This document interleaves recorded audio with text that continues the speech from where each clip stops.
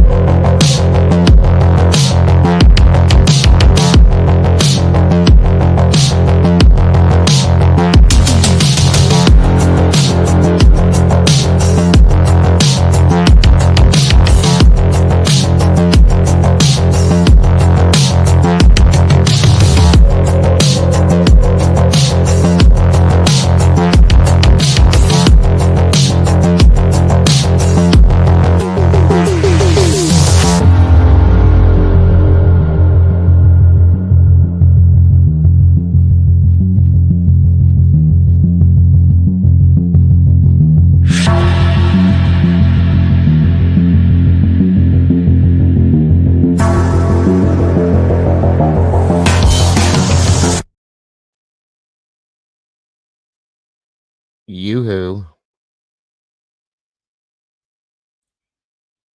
Hello, hello, hello, hello.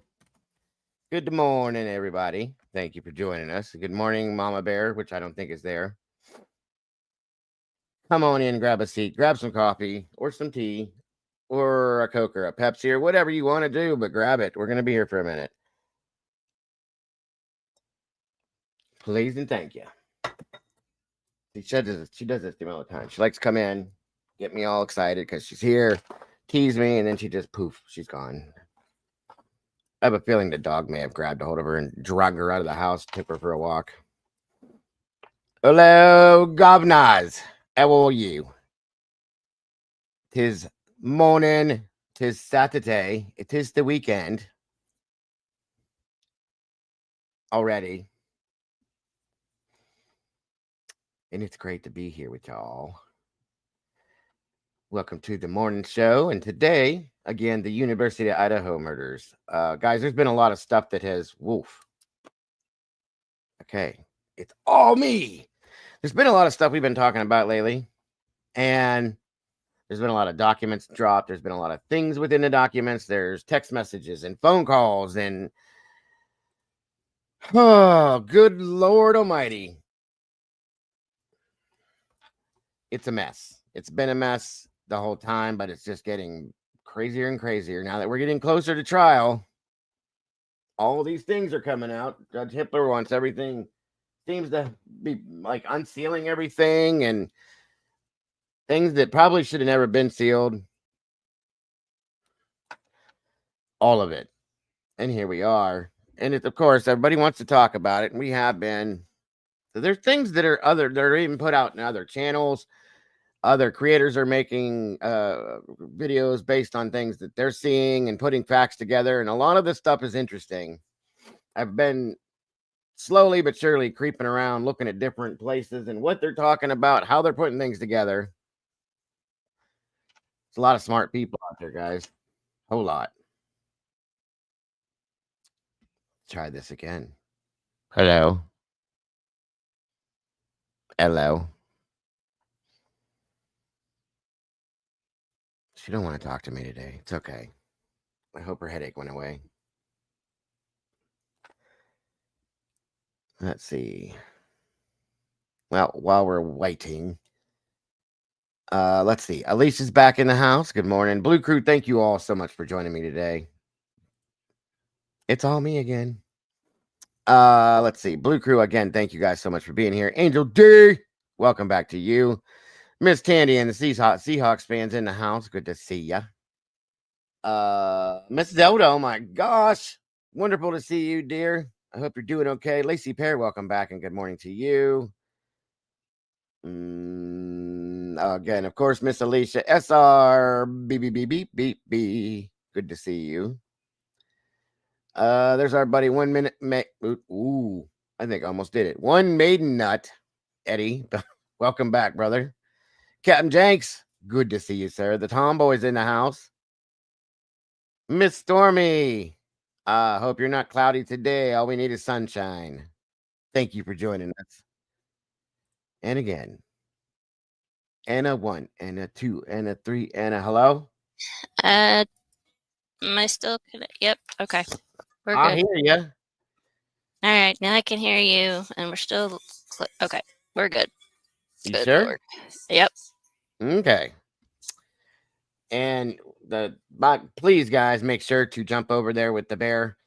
Hit the like button there. Subscribe if you have not yet, guys. And make sure to hit her notification bell so you don't miss anything she puts out along with what we do here too. The link is pinned in the chat for her. Please and thank you. Oops. Thank you. It is so very much appreciated. When you hit the like here and the share here, do the same there, please, if you will. Her link is right here as well in the chat, or it's pinned at the top of the chat. Choose one. Miss Justice Jane, welcome back. Good to see you. Noelle, welcome to you. Stormy said, wiener, wiener, wiener, wiener. All right. I don't know what mood you're in, but if that says anything, I guess, I don't know, guys. Wiener, wiener, wiener, wiener. Miss Charlotte, welcome back. Good morning. Wiener, wiener, wiener, wiener. That's just weird to look up and see. Let's see. Horse TV, welcome back. Horse. Good Jesus. Trish Crow, good to see you. Thank you for being here or there. Let's see. We got 50 peeps in the house, 30 likes. We're getting there. You guys are amazing. Albariqua, welcome back to you. I'm in a singing mood. Where's Candy Girl? Lily Moon. Oh my goodness. Almighty, beautiful kitty there. Happy Saturday to you. And happy Dagoversary. Says member for 15 months. I'm going to say it might be longer than that, but either way, we're grateful that you're still part of this family, this community, and happy Dagoversary to you. Thank you for joining us today. It's wonderful to see you, Lily. Mm-hmm. Don't worry, guys. I was in here. I was trying to get things to cooperate. I think I was having the same type problems Mom Bear was having. I don't know. I'll just say, and some people will get this. StreamYard was I was going to say, we're going to blame it on StreamYard regardless. StreamYard was bugging. There we go. We'll put it that way. Again, congrats, Lily, and thank you so much for being part of this awesome community. We appreciate you. I think I'm hitting everybody here. If I didn't, I'm sorry. I will catch up.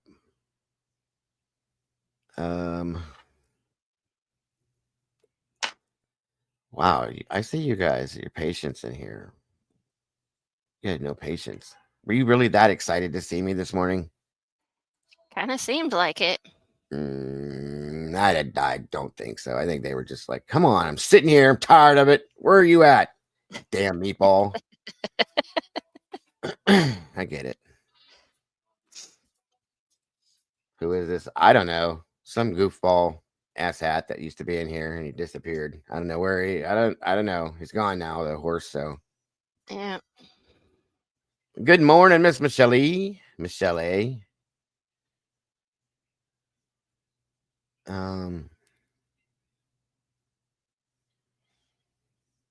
What happened? 17 shot according to jailer in Mexico for, oh my God, over what? Yeah, another mass shooting. I don't know. That's horrible. Welcome, Miss Lacey, if I didn't say it already. Good to see you today. Jeff C. G.E. Jeff, I think you're right. Yeah. We're going to talk about that kind of stuff today. That's a good question, sir. I joined Sarge last night, which turned into a very interesting show. I was very surprised. Many people showed up over there. Tanya, Jordan, welcome to you. I was the first one there. He asked me to join, and I popped up there. Alabama Mama 31 showed up in there. Twiz showed up in there. Cluminati was in there. It was quite an interesting show. It went on way longer than what his shows usually go. Echoes of Clarity, welcome. Good to see you. You got sunshine over there. That's good. Send some this way. Karen Edith, welcome. Lacey Pear, I think I already said hello, but hello again to you. And Tomboy was there for a while. Becky Schreider, wow. Welcome, Becky. It's been a while. Haven't seen you in a while. Wow, I don't think anybody hates you, Angel. Mr. Steven with the Crime Mobsters.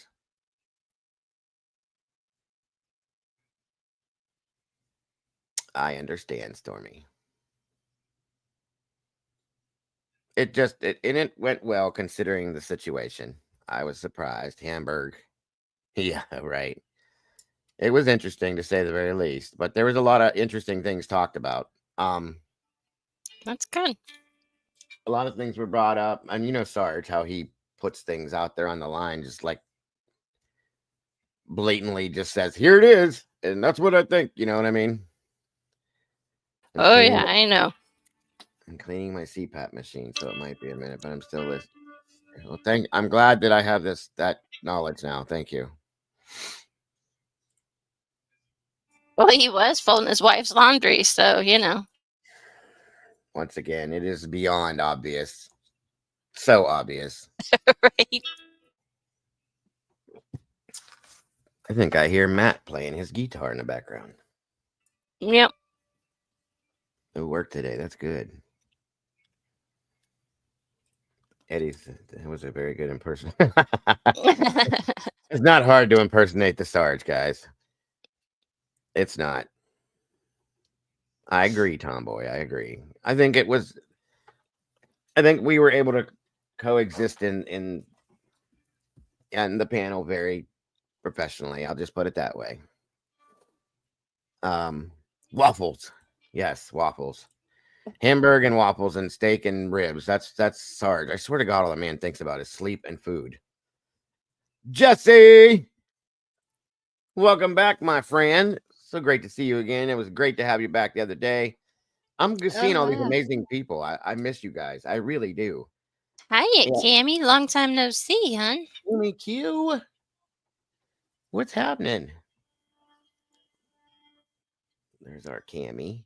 Don't dox me. I promise I won't. Good morning to you too.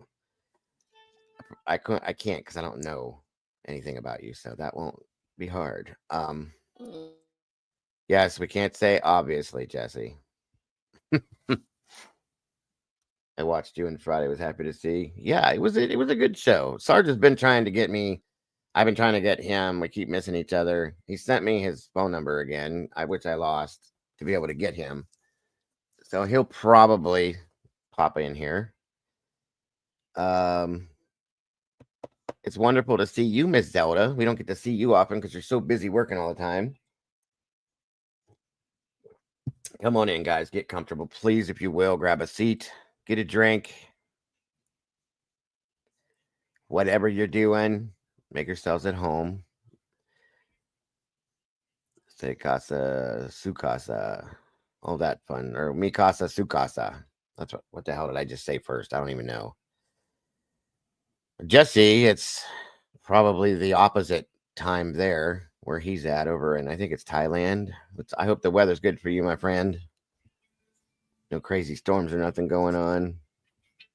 The wife is folding laundry. Okay, more information I'm getting here. Thank you. Tandy is in here with us, of course. Taiwan. Oh, I thought it was Thailand. Okay, Taiwan. Thank you, Eddie. Alicia, just if Sarge gets out of control, just tell him to behave, or you're gonna tell He's on him gotten to me. he's gotten better. He really Yeah. has, Elisa. There's Jeffrey. And by the way, Sukasa. Sukasis, whatever you said was my house is your house. That's what I thought I said. And Jeff says, Sukase muy bueno, Diego. Buenos dias to you too, sir. I don't know all of that much of it, but I know little bits. Mi casa, su casa. That's what I was trying to say. Thank you, El Barriqua. Good Lord. Brandy B, that OG in the house. Good to see you guys. I was gonna say I'm not awake enough to do the Spanish. Now, it is Thailand. I thought it was Thailand. Okay. I'm not that old, you guys. I'm remembering things. I remembered that purposely because I was like, when he first told me about it, I'm like, this dude lives there. Like, you get Thai food whenever you want to get it. It's right there. That's what you eat.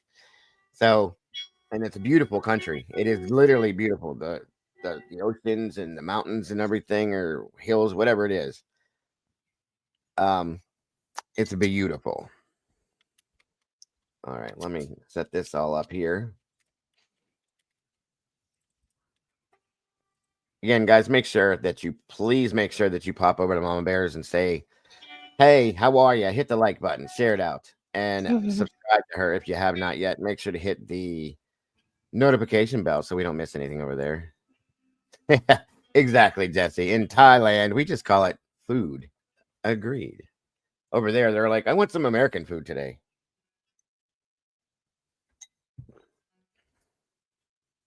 Chicken, what is it called? Chicken Rama?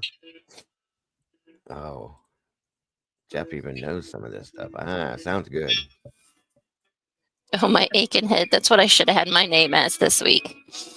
Oh, yeah, how's that doing? Are you feeling any better? It's getting there.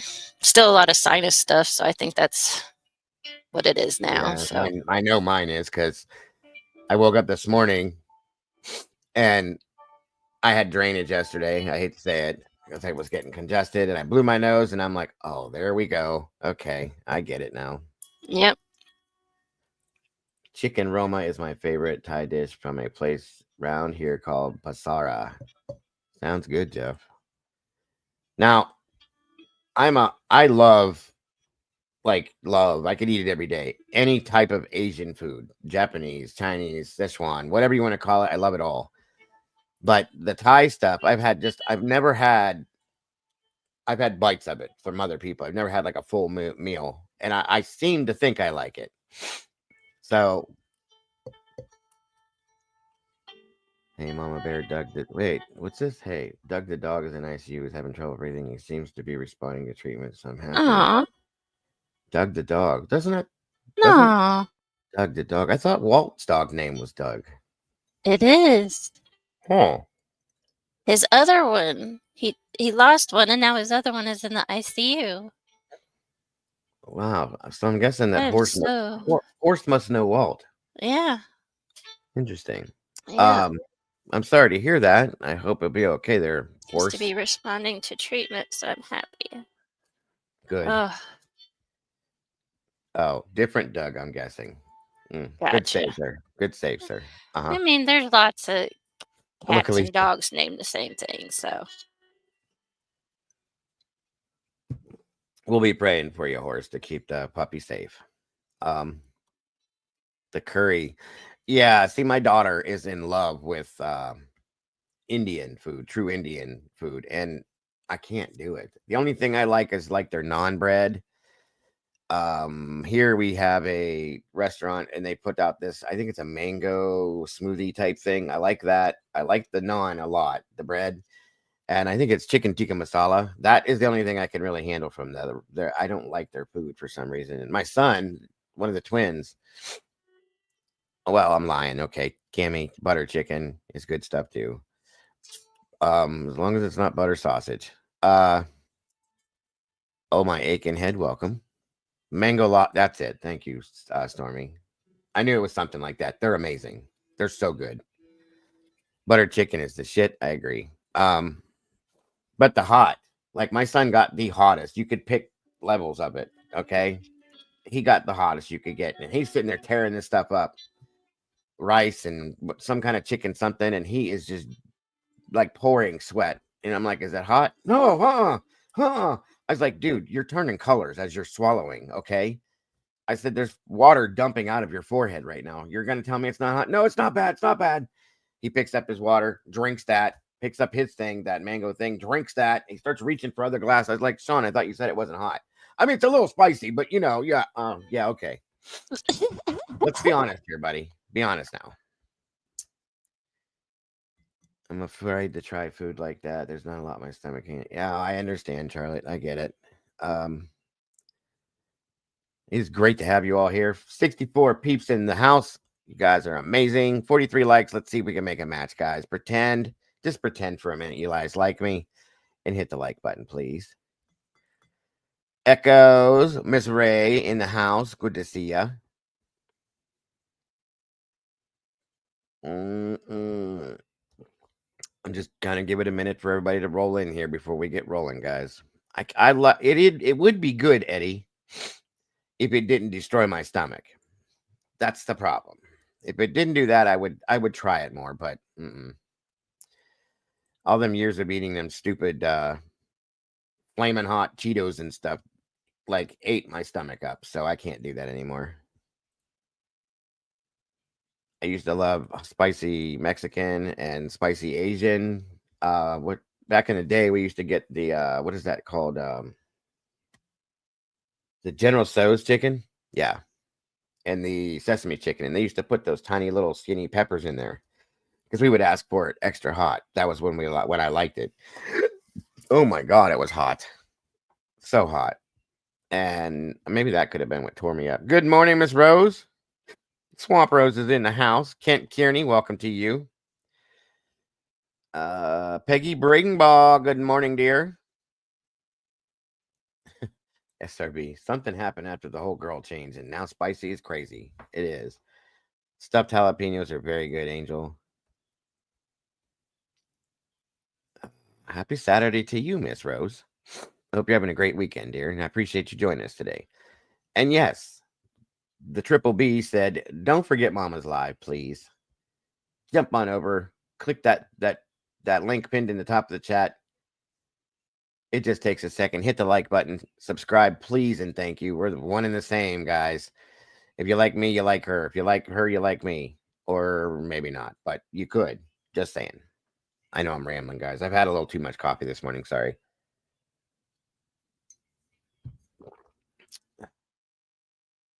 Are you still here, Mama Bear? Or did I put you to sleep? No, I'm here. What's wrong? Oh, my child decided to show me that there's something mysterious on the dog's blanket. Ew. What is it? Yeah. I don't know. We're going to throw it in the washer. Is it a creature or a stain or a stain? So who knows? That's the best idea. Good morning, Christine Nevada. Good to see you. Paula Fitzhenry. So lovely to see you today. Good morning to you. Hope you're having a wonderful day today, dear.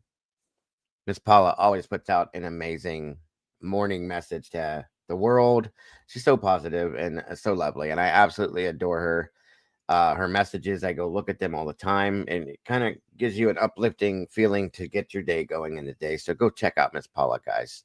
She's got a channel too. Let's see, 66 peeps in the house, 47 likes. You guys are getting there. And again, guys, there's so many different things, like I said, that I want to look into. There's documents that are dropping. There's things within the documents that have come out that people are pointing out to me that I didn't see. There's things that are being talked about that took me all the way back to the first week of the case and made me go, what happened to that? Where did that person go? Why did he disappear? So speaking of, do you remember, Mama Bear, when this first hit, and anybody else that was here, when they were looking for a suspect? I think it was the third, fourth day, maybe. We were deep in this head first, okay? There was somebody that we had started talking about. He got brought up. We found it. We started digging. I think Molly was like all the way into her ankles looking for this person and things about this person. He worked for a bakery, okay? And I think he delivered baked goods to different places throughout Moscow. Do you remember that guy? Good morning, Sue. Vaguely, yeah, something about that. Mm-hmm. I believe his name was Cole, if I have that correct. Well, there's been some talk from other creators doing these things about the other DNA that was found underneath Maddie's fingernails. Mm-hmm. Very, very possibly belonging to this gentleman. Okay. Now I haven't seen that show yet. I'll have to look into it, but maybe we'll pull it up. We'll review some of these things and talk about some of these things as well. It's the whole point today. And I also have, did I do it already? Maybe I didn't. Hold on. Of course, I'm going to open our panel up for our guests to join us. B Geek, hello. And Tomboy, yeah, Tomboy says that it's also in the documents about his DNA. Okay, it's interesting because I'm pretty sure that, and the reason why we looked into it is because he would deliver these baked goods for this bakery he worked for. Thank you, Alicia. Well, he delivered to the Mad Greek, which is, we know where Maddie and Xana worked, which is what caught my interest then. And then he just disappeared off the face of the earth, and then everything was Brian Koberger. Okay. Mm-hmm. And they never went back to this guy. Now, I believe, and I'll have to find the documents. We'll go through all that, break it down, talk about it, that there was an interest in him, then all of a sudden it just dropped. He was a Greek guy, we'll put it that way, because he was, from the frats on campus. I'm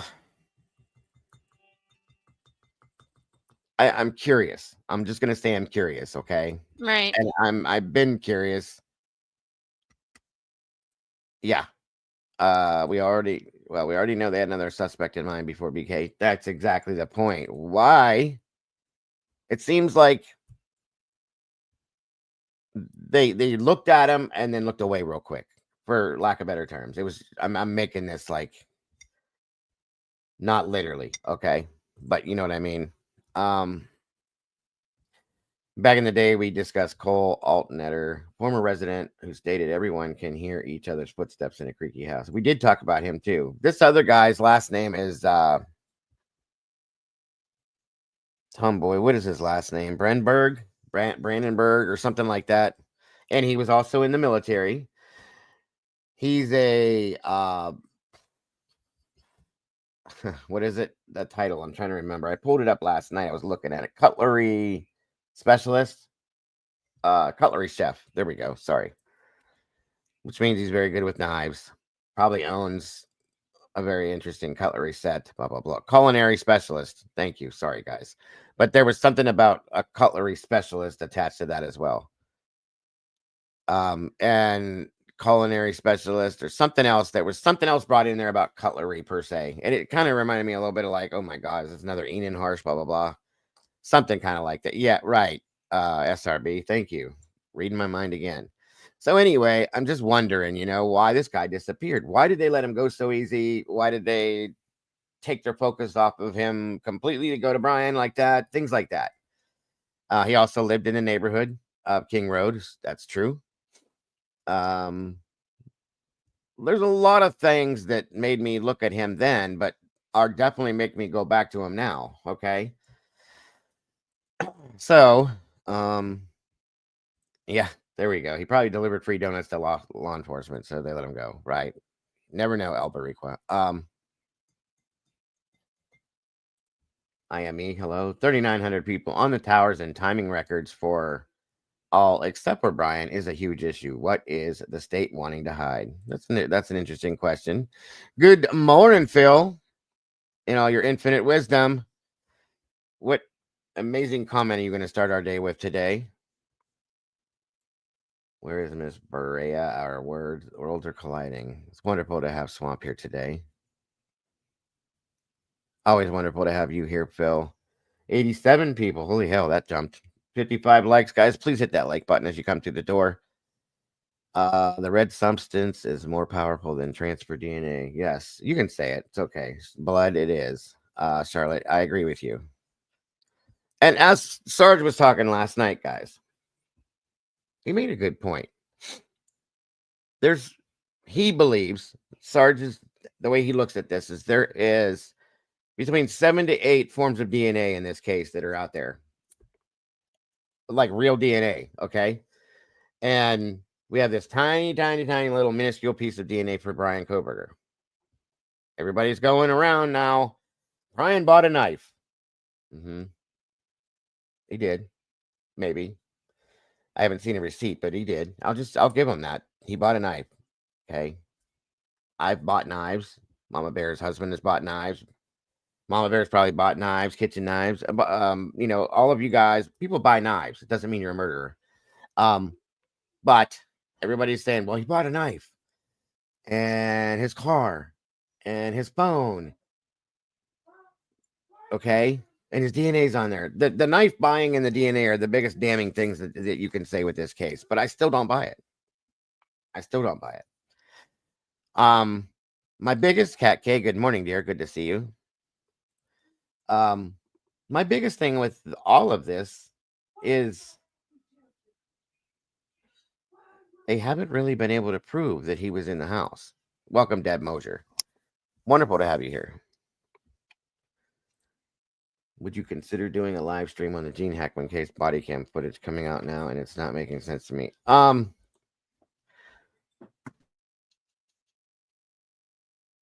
I don't know that I want to play body cam footage of them, Deb.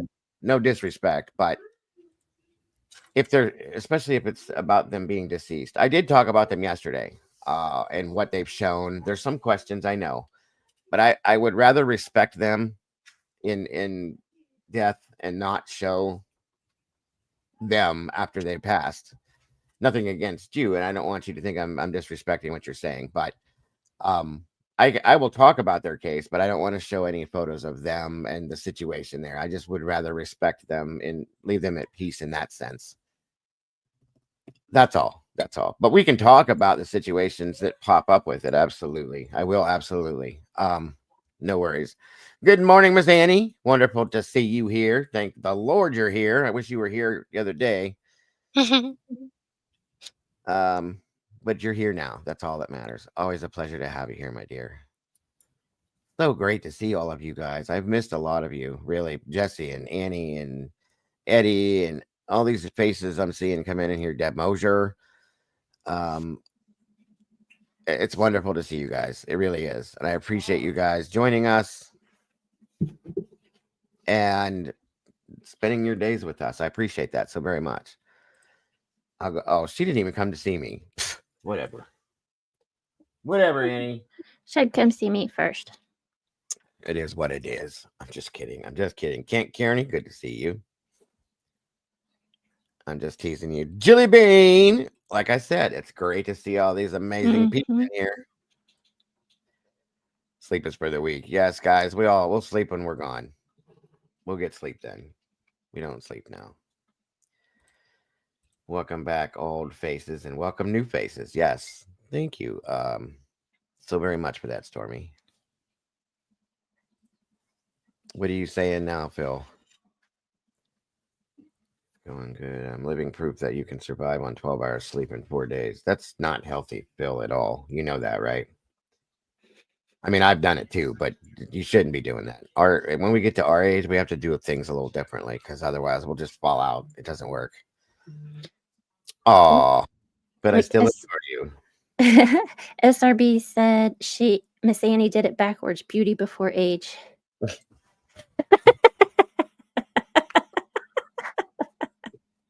There you go.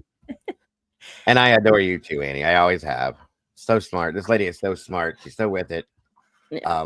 And in this case, she's really been in and on and pointed things out. She's taught me a lot. She's taught me how to look at things. And I've always respected her. And I'm grateful when she's here. She helps us through a lot of these things to understand some of this stuff. You know what I'm saying? So if it weren't for some of these amazing people that come in here that know what we're talking about, that understand the things we're saying, a lot of us would have been sitting here with our thumbs in our ear going, duh. okay? Because some of it just doesn't make sense. But Annie's amazing, and she really does. She really has allowed for a lot of us to understand things, to see things for what we're not seeing at first, and point these things out and go, okay, there it is, guys. And she's very patient and very I love you to death, Annie. I hope you know that. Like I said, it's wonderful to have you back here.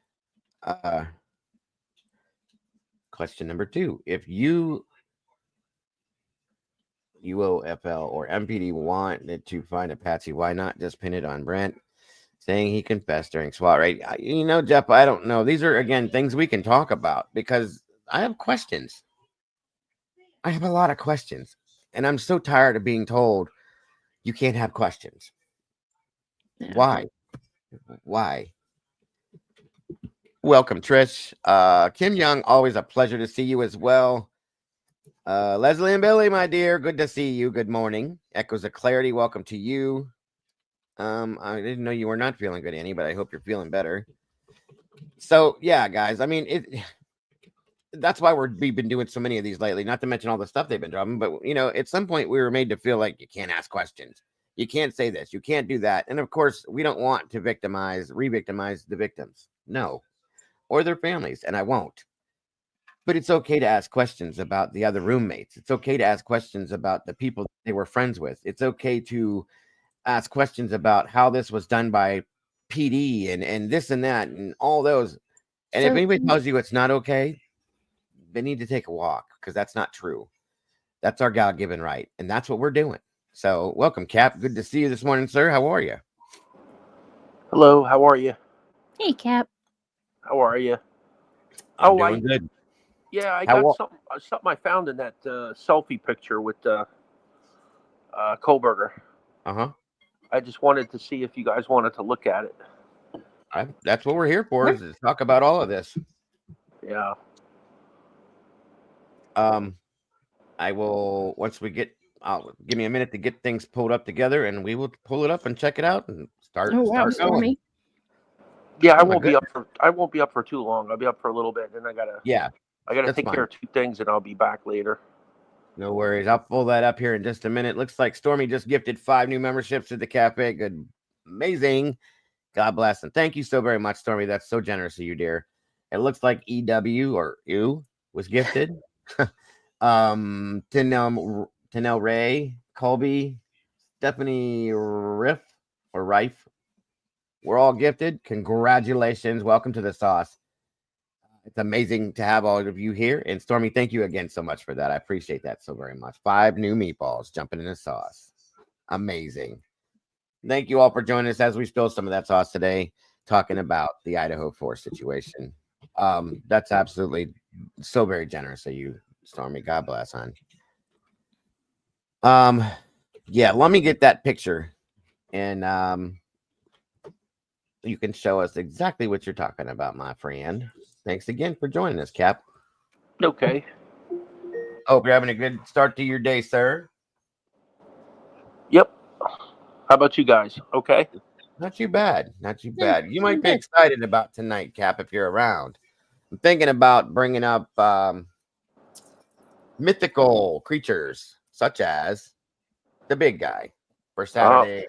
Creepy, unexplained, and scary Saturday night. Sounds good to me.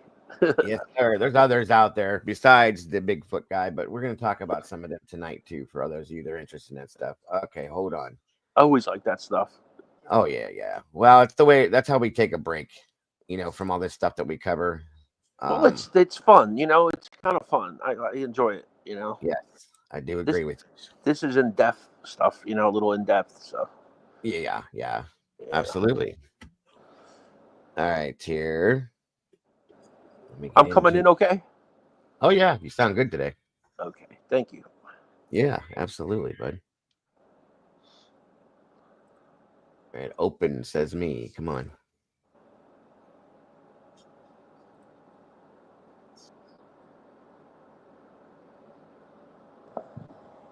And he disappeared. He said open sesame, and he disappeared.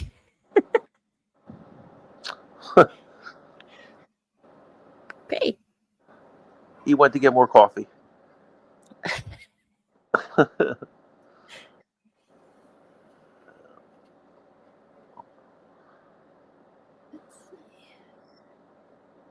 I don't know if Dago's got a P.O. box. I'll send him some real good coffee stuff. I have no idea what I just did. I don't know either. I was like, open sesame, and you disappeared. Later, I was like, he opened that window and fell right out. Yep, I tripped and fell head first. Oh boy! Did I hear don't do what I did, Dago. No. Don't bruise the ribs, crack the ribs. Hell no. Been there, done that, sir. Ooh. How are you feeling, by the way? Is that healing up okay? Yeah, it's healing. It's every day is gets better. Good. So getting more rest too, because I could sleep a little differently, so it's helping. So yeah. But it takes time. That's all. You just got to be patient. Mm-hmm. Especially when you get older, we don't heal as fast as we used to, So yeah, it takes a little time. I'm glad you're doing better though, brother. Appreciate hearing that. All right, guys. So this has been a subject of controversy since it came out. Everybody's saying there's proof that he did it right there because he's up in the. Okay, whatever. The shower curtain is in the photograph. It's right here to the right, all the way over here, pushed back. He's standing in his bathroom. I don't think this is a mirrored picture. I think he was standing in front of maybe that, holding his phone, taking his picture like this. That's what I think he did. Cap says he found something and you wanted to discuss it. We're going to start here today, and then we're going to move on through all this other stuff. So what do you got, Cap? Give it to us. Yeah. Can you take he's got the left hand with the thumbs up. Can you blow that up a little bit? Yeah. Hold on. Wait a minute here. At the thumb and the top of the hand area. Maybe. Hold on. Shoot.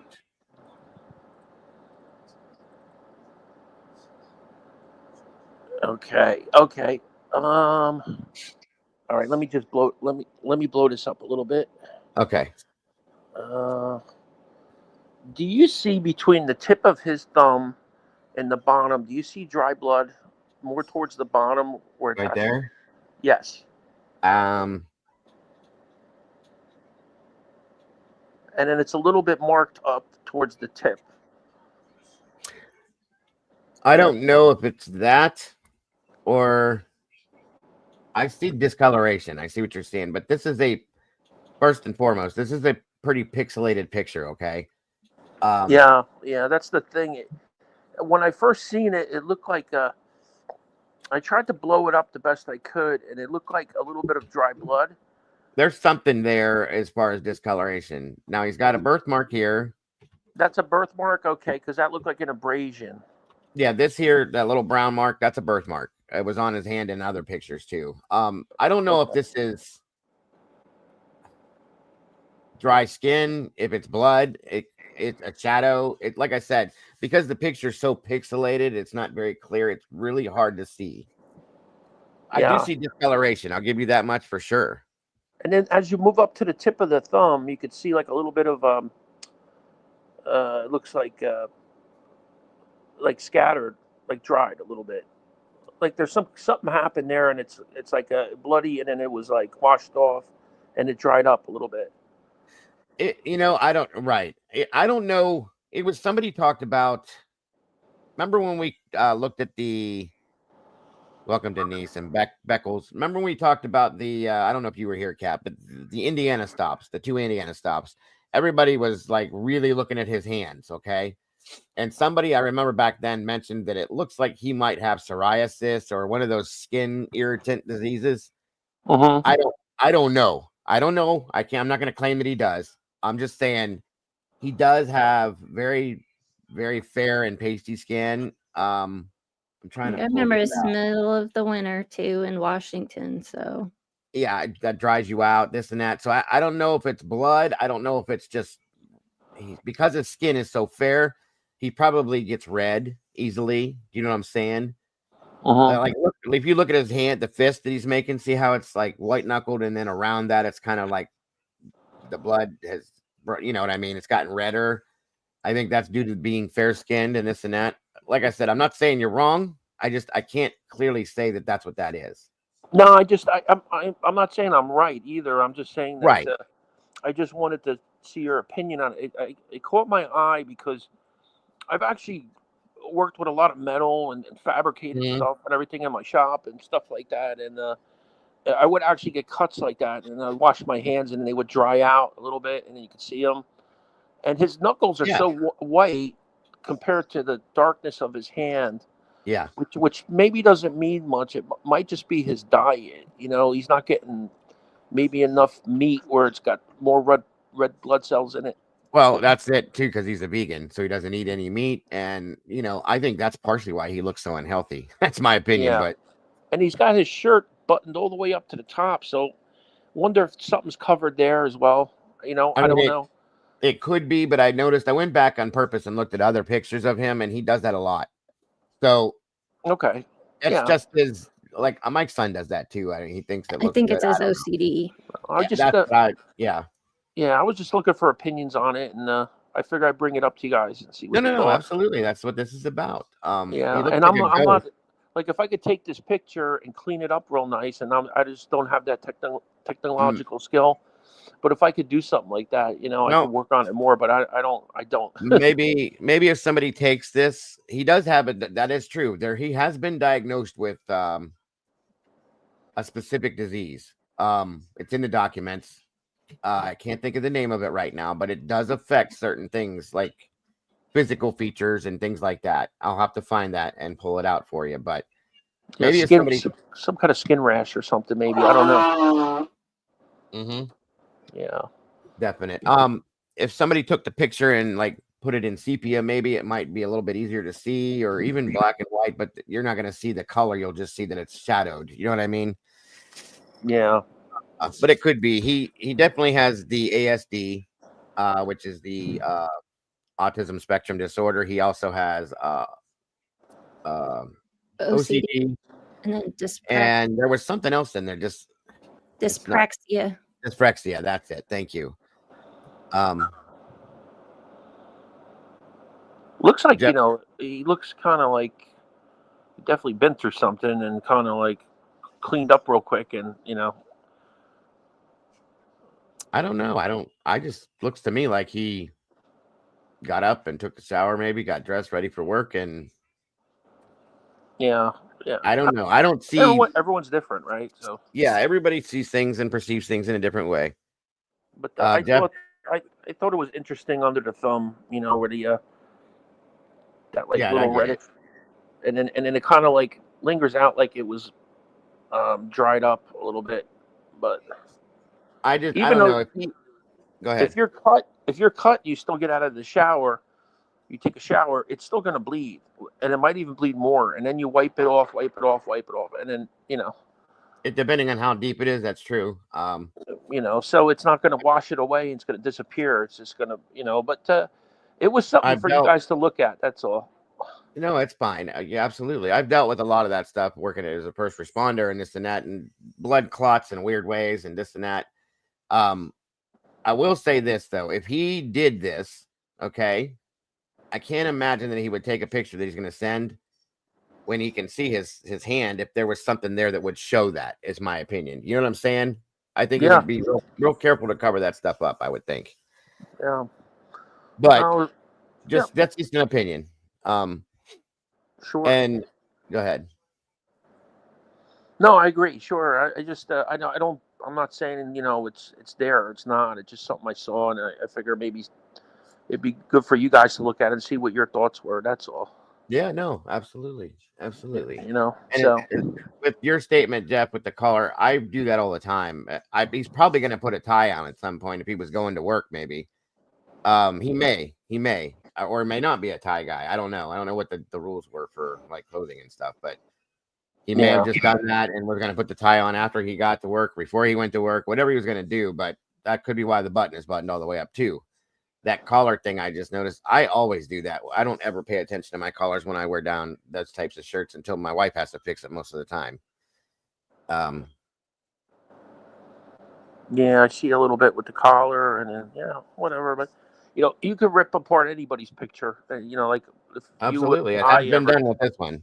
Yeah. But I just see the thing with the thumb, and I just thought it odd, and it kind of looked like. Barbara's right. I just thought of that. This was Sunday, so no, he wasn't going to work. Probably he could have just been. I don't know if this is I think I remember seeing him when he got stopped.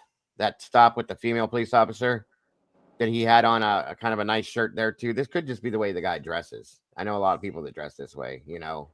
Get dressed for Yeah. success, whatever. I don't know, but hey, Greg McNeely, welcome.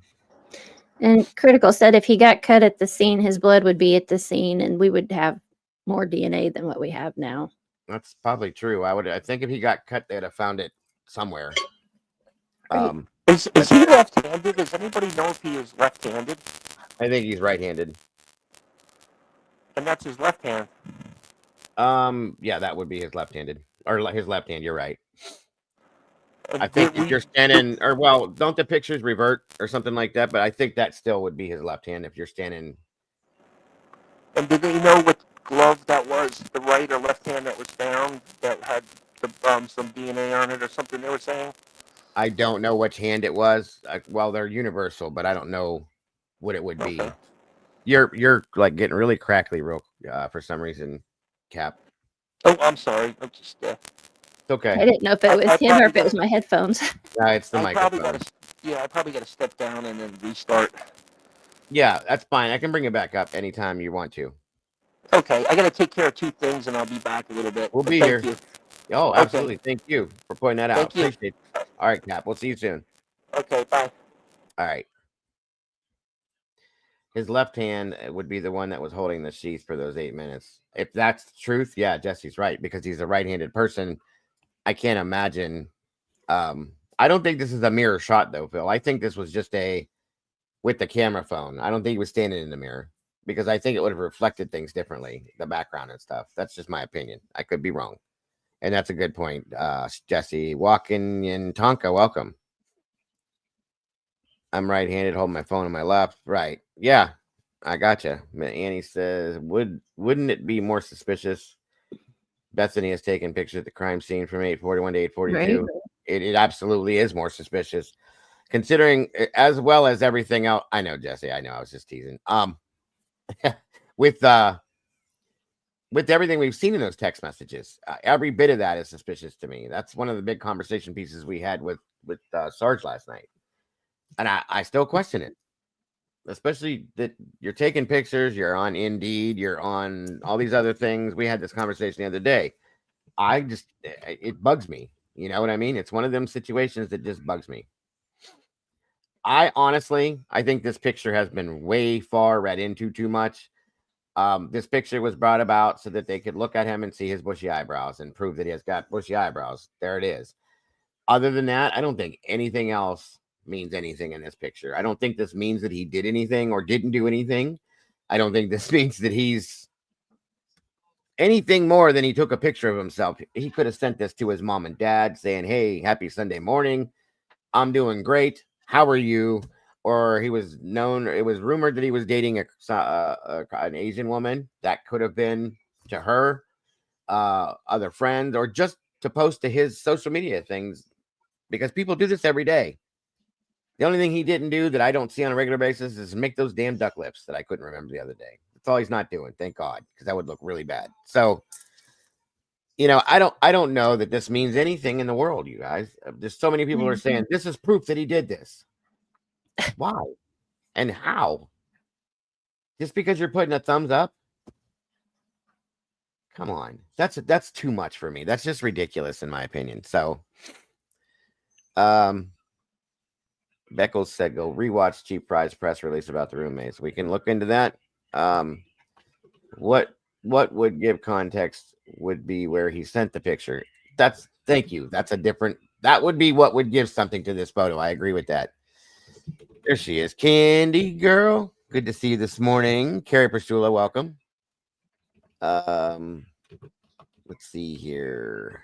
What side are his buttons on?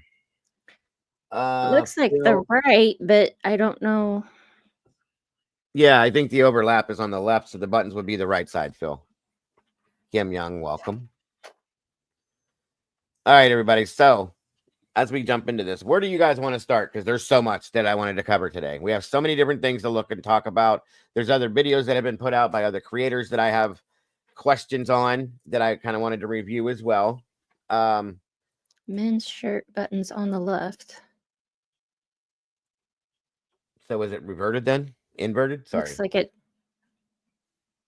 Probably a That- female shirt. Is I don't what think she's that's saying.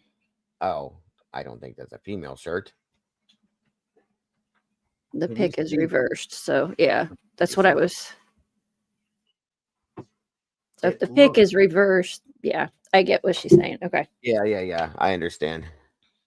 Jody Walters, good morning and welcome. Yeah, men's shirt. Gotcha. That's what I thought. No darts. Okay. That pic's reversed. But it does okay, that's my question is when we do this, I don't know this stuff, you guys. When we take selfies, does the picture automatically invert?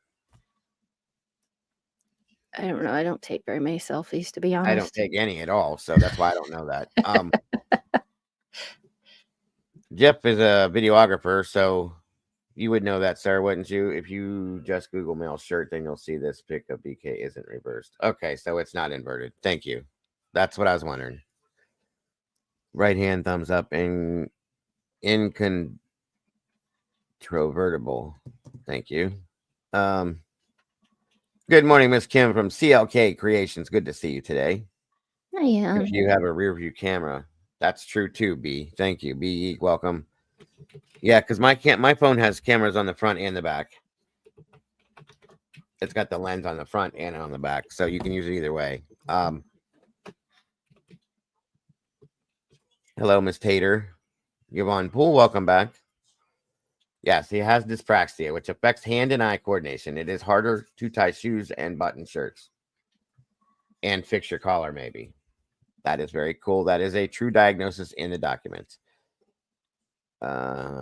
Taylor said it depends on how you set it up, which, yeah. Right. That's what probably is going to be said, Eddie. People are going to, you know what Eddie just said there, that he stole a shirt as a trophy from the crime scene. You know how these people are saying these things. So, yes. Oh, my gosh. It is crazy. People say the craziest things. Good old Eddie. Yes, folks, Eddie has a sense of humor, too.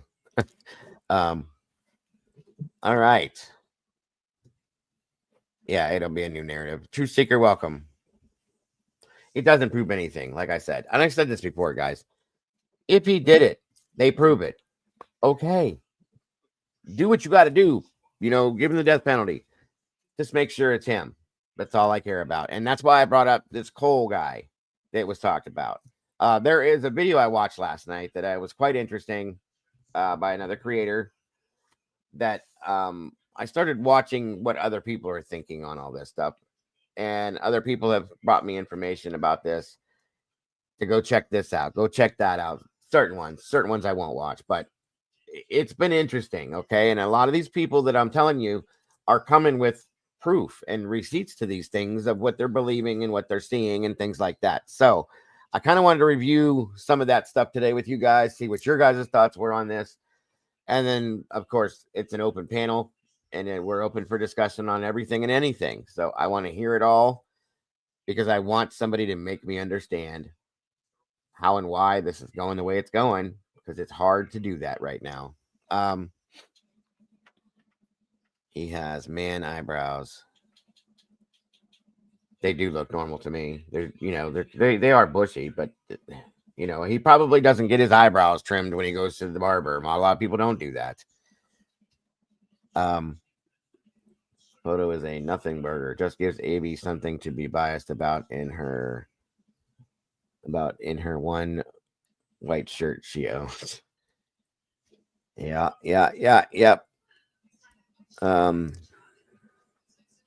Bundy had manly brows too. That's true. If you are a detective, you would know that is a man's shirt and the buttons prove it. So if it's worth questioning, then it's worth agreeing to facts. Yes. Mikey, what's happening, buddy? Okay. Oh, hold on. I'm trying to keep up with you guys in chat. I think if BK Hi, actually Mikey. would have known immediately or had a gut feeling once she's seen him, you don't forget something like that. That's a good point too, IME. Amethyst Nor, good to see you. Thank you for joining us. Greg McNeely. Where's the deletion weapon and the DNA blood-soaked clothing at the bottom?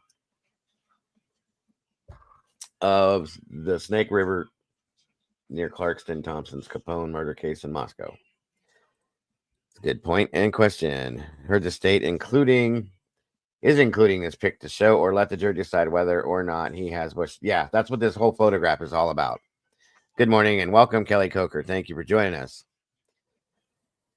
Anybody I may have missed, I promise you I will do my best to catch up and find you in here. I appreciate you guys so very much for being here with us today. Be geek. Okay. Echoes of clarity. Good to see you. Richard Roberts, welcome. All right, guys. Let me move this now. Let's get things moving. And thank you again, Cap, for your insight and feelings. Is this going to let me do this now? Let me get out of here. Come on. Jesus, I can't. Hold on. Hello, Amethyst. Good Lord. I want out of this.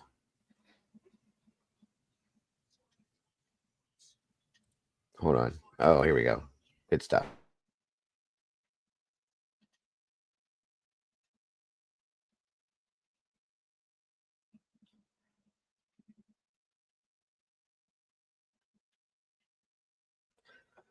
All right. Let's see what we got here now. See where we're going. First and foremost,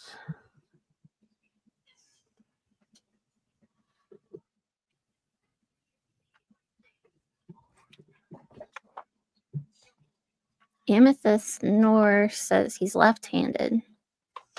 okay. I was told that he was right-handed, but obviously that could be wrong. Welcome, Miss Girl 2. Good to see you. I do want to see this real quick. I haven't reviewed this. It's a new video and an interview with Steve, real fast, and then we'll jump into the other stuff.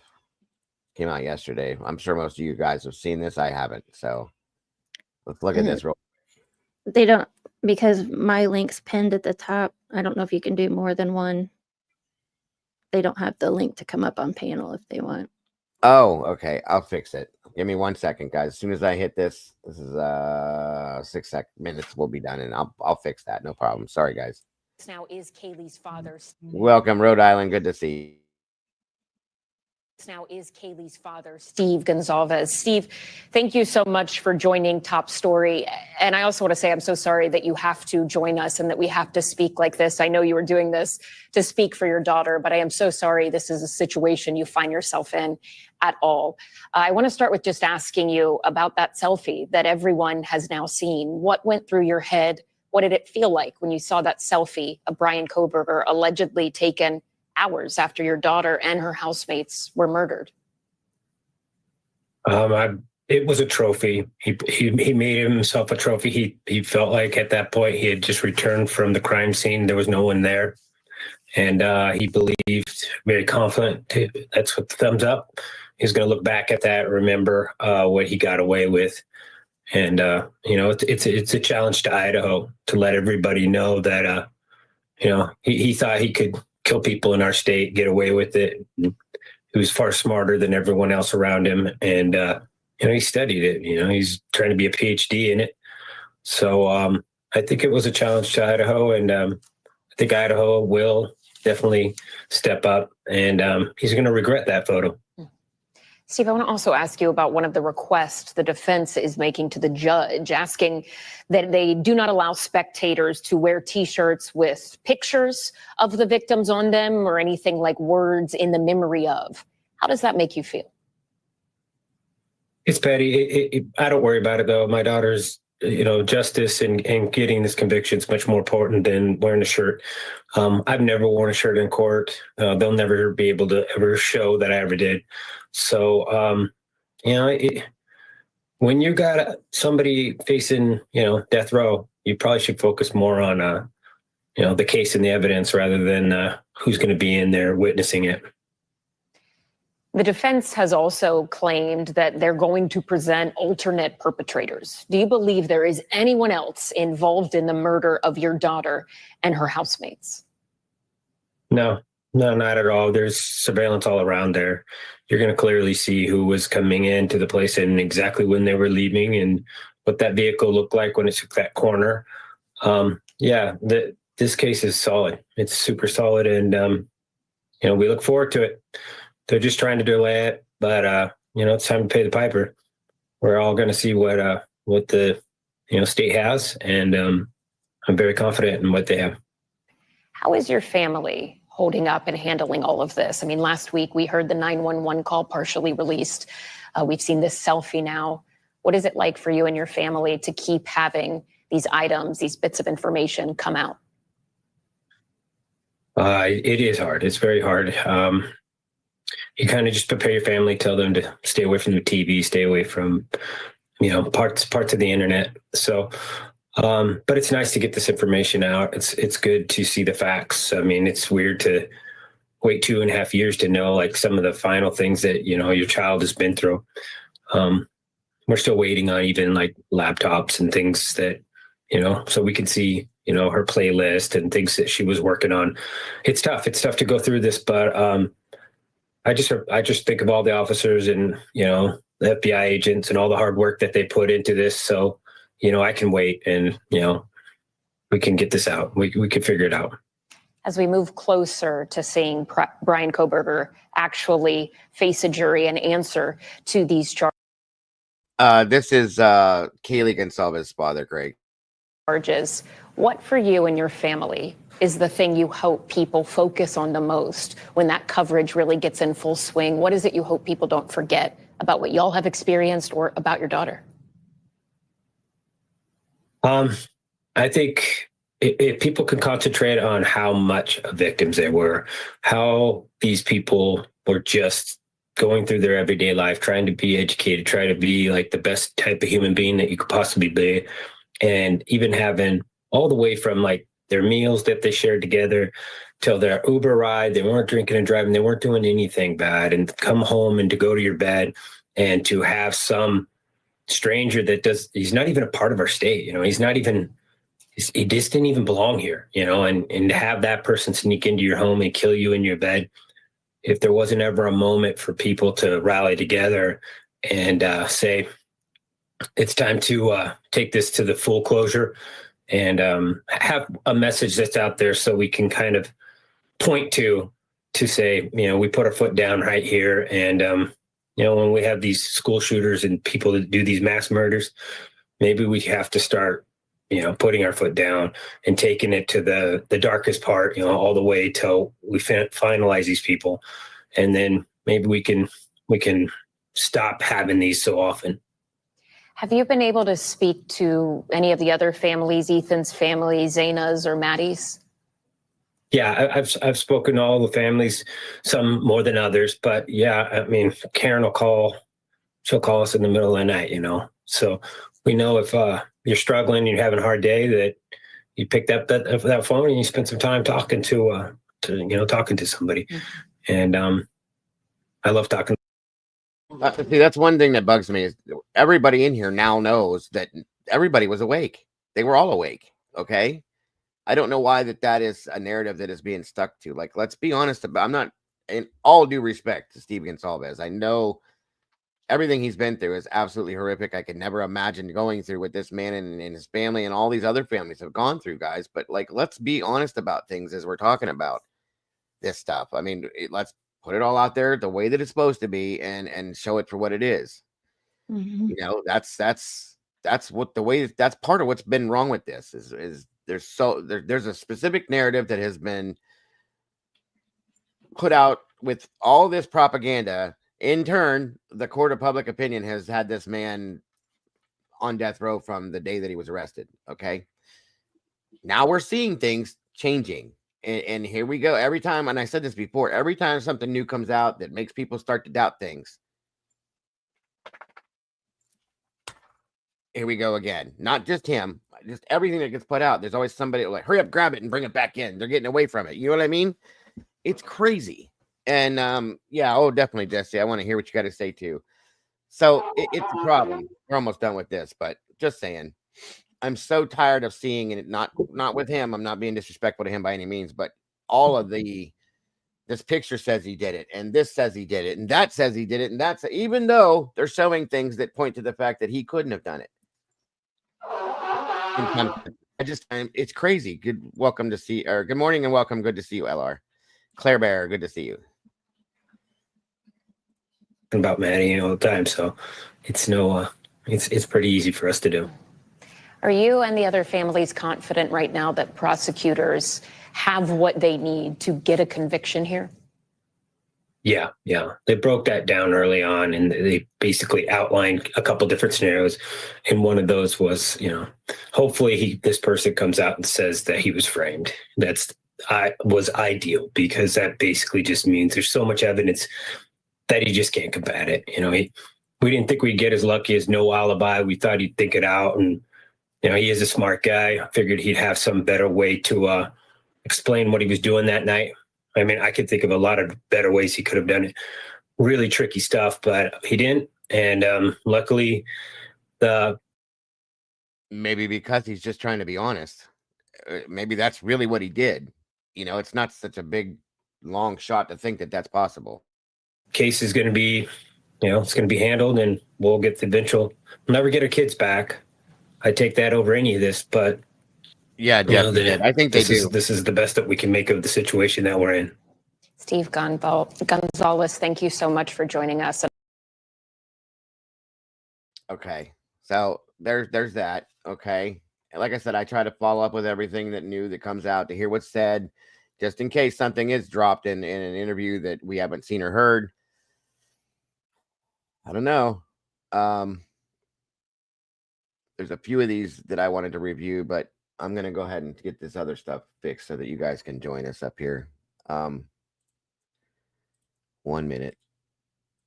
Welcome, Angela.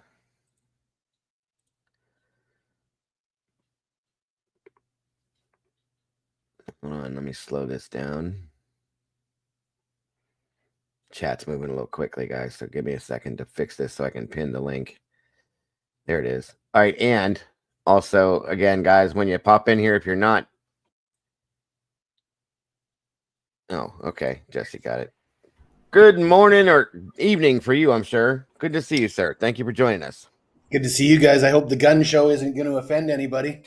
Oh, no. I didn't have to work today, so it is Thailand, and I was going to say, shirts are part of the uniform over here. Yes, you have that weather that you can do that. I'm not quite there yet, so I'm a little jealous.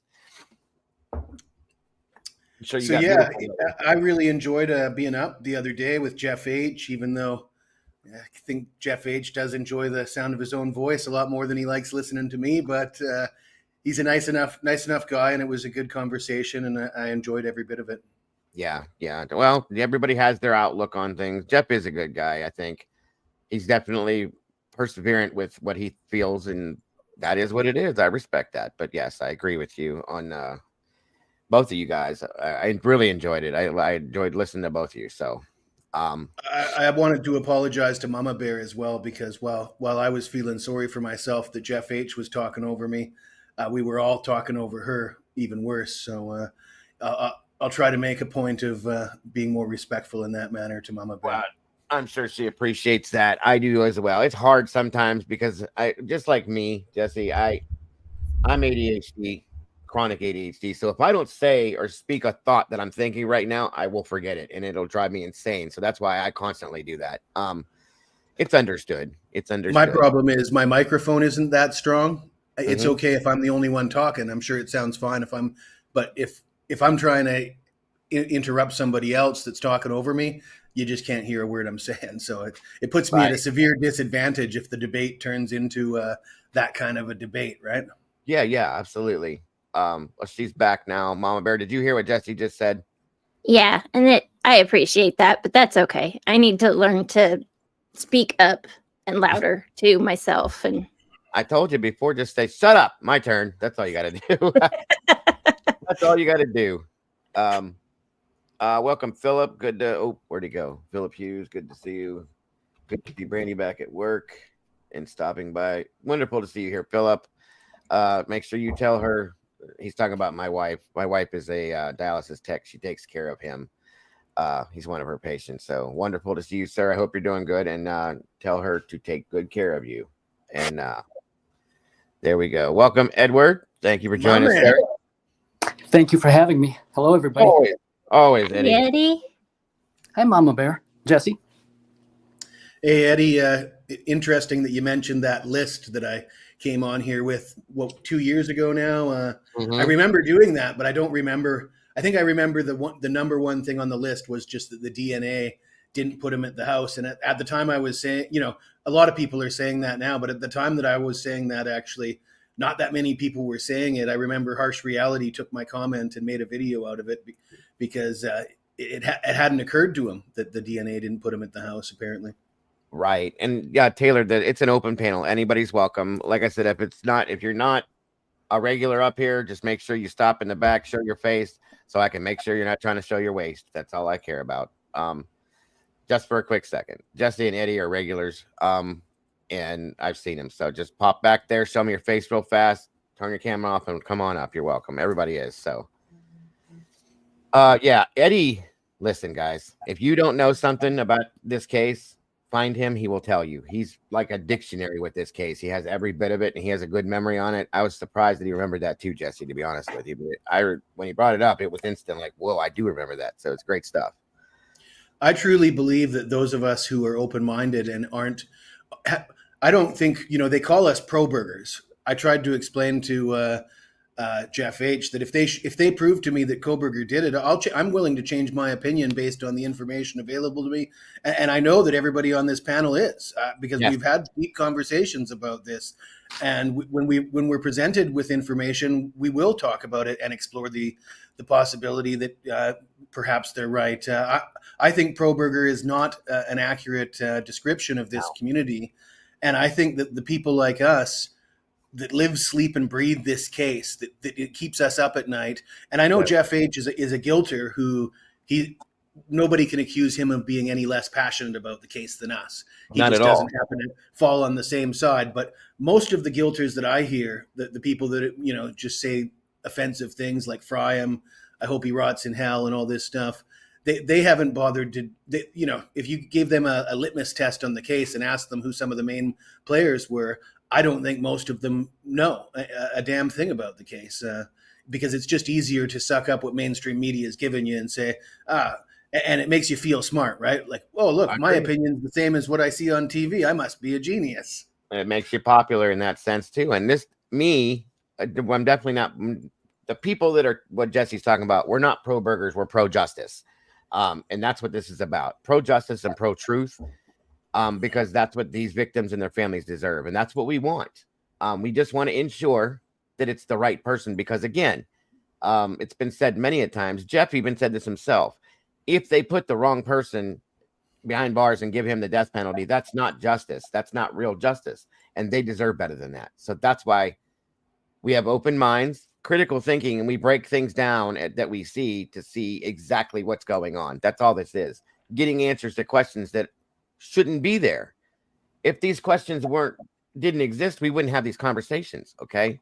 If the things that have gone on in this case didn't exist, we wouldn't be having these conversations.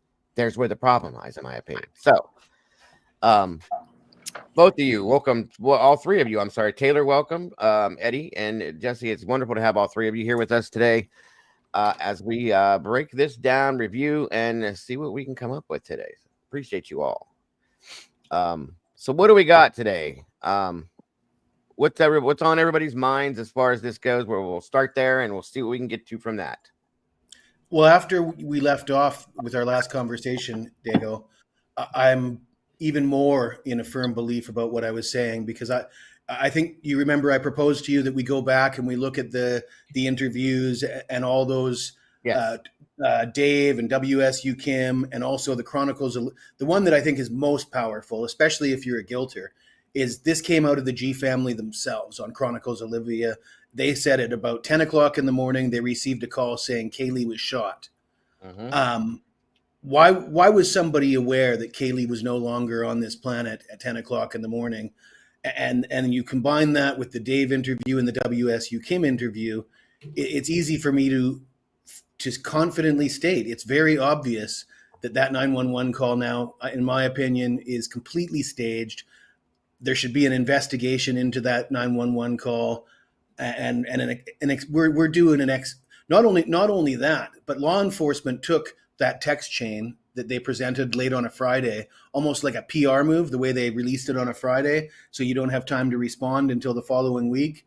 And they cherry picked the stuff that fit their PCA, only to find out that when the additional context comes in, that the PCA was actually, I'm not going to say it's irrelevant now, I'm going to say it was a lie. I mean, if law enforcement had access to those texts that just got released, then the PCA is a lie.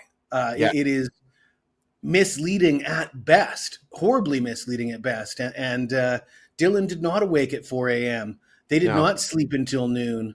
And I want to know why. And I think we all need to know why. We need to, That's what, absolutely. I mean, if here's the thing, I agree with you, Jesse, mainly because law enforcement allowed mainstream media to bring this case to us. We didn't, okay? That's what they allowed for this to happen. They handed it to us, said, here you go, walked away, came back and threw a PCA at us and said, there you go. We're just supposed to sit there and stare at it and go, okay, Brian did this, put him to death. Let's move on to the next case. That's not how this works. That's not how this works at all. The American people look at these things as they're handed to us and want to know why things happen the way they do. So yes, we need to know the answers to these things. We deserve to know the answers to these things because they were put in our face. I have to agree with you. I believe every word of it, Jeff H. I believe I'm entitled to say what I believe, and I believe that based on the information that I have available to me, I believe that 911 call was staged. Welcome, Gordon. And Jeff, everybody has the rights to their feeling. Exactly, Jesse. And I want that known. Everybody in here has the right and the ability to express and feel their feelings, opinions, thoughts, and feelings about theories about this.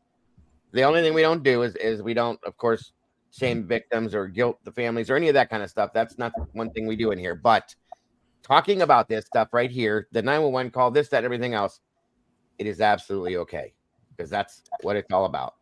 You're talking about this interview right here, Jesse? This should be it, but I will caution you. I was looking for all the Dave and WSU Kim stuff, and the only place I can find those interviews now is other creators replay, streaming tidbits of it from Wasted Chicken Man's podcast. He's pulled down everything that doesn't go with the prosecution's theory, which again, I'm in the business of giving out predictions. I give out that this is what I do for a living. I take information, I make guesses.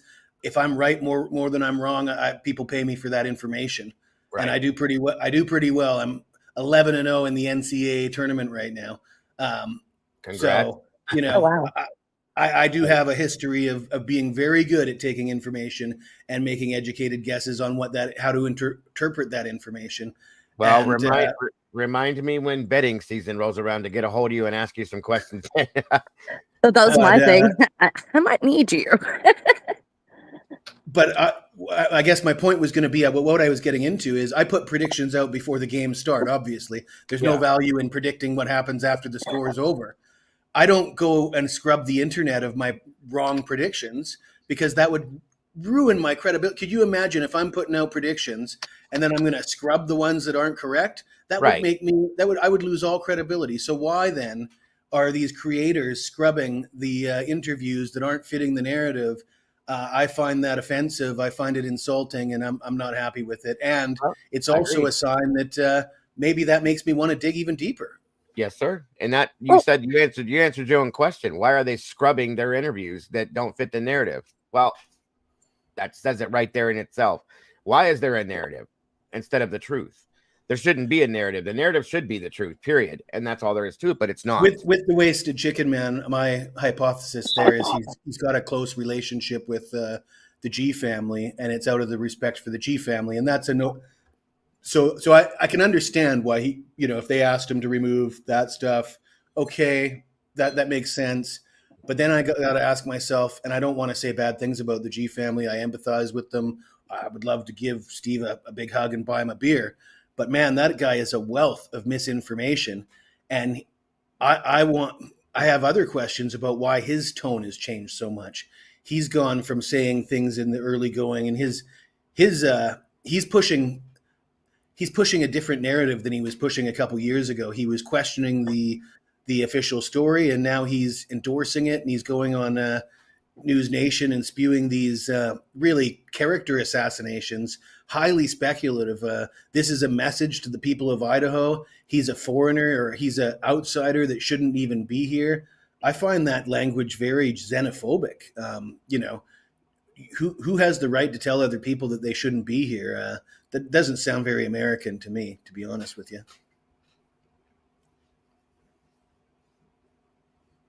Eddie, you're awful quiet.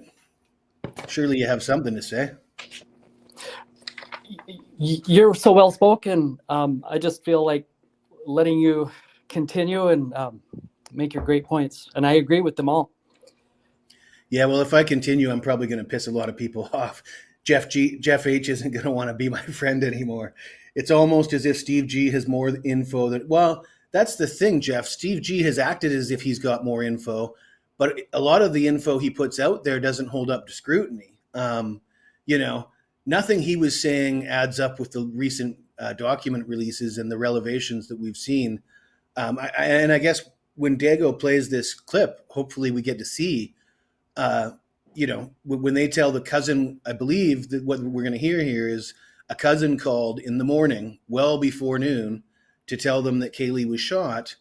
And I think Steve needs to ask himself how that cousin came across that information at that time, and why he's willing to just let that go. Because to me, maybe he knows the explanation, and maybe it's just me that doesn't know, but I sure would like to know.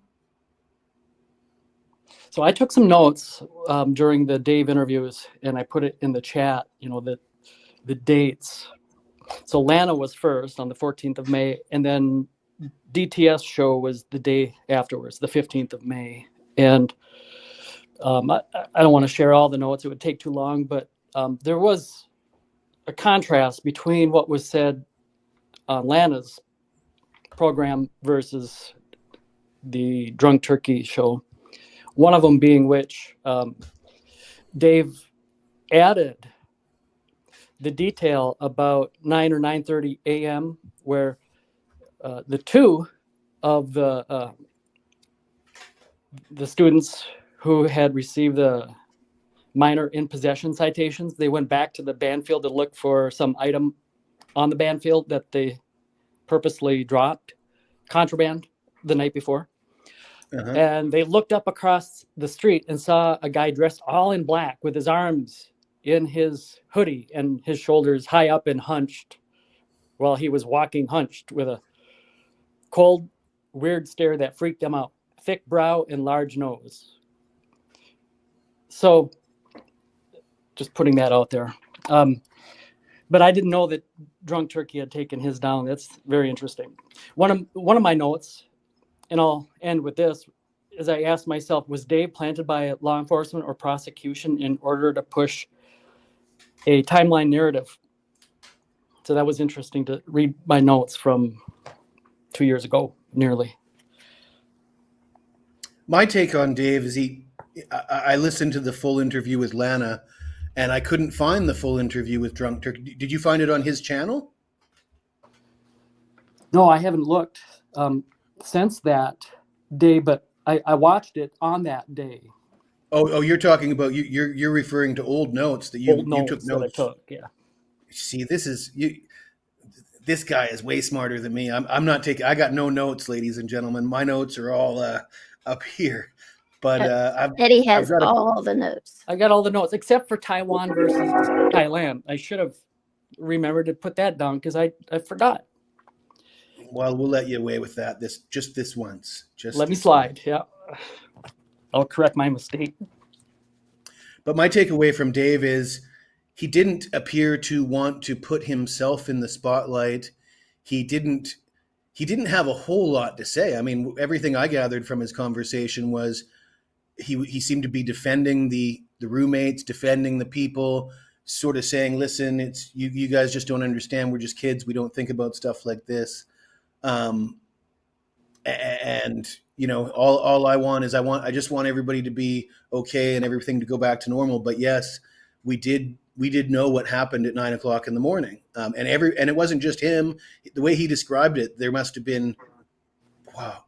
He didn't give a number, but he said there was upwards of 60 people on the group chat that he was following. And that anybody who was following that group chat at that time, potentially up to 60 people, would have had that knowledge. Yes, he did mention that group chat, the Pi Beta Phi on Snapchat. The snaps discussed the house and specifically a couple victims' names. The rumor started as a stabbing, then they changed it over to overdose. The police never interviewed members of Dave's fraternity, nor searched their trash. And the 3 kids on the Banfield never got interviewed by LE. And the guilters will say, well, if that many people knew, you couldn't keep that a secret. But the thing is, it wasn't a secret. We've all known about. I've truly believed everything Dave said right from the beginning, because what Dave said matched up with what I saw in Chronicles Olivia. It matched up with what WSU Kim was saying, and it explained the 8-hour delay and made more sense. Again, I'm just looking at all the information and trying to make it go like this and fit into place. And this information fits into place a lot more than the PCA and the stuff we're getting out of law enforcement. And so I always believed it was true, and it wasn't a secret. And this recent doc drop isn't new news to people like us as much as it is vindication that when we were speculating in the past, we were on the right track. Just more of a mystery. Good point. In a consistent theme of deception throughout this whole case.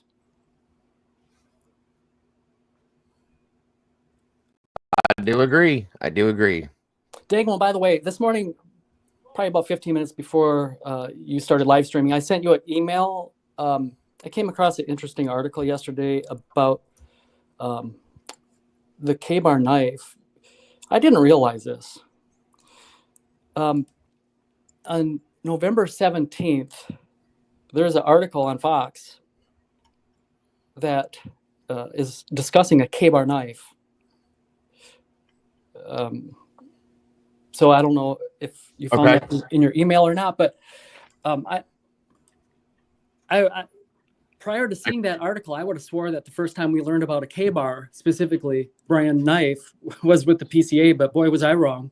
It was out there. I don't know if we covered it as a true crime community or not on after learning about it on the 17th, but it's been out there that long. So I don't know what to make of it. Maybe we as a hive mind can kind of toss it over in our thoughts and share our opinions on that. Yeah, of course. Hold on a minute. Let me pull up my email and see if that's there real quick.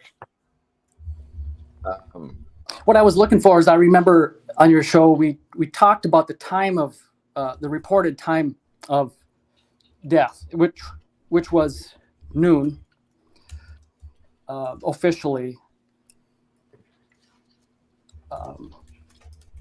And the source of that was a press release by Latah County Coroner's autopsy results for the homicide victims on November 17th. Right. By, I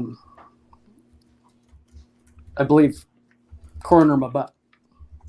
Yeah. Mabut is the one that put that out. That's very true. And I've always kind of questioned the whole time of death thing being noon and all that other stuff, and the way that was all handled, I've had a lot of questions about that. Yeah, well, it's purposely obfuscated. You know, there's a minimum of 2 crime scenes in that house. There might be 3.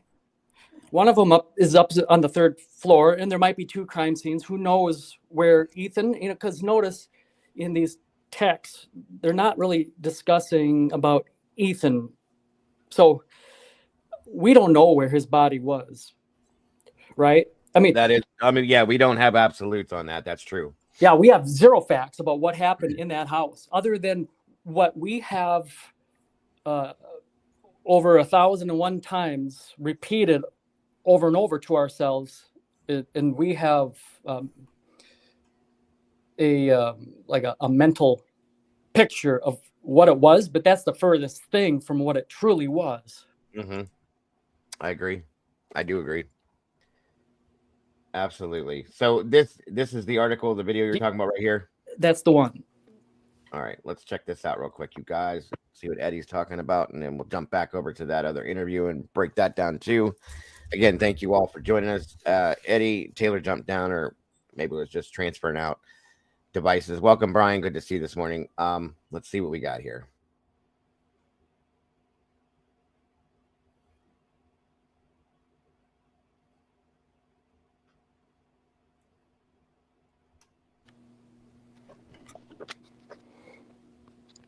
John, let's bring in Dr. Michael Bodden, forensic pathologist and a Fox News contributor. Dr. Bodden, thank you very much for joining us. Just troubling every aspect of this story, and parents are rightly just terrified. The fact that this person is clearly still on the loose, no suspect. Diego, can I have you pause it real quick? Yes, sir. Just in the spirit of saving time, it's more, I think that article has text as well. You're not obligated to play the okay, video portion of it, and just scroll down to save us all time and get to the next topic.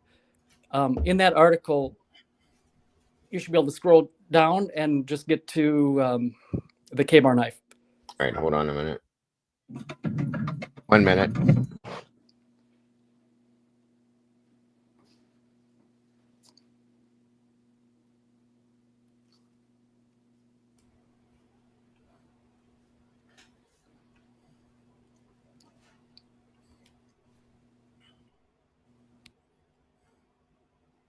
Okay. The deaths of University of Idaho students found stabbed over the weekend were officially ruled homicide, authorities said. Latah County Coroner Kathy Mabbitt said the manner of death was a stabbing for all four individuals. Cause of death was murder, according to Mabbitt. The victims are Ethan Chapin, 20, Madison Mogan, 21, Dana Kernodle, 20, and Kaylee Goncalves, 21, who police say were attacked with an edged weapon, likely a knife. Mabbitt, who wrapped up the autopsies Wednesday, previously said the killings were not a murder-suicide. The toxicology reports are still outstanding. She said the same knife was likely used to kill all four victims. The police have not recovered a weapon or publicly identified a suspect in the quadruple homicide, which has shaken the small town of 25,000 people. So there it is right there. We can see it. Right. And read the caption of the photo. One moment here, if I can make it a little bigger for you guys. There it is. Gotcha. Police suspect that a K-bar knife may have been used in slayings of 4 university students. Caution tape surrounds the house near campus where the students were slaughtered. K-bar. Derek Shook for Fox News Digital. Okay. So there it is. You don't have to keep going on and reading more. It's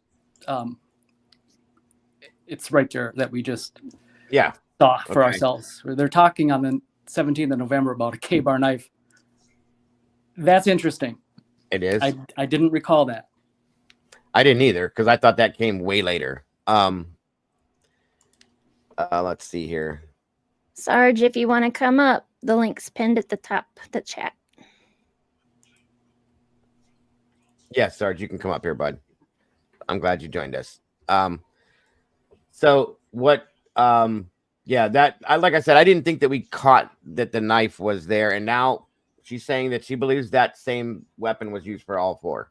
Okay, then it came out within the interview with her as well that and it's a lot of people took that as a specific meaning behind the fact that all the wounds were different. Okay, which obviously means that they were done in a different way with the same knife. Obviously, I still think there's a possibility that there could have been another weapon as well. For different types of wounds, in my opinion. That's just my opinion, though. I'll leave it to that. Certainly, Steve G did allude to that in several interviews, didn't he? Yes, he did. He definitely did. In fact, he described the wounds as being large gouges at one point, more like, not like stab wounds, but like gouges, I think he said. And I think Mabbitt even led to some of that too, in some of what she said. It's been a long time, so bear with me trying to remember these things, guys. There's one more thing that Steve G said that we've never really got any clarification on, and I'm sure you guys remember this. He said some information's going to come out, and some people will find it gross. Yes. And I don't think he was talking about blood and guts. I think he was talking about like sexual stuff. Yeah, it had those undertones to it, that it wasn't in the context of blood and gore. It was in the context of gross, like homosexuality. And this is not my opinion. This is not my opinion. This is speculating what he was referring to, something that some people might not find normal. And something somebody would think was that way. Yeah. Like a lifestyle that somebody would think was gross. That's the way I think that's the way a lot of people interpreted that comment. And we haven't heard anything that would fit that yet. No. And he said that it was, and he said about, and there's going to be people that will be dragged through the mud. I remember that was part of that statement. And I'm glad you reminded me of that, because I completely forgot that he made that statement. And I still don't think, I don't think we've heard anything about anything like that. So, Dago, can I say something a little bit controversial that people won't like? As long as it doesn't. I'm a stats guy, right? If you read the internet, yeah, of course. The stats on OF for women aged 20 to 30, I think what they say is 1 in 10 women in America have an account. Yeah. So if there was 5 women in that house, there's a 50-50 shot. You know what I mean? Now those numbers might be inflated a little bit, but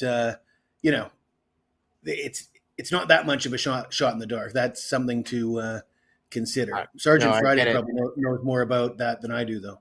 Welcome, Sarge. Good to see you this morning. How are you, sir? Well, I'm doing awesome, bro. How about Mama Bear? Good to hear your voice. Nice to see you. Sarge. I wonder if the Instagram moves in the morning with Dylan Mortensen are what he's referring to. As far as one of them were on Instagram that same morning of the killing. Yeah. Were they doing something gross? I don't know. It could have. Well, we're talking about Bethany taking pictures too. Yeah, we don't know. So, right. I mean, a lot of these people get requests when they have those accounts. I guess I don't know how they work, but I believe they get requests and they act on them as they get them and do things for those requests when they get that. I guess so. I don't know. It's an interesting question, though. Welcome, Justice. Hey, Dago, can I have us kind of reflect back to what we began with that photo, and you don't have to put it back up. Yeah. The photo of Brian Koberg taking a selfie. Yes. My only question to that is, I wonder if that was done spontaneously. If he has a history of taking selfies, how often was he compelled to take it and to share it with someone? Was there texting going on prior to him taking that? Mm-hmm. These types of questions. Because it feels like I have known and spoken with people who have they're dating or whatever, and sometimes someone you're dating can I guess coax you or tease you into, if you love me, take a picture and prove it to me and send it to me right now. Yeah. I want one of you in the bathroom right now. Prove it, whatever. Right. You can be manipulated into taking a selfie. So, no one's asked that question yet. Well, I had to wonder, because when he's taking the picture, he's got earbuds in. Were you on a phone call before this and you're taking a picture to send to somebody based on something that was on that phone call? I mean, most people don't walk around with earbuds in their ear all day long, just listening to music that I know of, taking pictures. You know what I'm saying? So look like a headset to me, more so. Yeah, they were what do you call those? Over the ear things that you put in your ears. But again, I have something a little parallel to what Eddie said, because Eddie said, does he have a history of sending selfies, which is a very good point. It is. I mean, we've seen one selfie. If it's one of many selfies, it's even more irrelevant than it already is. But it reminds me of our conversation a couple days ago, Dago, about the text chain, which establishes the timeline, which is the basis of the PCA, and it's done via old school texting, phone to phone. And I don't know if Eddie or Sergeant Friday heard me say this, but I think it's a very strong point. I know Jeff H. didn't think much of it, but it would appear that the standard method of communication between these kids is Snapchat and other apps, and not, and as I understand it, I am almost 50 years old, but as I understand it, standard phone to phone text between kids this age is not normal. So No. if there's no history of them communicating in that manner, and all of a sudden there's this long thread of standard phone to phone text that establishes a timeline and a PCA, something's rotten in Denmark. That's Let a me tell red you. flag. That is definitely a red flag, because if you have talked to each other through Snapchat for 14 months in your relationship, and all of a sudden out of nowhere this one night you have a full chain of regular standard phone to phone text messages, that's something to be looked at. I agree. What is it? I was gonna say That would be what you call developing a script. Yeah, habit is a real thing, folks, and people live by habit every day. When you change up your schedule, your habits, your whatever, there's a reason why that happens. So, I think it's the habits of the police department that everybody seems to be aware of, but doesn't really pay much attention to. And you're seeing the habits being played in this case, as well as in the doctor, or the case where the guy was falsely accused of murder. mm-hmm. And the cops made statements and analysis of information that was false. Idaho State Police was involved in that. Yeah. Yeah. And so the behavior of the police in this case is pretty obvious. They've incriminated the guy with half truths and inferences, right? And then they held back all of the stuff that would go to people wanting to question the entire narrative, and then question, in fact, the entire argument that an individual did this unknown to the victims. When you look at what happens the next morning, and now we're looking at 4:37 in the morning, their text stopped and they start working their phones again at 7:30. I don't think those two girls were sleeping. There's got to be information in that 3-hour time span, and that's what the cops. That's how they operate. They give you a little piece of information, and then they don't fulfill the continuation of what more is attached to it. So right now they're hiding 3 hours from us. What happened in those 3 hours? What were those girls doing? Are we to suspect that they just fell asleep at 4:37 a.m. after they just had all of the conversation about chaos in their own home, and their fear, and they're scared, and so they're hiding that from us. That's the way the police have worked, and they're doing it in such a way as to impugn Brian Koberger as the murderer, which, again, I don't know that he's innocent or guilty, but the whole way they've played this is to paint a narrative and hide exculpatory or questionable information from us. And that's a problem. Agree with that. The way the police are operating there. Agreed. Yes, agreed. What the heck was I going to say? I lost my train of thought. It happens. It happens all the time to me. I'm sorry. Go ahead. It'll come to me with whoever wanted to say something. I do remember. Amethyst Nor made a statement in here because we were talking about the autopsies and this and Dr. Mabbitt and all that.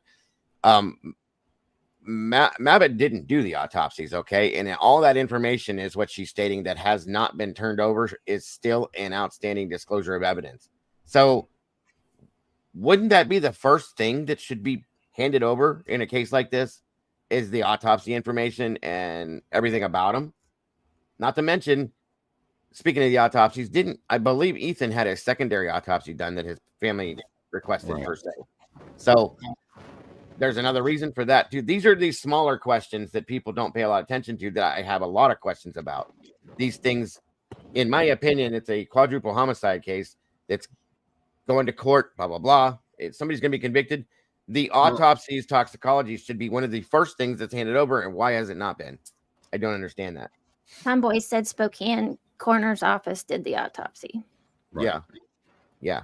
Well, everything they're releasing now should have been released in the beginning. There's nothing in the 911 call that would make it secret or special. They even identified the people in this release, which shocks me. They should have kept other than Bethany and Dylan, none of the other people should be identified, even by initial. Right. Until the trial. I would understand that.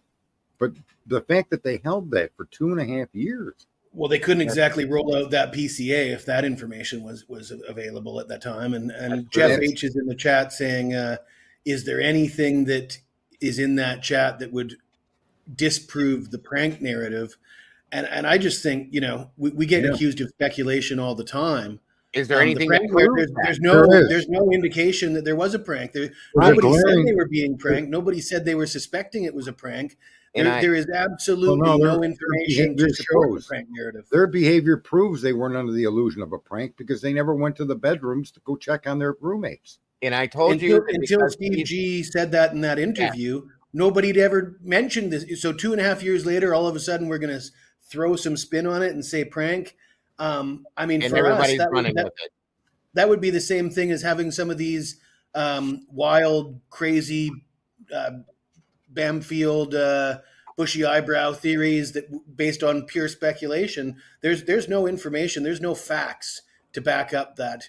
There's this talk of, well, they did prank each other, but they're not offering any actual concrete history of Well, I don't think they need to. I think that the actions of the girls that throughout the night and throughout the next day are indicative of it not being a prank.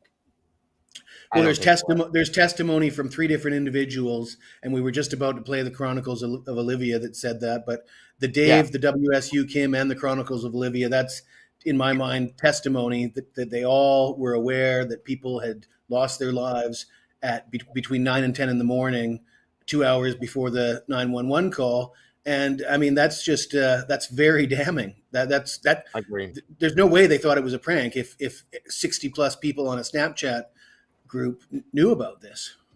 That's right. I'm going to say this too. I honestly think, as I've pondered as I slept, that when you hear in the phone call the mention of Kaylee by Dylan, I connect that now to the warrant that was required to get information on Dylan and Kaylee and potential involvement in the crime back in August of 2022. This was, or was it? Yeah, 22. Yeah. And that FBI guy or officer, I forget the cop, but here's the point.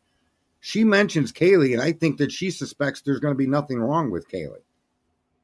And that's why she's like, should we warn them?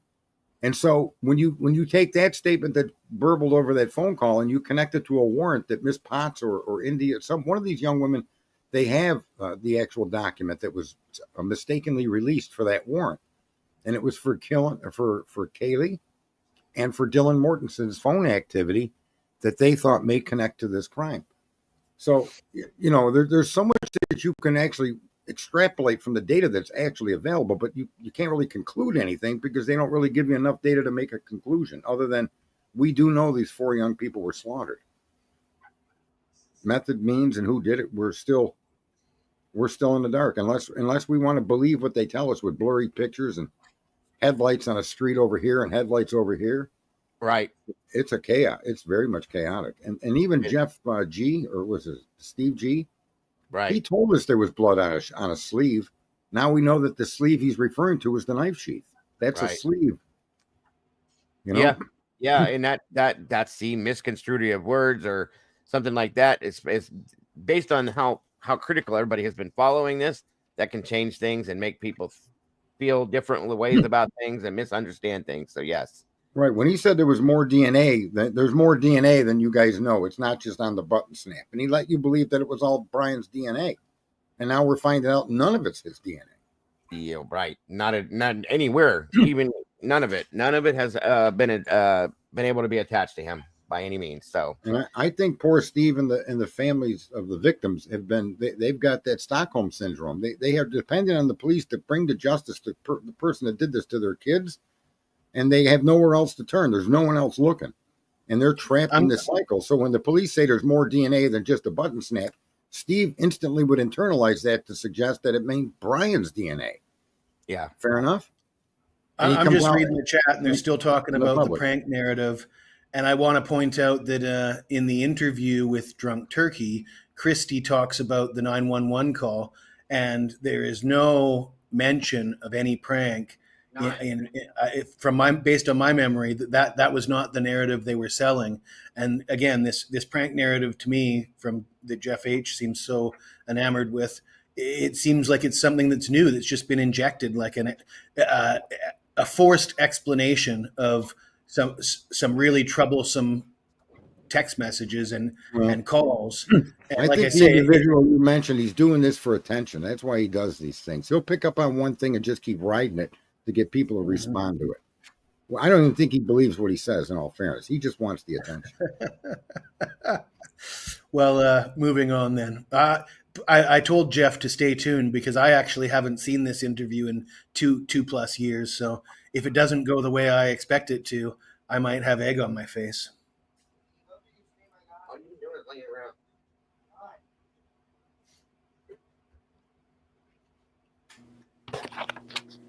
So Jesse and chat, that interview was on the 7th of June. And that was where Drunk Turkey Show did a live where he's relaying information he got from Christy. The actual And live she did a was small taken clip down. just to prove that he got the information from. He offered like a 30-second clip with Christy saying, "It was me. I did give this information." Right? Is that the one you're talking about? No, I believe the night before he did like over an hour interview. I believe it was the night before, but the following morning he struck it down, he deleted it, and then he did a 17-minute pre-recorded recap in its place. And then Jules did a reaction to it. Right. Yeah, I think that's what I saw was Jules' reaction because, like I said, that guy's deleting all his stuff, and I just find that I find it highly suspect. Right. I can agree. And thank you so much, Stormy. Gifted 5 memberships again. Very much appreciated. Very generous. I can't see who got them right now. But congrats. Welcome to the sauce for those of you that did. And again, thank you so much, Stormy, for that. Also, what the heck was I getting ready to say? Oh, the statement that Steve, that's what I was going to say when they brought up this whole prank thing. And I stated this the other day when we were talking about it. Steve made the statement, and I said, everybody is going to run with this now, especially on the guilter side of things. Giving that reasoning for it covers one of the bases, and it's going to be ran with. And I just don't feel that it has anything to do with a prank, respectfully towards him. I think, again, that there's things that are required to be answered in fast circumstances, I guess you can say. That's I just don't understand that answer as an answer to a question or as a statement being put out. If it was stated between him and Hunter, okay, fine. I don't believe that just because it's a statement, it just doesn't mean it's true. Okay. So I don't know. I don't. Well, it also doesn't explain the fact that, wait a minute. Half the town knew what happened 3 hours earlier. You know what I mean? Like, what? They could have thought it was a prank all they want, but they told everybody in town what actually happened, and we're about to hear that right now. You know what? I gotta say something, bro. Jeff. That's ridiculous. I'm sorry. All due respect. You can hear the change of tone in the 911 call go from scared of a prank to realization. I don't believe that. I don't hear that. I worked. Why did it take the police to instruct them to go check the rooms? What do you mean a prank? I mean, are you kidding me? If you call me over and this was a college prank and I'm a frat college student, I'm going to go in the house laughing, opening up the doors to these people's bedrooms. I'm not going to wait for 911 to tell me to go check. I don't hear I don't hear a difference in the tones, or they sound terrified. She sounds terrified at the beginning when she said something's happening or happened in my home. We don't know what, which is a flag in itself. Too terrified. Yeah, that's that. There's no prank there anywhere. A prank or no prank, that was real. That, in my opinion, was real. That part of it was. And people disagree, and that's fine. I respect that. But there's no prank. I don't believe there's any thought of any prank in there. Sorry. None of the people that came to their house didn't ask him, have you checked on them? Have you gone to their room? No. Right. I mean, the simplest things that cannot not be questioned when you're called over, if you're brought to a friend's and there's a prank or you don't know something happened, maybe there's a joke. And then my question, well, did you go talk to them? Have you opened the door? Have you knocked on the door? Have you looked? I mean, are you kidding me? This is a prank. Well, Sergeant, what about the neighbors that had just arrived? And then all of a sudden they're told, I mean, the neighbors on the phone telling 911, this is basically testifying to authorities that we're here for a drunk person who passed out. Then somebody mutters to her, oh, and there was a guy in our house at 4 a.m. And then she just relays that information as if it's nothing. Like, you called me here because somebody passed out drunk. Now you're telling me there was an intruder in the house at 4 a.m. And I find that what would prevent you from going? Listen, if Zaina is passed out drunk and that's what brought me to that home, I'm going into that room. But why wouldn't you be completely shocked if somebody introduces that far more, somebody passed out is one thing, an intruder in the house, and now it could be a murder, and you're just throwing this at me while I'm on the phone with 911? But wait a minute. In the context of 2022 and today, when someone says someone's passed out and you're a friend of in that age group and you know about fentanyl, you know the dangers of alcohol poisoning, you know how hard you party, what would have prevented any of these people that were called over from simply going into the house to check on this and who came up with unconscious? Was it the 2 survivors? And why would they make the statement unconscious? What did they see before anybody else came? They had to have seen something to come up with that story, folks. Well, apparently they climbed up a ladder on the side of the house and peeked through the window, and the curtain was just the right shade to obscure the view so they could only see this, but not that. That's the Occam's razor explanation that I was given the other day. We don't know that to be true. There's no statement of that. I don't believe that. I'm being facetious. I know. I'm sorry. Yeah, we were told that could be how because I questioned with Jesse, if you remember, how do you know that she's passed out? If you haven't been in that room yet, you don't have that information. Well, not only that, our friend was drinking the night before. That seems like an odd thing to say about somebody that age that's in a house that's a party house. Let's presume that people are drinking all the frickin' time and not passing out, and people are well versed at getting drunk and not, and holding their alcohol and partying. We saw the body cam footage from the police. Those girls were pissed all the time. The idea that she was drunk and passed out just seemingly was baseless. There was no excuse for why that. And then also, if you put it into context with, she talked to her dad and they're going to grab a pizza and just relax and watch movies. There was no information that they were I mean, if you had told me Maddie passed out and she might have, maybe I could buy that because we saw her staggering around drunk. Xana and Ethan were supposed to be home well earlier than that. They were never described as being overly drunk. They were described as ordering pizza. So it's an odd, it seems like a narrative that was pulled out for a reason and not based on any information that we've been privy to anyways. I can agree. Welcome, Annie. Thank you for joining us today, dear. Appreciate you. Hi, Dago. Hi, panel. Hi, Miss Potts. Can you guys hear me okay? Yeah. Yes. You sound good. Are you sure? Because I feel like I have feedback on my end, so I don't want to fuck up your live. No, I hear you okay. No, you're fine. Yeah. Oh, okay. Well, I just want to say, I can't stay long, but I first want to say, Stormy, thank you for your gifting memberships, because I got one. You're awesome. Congrats. Welcome back to the sauce, Annie. Yes, it's good to be back. It is. Have you? So there's just a couple things I wanted to say. I missed some of the conversation because I had to go run and pick up some cat food for my cat. So I was in PetSmart. I'm not supposed to be moving around too much, but I had an errand to run. And I was listening, and there's just a couple things that I kind of wanted to point out, right? I don't know why Jeff is under the impression that Bethany thinks Dylan's passed out. Dylan is still on Instagram when Bethany is calling 911. So that's just one thing I wanted to point out. Dylan is not the passed out person that anybody's speaking about. I'm not exactly sure why he would be under that impression. It was not Dylan who people were speaking about, the unconscious person. It's Xana. Sarge was talking about a document regarding the cell phones of Kaylee and Dylan.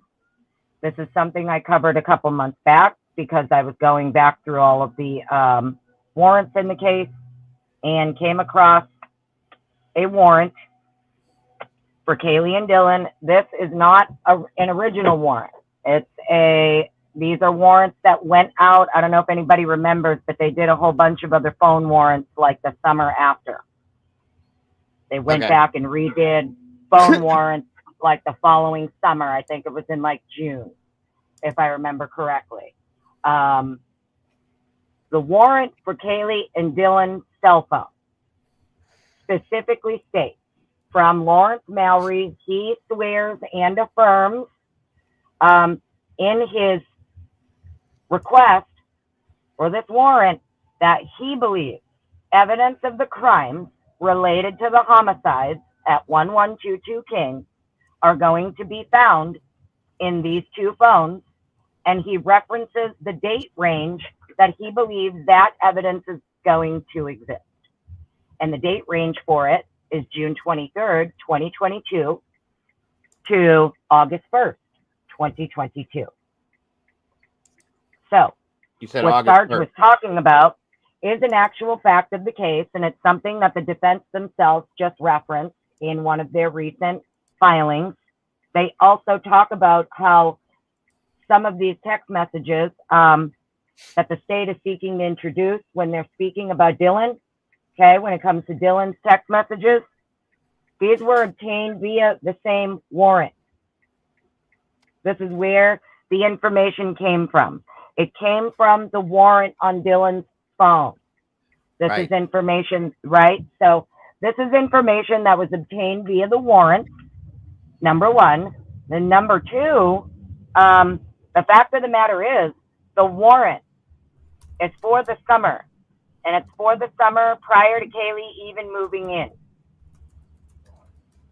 If I remember correctly, Kaylee didn't move in until August.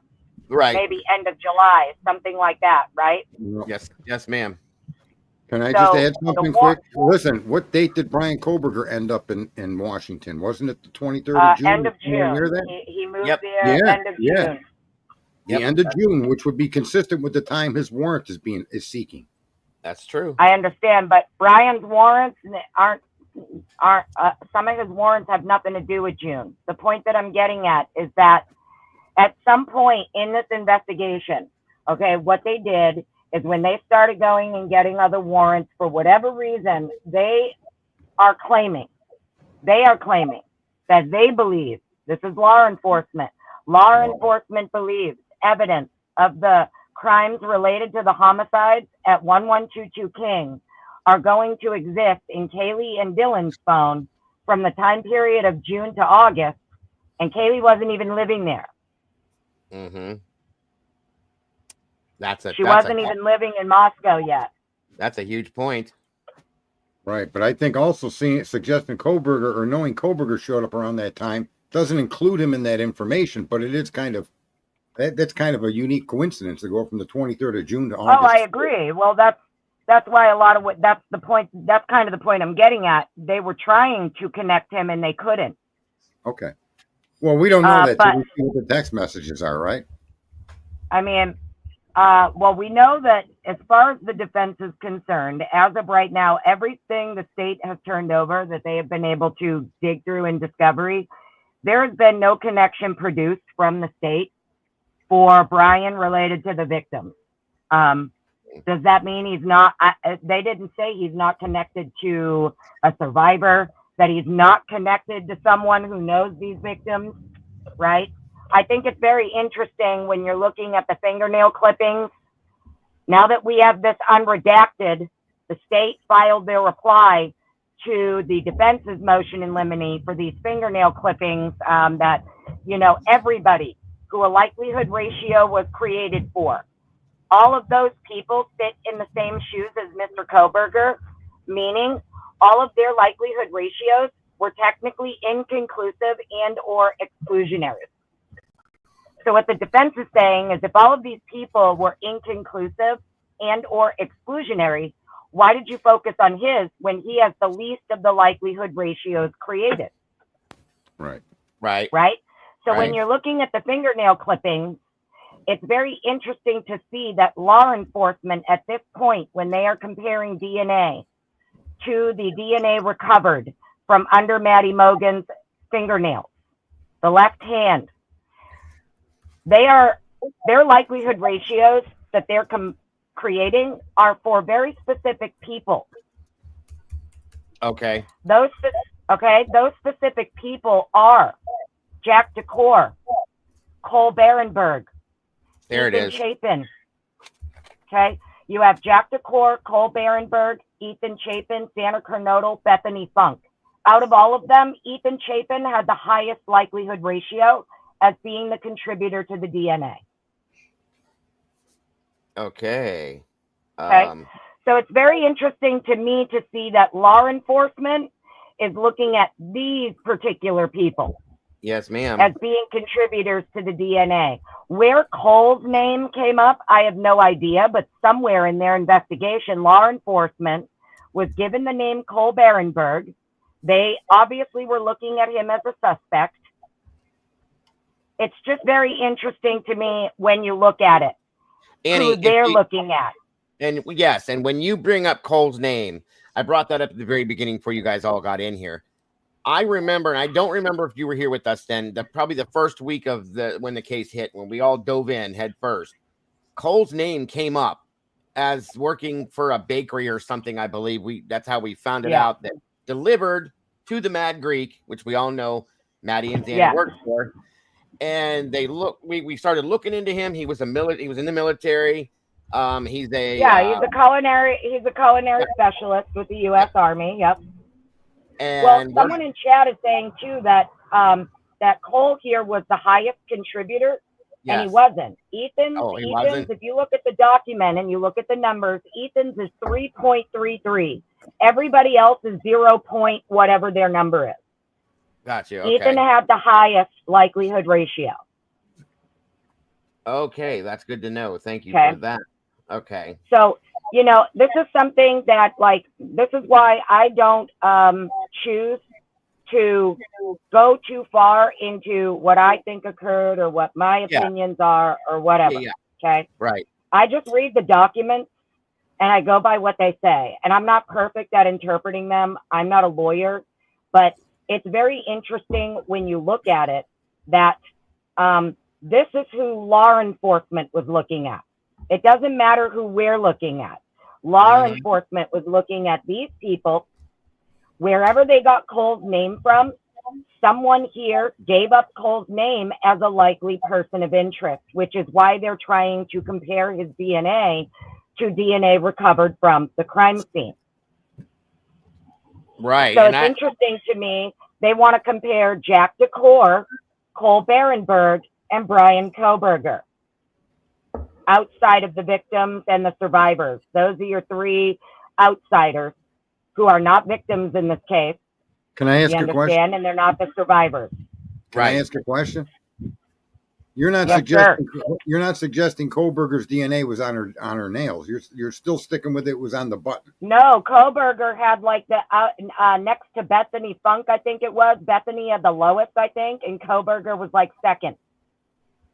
So there's being under the nail. The problem here's the point, Sarge. The point is that the defense is saying all of these people, including Ethan Chapin, who had the highest likelihood ratio, sit in the same shoes as Brian Koberger, that their likelihood ratios were inconclusive and or exclusionary. They fall in the inconclusive or exclusionary range. And then the defense went and did their own work and excluded Mr. Koberger from being under the nail. Is that right? Okay. Correct. So we're still stuck with it on the knife sheath and nowhere else. His DNA. Correct. Okay. So it is wildly interesting to me that one of the actual victims has a very high ratio in this aspect as well. That's wild to me. And then even when it comes to the DNA on the sheet, for 3 years we were told all that was located on this sheet was single source DNA from the inside button snap. Right. We now know that is absolutely not true. Correct. Q14. That's right. The Q14 area of the sheet, swabs from the back of the sheet tested presumptively positive for blood and were DNA tested. It was a mixed sample and Brian Koberger was excluded. Yep. Wow. That's wild, you guys. That is wild. See, we're running on this. This is why I say we have to evaluate the police. We're assuming that these 4 victims were killed in place in their room separately. We don't know what happened. Did he run upstairs to help? We don't know. We just don't know. Yeah, What would explain Ethan's DNA sample under her nail? What did he? Well, the point, that's what I'm saying. Kind of weird, Harlot is saying in the chat here, pull up the document. I read the document on a live. The 0.485 for Cole, Ethan's is 3.33. Way higher, way higher. The number would dictate 0.485 is less than 3.33. Absolutely. Right. No, but I'm saying we are now learning, and we've kind of made this observation through this whole process that nothing the police have laid out in their initial and in their continuing arguments of his guilt is now holding water. You're one single source of DNA. What about swabbing the inside of the glove that had blood on it? Right? There's even the DNA profile. Hold on, Brian's everybody. profile, the Q11 sample for Brian was 0.168 nanogram. Right. It's less than a whole nanogram of DNA, but they had other blood they didn't bother to create an STR for. Right. So they created the STR for CODIS from this 0.168 nanograms, but they have this other blood, not only from the sheep, but male blood B and male blood D, and apparently no STRs were created for that, other than to compare to Koberger, and he was excluded. So he was excluded from the hairs collected at the scene. He's excluded from the fingernail clippings. He's excluded from the blood off the sheep. He's excluded as male blood B, and he's excluded as male blood D. And not to mention, he has zero connection to the victims. There's no DNA that's been found on anything that he owns of the victims. What is there?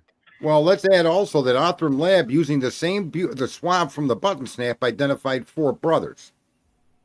Yeah. Right. So people say Othram didn't do anything, but they did. No, they did. Well, they actually went with the state police to talk to one of those brothers. But it didn't identify 4 brothers of interest, meaning these are the people who are suspects. No, they used the those 4 brothers. The 4 brothers that are identified, meaning these are genetic relatives of interest. You should try to get a swab from. Yeah. Right. But again, it's on the same sample that they used to identify Koberger. Right, and even his DNA. Yes, and Bicca Barlow has said that Othram's IgG work would have eventually led them to Koberger. Eventually. No, I think that they said it wouldn't. Othram said that it would not have led them to Brian Koberger. He wasn't I promise in the window. I promise you. Bicca Barlow states very clearly in her filing that the work that Othram was doing would have absolutely eventually led them to Brian Koberger. However, in the case of the 4 brothers, that is the wrong branch of the tree. Yeah, I'd like to see that, because I read that Othram, the guy or woman from Othram stated that Koberger was nowhere in their sight, and the FBI stepped in. Because the FBI came and took the work on the 10th, and by the 19th they allegedly had Koberger's name. They took the work and had his name in 9 days. Othram's testimony said that they were nowhere. He was nowhere in their window, and I think the only reason the FBI was able to get him in the window is because they took what they had to places that they were told that they shouldn't be going to. And the reason Othram said they weren't going to get to Koberger was because they were staying within the legality of not using websites with user agreements that prohibit them. Right. So I'm not saying that they wouldn't have fully got to it, but go ahead.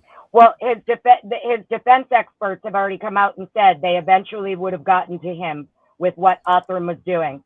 The problem is that when the FBI took it over and they got this whole 4-brother tree, it's the wrong branch of the tree. They added a wrong branch. So if you could explain that, Annie, I'm not dumb, but I don't get some of that stuff. What does that mean by that? The wrong branch? So when you're building an IgG tree, you start usually great-grandparents or like a third cousin. You're going to start pretty far out.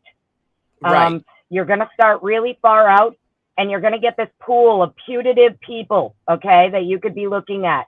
You're going to go through birth records, marriage records, divorce records with someone adopted. If you start to build your tree, and at some point you add the wrong relative on the tree, you have to start over. You can't keep building and adding on wrong relatives and wrong branches. You have to start over. And the problem is they took the work that Othram did. Whatever they did, they added on this wrong branch. Instead of starting over, they just added on a wrong fucking branch. Gotcha. Okay. And okay, so there's the mistake.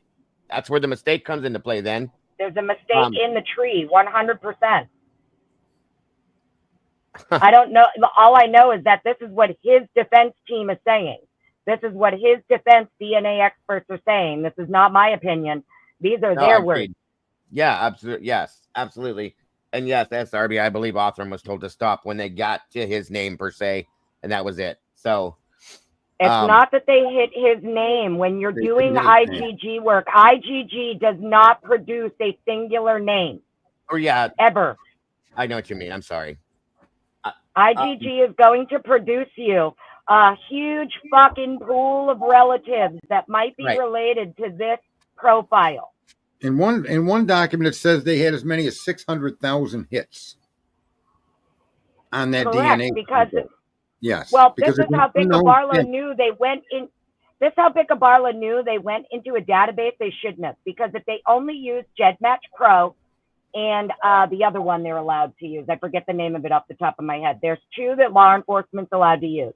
Like if they only use those two, maybe. If they only use those two, it would have only given them approximately 10,000 hits. But because they produced over 20,000 hits, that's how she knew they went somewhere they weren't supposed to. And that's because if they stayed within the databases they're allowed to, they only would have gotten so many.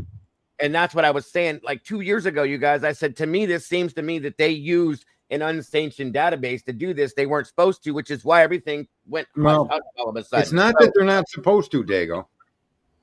What they're supposed to do is provide information that tells them that this person was likely at the home, and then get a warrant for the other.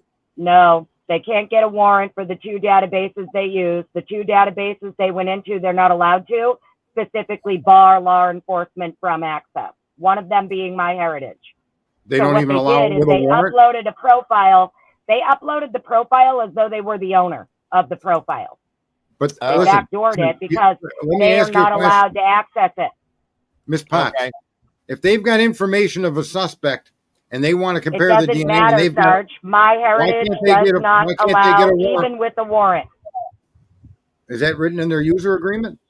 100%. It's literally, absolutely. It's out of Israel, and Israel will not give you a fucking thing, even with the warrant. They will tell you to fuck off.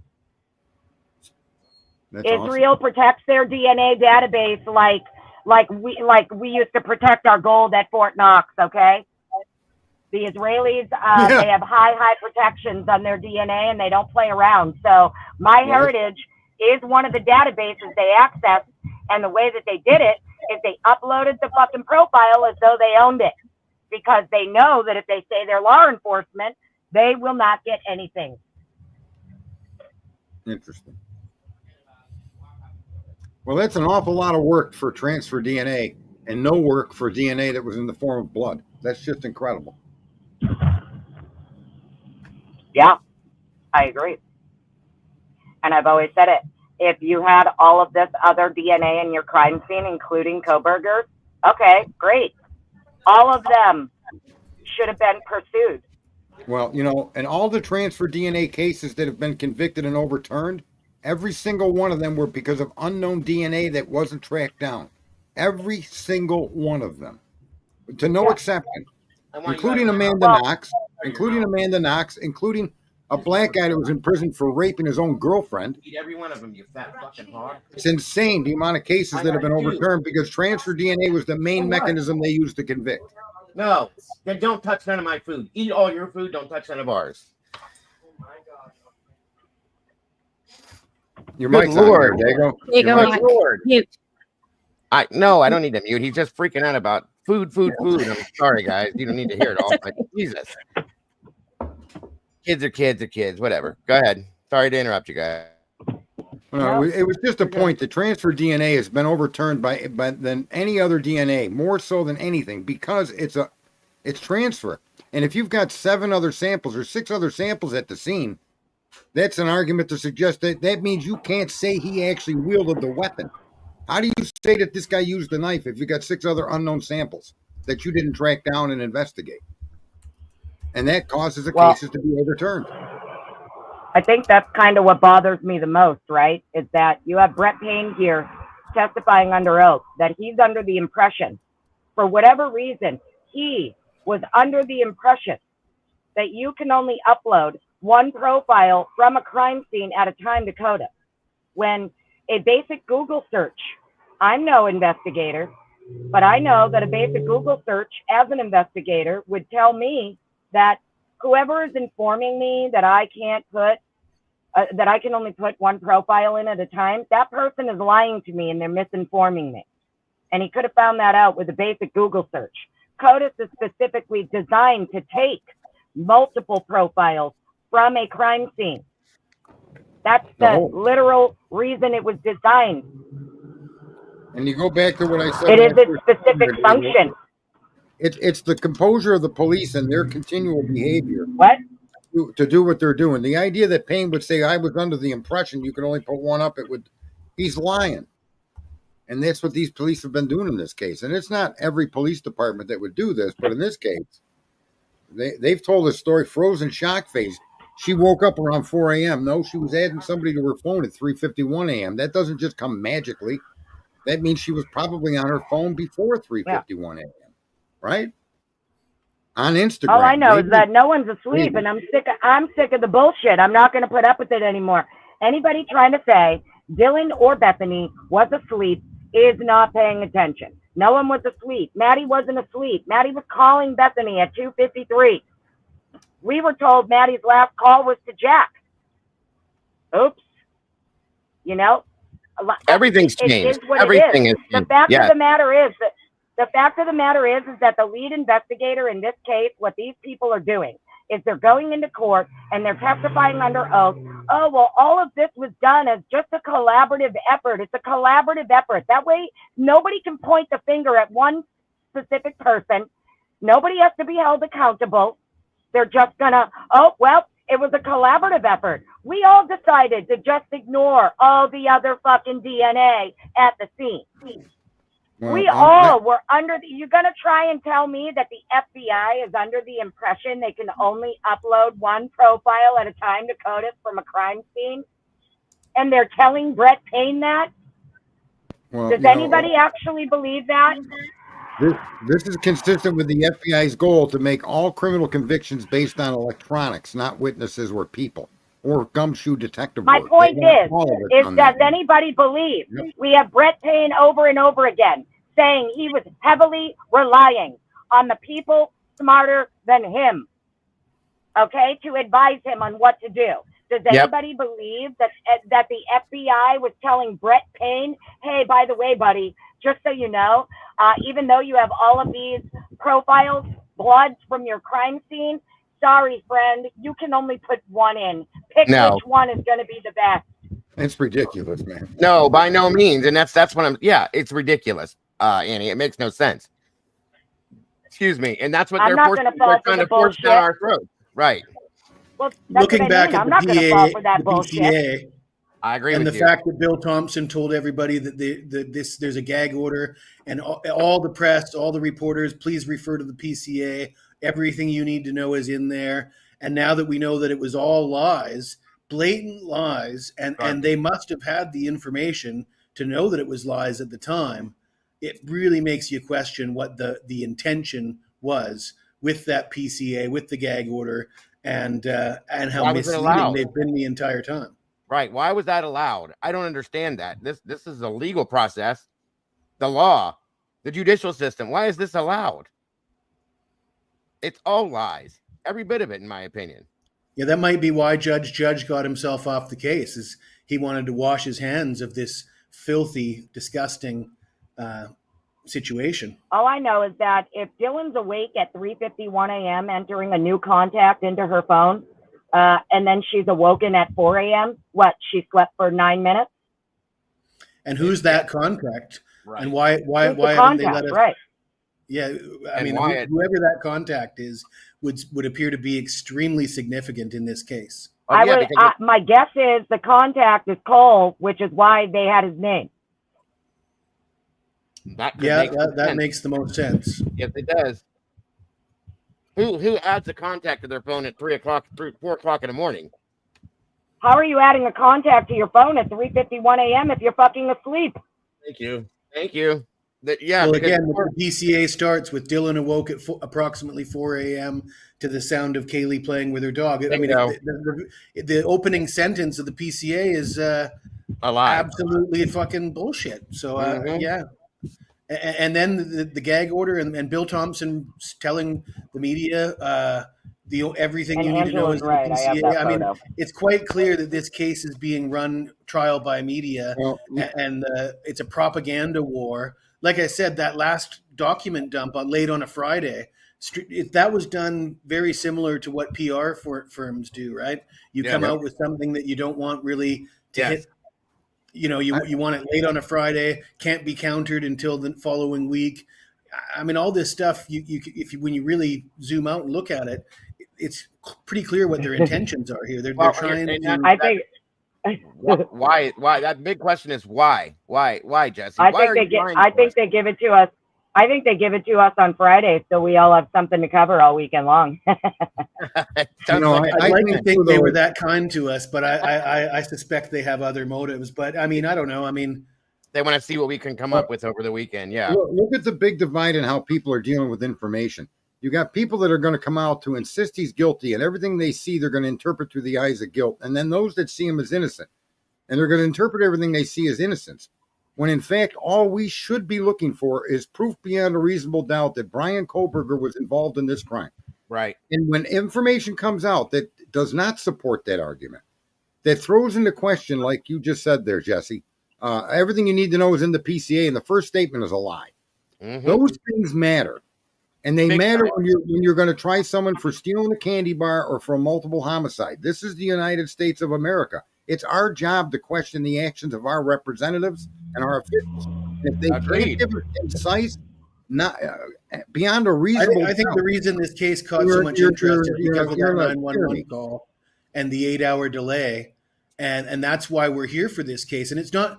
I don't believe. I know. I speak for myself when I say I'm not invested in protecting Koberger. He's Not not at my all. buddy. I'm not bothered. You could prove to me. You could prove to me that he's involved or guilty, and I'm not going to cry about it as long as I believe the actual evidence that you prove it with. Yeah. That doesn't answer the 911 call. That doesn't answer the lies in the PCA. That doesn't answer the behavior of law enforcement. Doesn't answer the behavior of the roommates. And those two things are separate issues to me. You can believe he's guilty all you want, and that's what I see from Jeff H. You know, and the I crowd that he suggest runs that, with. that if we all looked into the backgrounds of the available officers to operate this case, Brett Payne was probably the cleanest of them all. Right? And that's probably why he got that posting, not because he was of superior intellect or skill, but because he was probably one on the chain that would get on the stand and make statements like, I was part of a team. I didn't make any decisions. Well, that's not what a leader does. He had no clue. He was kept But I out of that, suspect in that my many opinion. people in that police department have got a lot of strikes against them over the years. Right. Right? And this guy's only been there 2 seems years. solely focused on Koberger's guilt, and they're not interested in explanations about the surrounding information of the Thank you. case, like Yes. the 911 call. They're only interested in just twisting that. It doesn't matter. It doesn't matter about any of that because Koberger's guilty. Like I said, Right. I don't care if Koberger's guilty. I still want to know why there's so many lies and what the lies are about and what's the purpose and what's the motivation behind them. And that's it. And when this is what started, like Annie just said, we're all done with it. We're all sick of this shit. Okay. When they come out, they hand you a PCA in a quadruple homicide, and the first 8 words are lies. And then they tell you, take it and pay attention to that. Don't look at this and shut up. Bullshit. Yep. I'm tired of it. Yep. It's Well, been- like I said, that's why I was like really harping on a couple weeks ago when the document came out about the blood on the sheet, right? I took so much heat for weeks because I said, well, if they had a mixed sample of blood on the sheet, they had to have done YSTR testing. It's the only way you're going to pull a male profile. You have a mixed sample. It's either multiple male mix or you have a large female, minor male. You need to pull the male profile.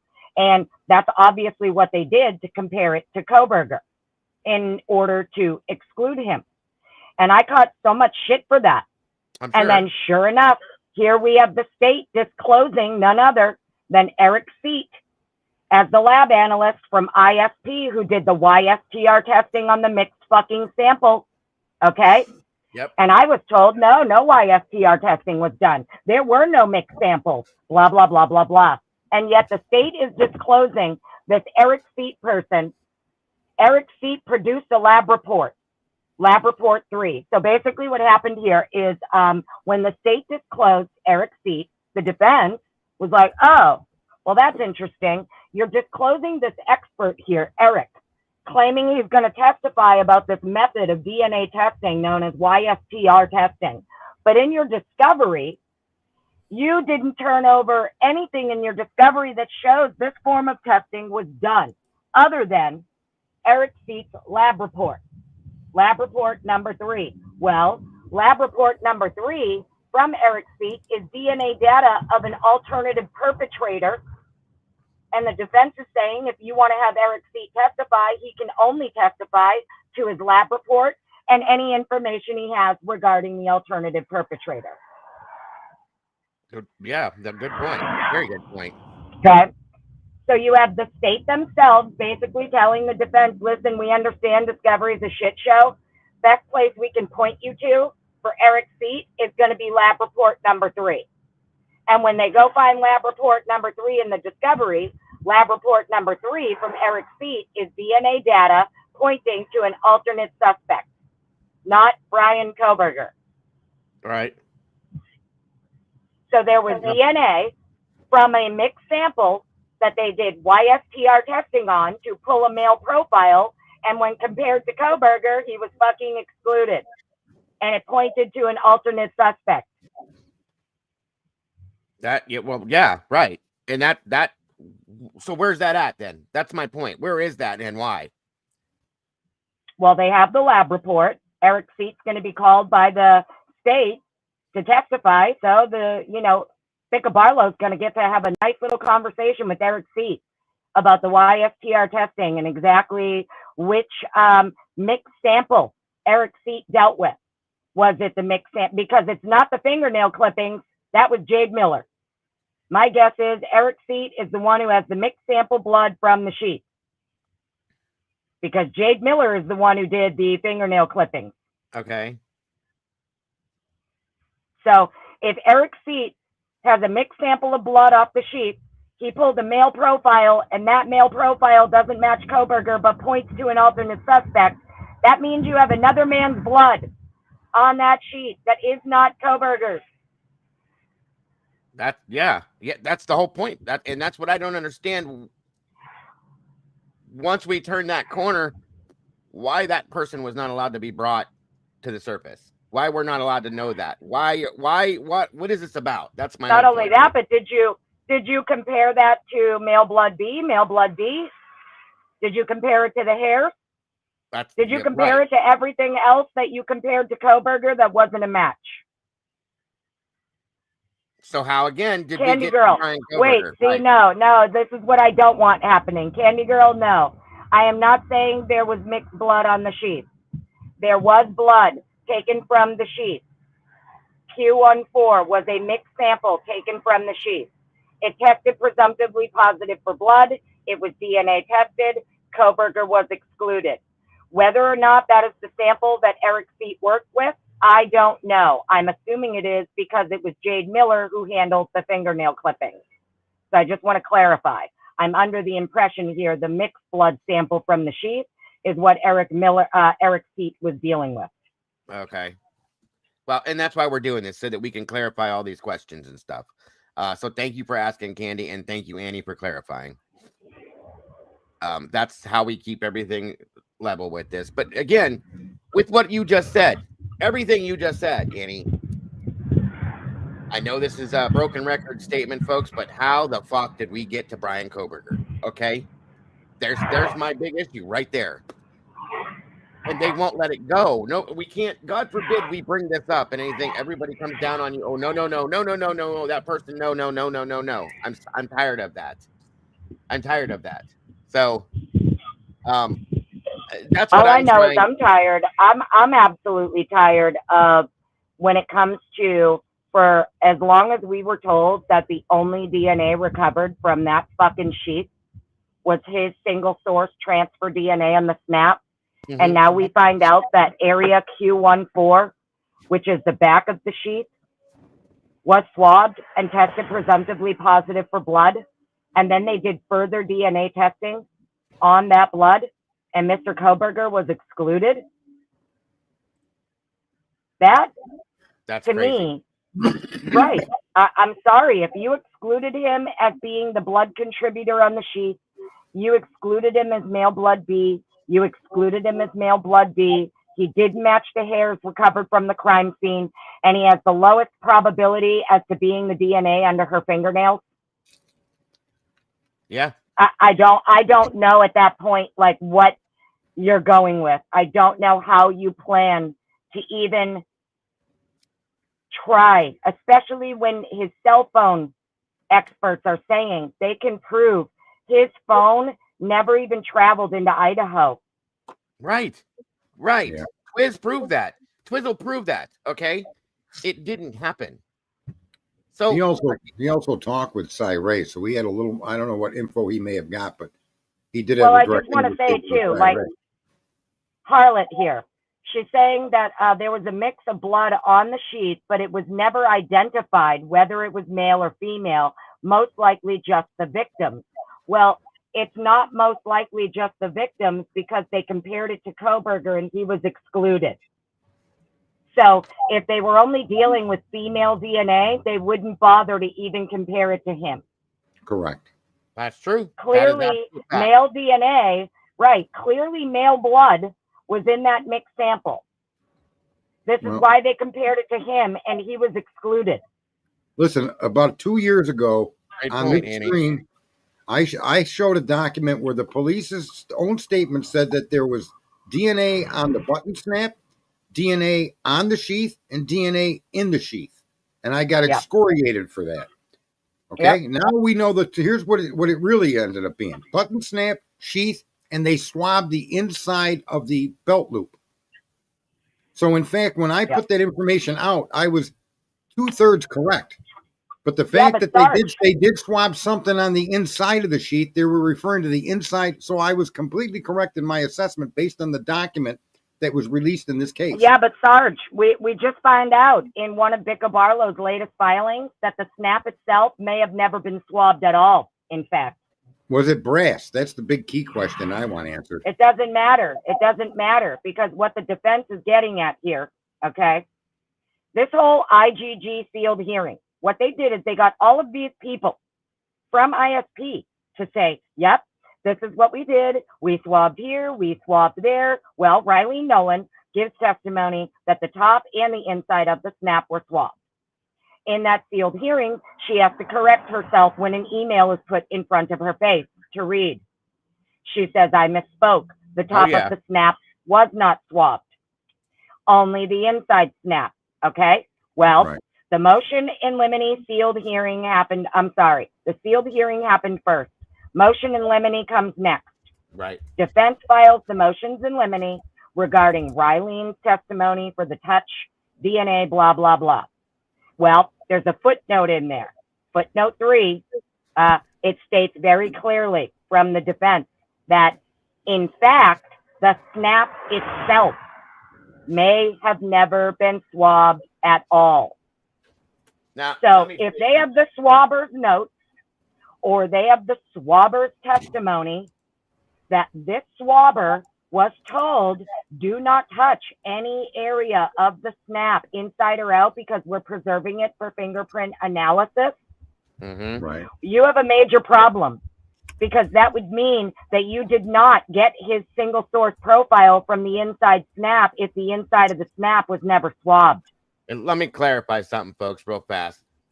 this right here, okay, that's what this entire damn case is based on, folks. Okay, the whole thing is this bullshit. Sorry, guys, hold on a minute. Right there, and how they got to him, and now we're saying that they may not have even touched that. You've got to be kidding me. If you go look at, you can bring it up right now for anybody who's saying, "Oh, I don't know what the fuck I'm talking about." It is the motion in limine, I believe, number 6 from the defense, page 2, footnote 3. I even screenshotted it and put it on my community tab. The footnotes 2 through 4 in that document are booms right out the gate, starting at page 2 and 3 on that document. The footnotes in 2 through 4 are insane, because not only does it talk about how the snap may have never been swabbed at all, that's where it talks about the Q14 sample. It talks about the 2 other men's blood that were never put through CODIS. Give me that document one more time, Andy. I'm sorry. It is going to be defenses, if I remember correctly, motion in limine number 6. Okay, hold on. Let me get this up real fast. Or number 5. What do you remember? What date it came out on? Was it 17th, 19th? I have a concussion right now, so I'm trying very hard to remember. All right, hold on. I'm looking at the unredacted responses to dependents motion in limine number 5. Is that the one, or is it the? What does it say regarding what? It should say like motion in limine number something regarding something. Okay, so I have. Hold on here. You know what I'm gonna do? This is even better. Go down there. It says state seated number 1, 2, 3, 4 in the middle of the page. Go down, scroll down a little bit, and they'll start numbering. We want the defenses. We want the defenses motion. I was using it as an example for him to see. Go up. There we go. Defendant's motion in limine. Go to number 6. There you go. Is it 5 or 6? Yeah, but what is it? What's number 5 say regarding what? Inconclusive data. Number 5. Okay, it's not it's not include. It's not. Here it is. Here it is. Number 6. Reference to touch and contact DNA. Might be that one. Look on page 2, I think, at the footnotes. Footnotes 2 through 4. See if there's footnotes 2 through 4. Hold on. Bear with me, guys. I'm not. Wait a minute. What page? Page 2? There's page 2. Yeah, it's going to be on either page 2 or 3 where you're going to see the footnotes 2 through 4. It'll have footnotes like 1 through 4 listed. It's 2 through 4. That's the wrong one. I can't go look on my thing right now. It's all right. I'll find it, Annie. It's no big deal. This isn't the right one, so hold on. You know, the answers that we get to some of these questions or these oddities that are just off the wall. It's on my community tab. I did a screenshot of it on my community tab. Okay. And that'll tell you like the document. I'm sorry. I truly, when I tell you like the brain fog is real.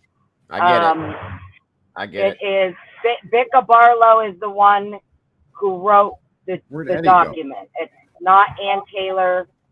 It's Vicka Barlow. Okay. One moment here. I'll go to your community page. Find it faster that way. Eddie probably fell off. Somebody do me a favor though, because I know there's someone in chat right now. Go ahead and Google whether or not 0.399 of DNA is lower or higher than 3.33. If they got to Google that, they shouldn't be in the audience. Yeah, there's a zero. I'm just saying. I'm almost positive that, I mean, you know, I know I have a concussion and brain fog, and I'm not the sharpest tool in the shed, but I'm almost positive 0 point anything, and then 3 point something, 3 point whatever is your higher number. It's not your lower. It's a whole number versus a fraction. Anything 0 point is a fraction of 1.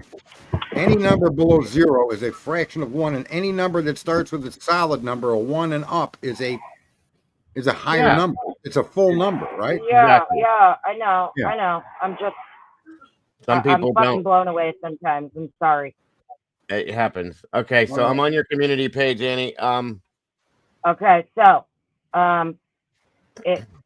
you'll see documents that are screenshotted in some community posts. They have a lot of pink highlighting. I'm sorry about that. It's just for me because I'm nuts. But one of them. I see the Styray one, and then in the paper. Okay, it's not Styray. State says it. Hold on. The substance of It's the tip. It's a bunch of footnotes that are highlighted. Got you. Okay, hold on. I'll get it. Give me a minute here. Down. There's where the text message is. Harold Ostera, that was a good comment there. I think this is it, and if not, I'll bring it back up. Sorry, guys. I think this is it. Looks like Jesse fell off too. Tomboy said she posted it in chat. If that helps any. Okay, thank you, Tomboy. Does this look right, Annie? I can't see what you have, Diego. I'm so sorry. That's it. What does it say? Relevant facts. A knife sheath that was recovered tucked under the covers to Miss Mogan at 1122 row. Blah, blah. Sheath was tested using standard DNA STR methods. Look at the footnotes. Are there footnotes?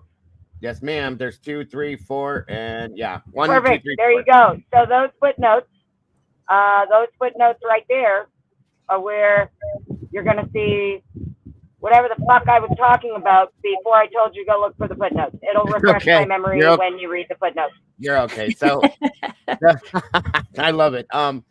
The government has indicated that these terms will be used at trial in Exhibit S21. The disclosure for witnesses Rylan Nolan. The government stated that Ms. Nolan would testify about general topics, including what is labeled as touch DNA. Number 2, the exact location of the sheath is unclear in both photographs of the room and in the written description of its location. That is true. The body cam footage of one of the first officers on the scene of Virginia shows the sheath tucked under the covers next to Ms. Mogan.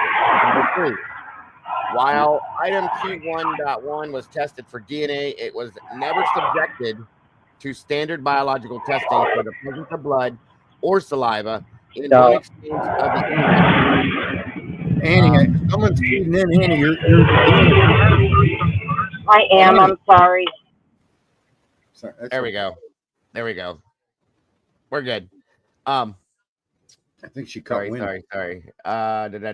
In one of the exchange of the emails, Rylan Nolan described the swabbing as being of the leather strap and internal metal area of the snap. The snap itself may have not been swabbed at all for DNA. Holy shit. The defense has no ability to retest based on the fingerprint process on the sheath. The other 2 male profiles identified in the ISP lab reports as unknown B and unknown D were never, quote, never run through CODIS or subjected to IgG testing. The defense has never received an explanation as to why these 2 male profiles were not further investigated. I'll be damned. So read that again, because there was a lot of noise in here. That's okay. Number 2, again, the exact location of the sheath is unclear in both of the photographs of the room and the written description of its location. The body cam footage of Officer Nunez is the first one there. On scene shows the sheath tucked under the covers next to Ms. Mogan. While item Q1.1 was tested for DNA, it was never subjected to a standard biological testing for the presence of blood or saliva. In one exchange of emails, Rylan Nolan described the swabbing as being of the leather strap and internal metal area of the snap. The snap itself may not have been swabbed at all for DNA. The defense has no ability to retest based on the fingerprint process on the sheath. The other 2 male profiles identified in the ISP reports as unknown B and unknown D were never run through CODIS or subjected to IgG testing. The defense has never received an explanation as to why these 2 male profiles were not further investigated. That's big, folks.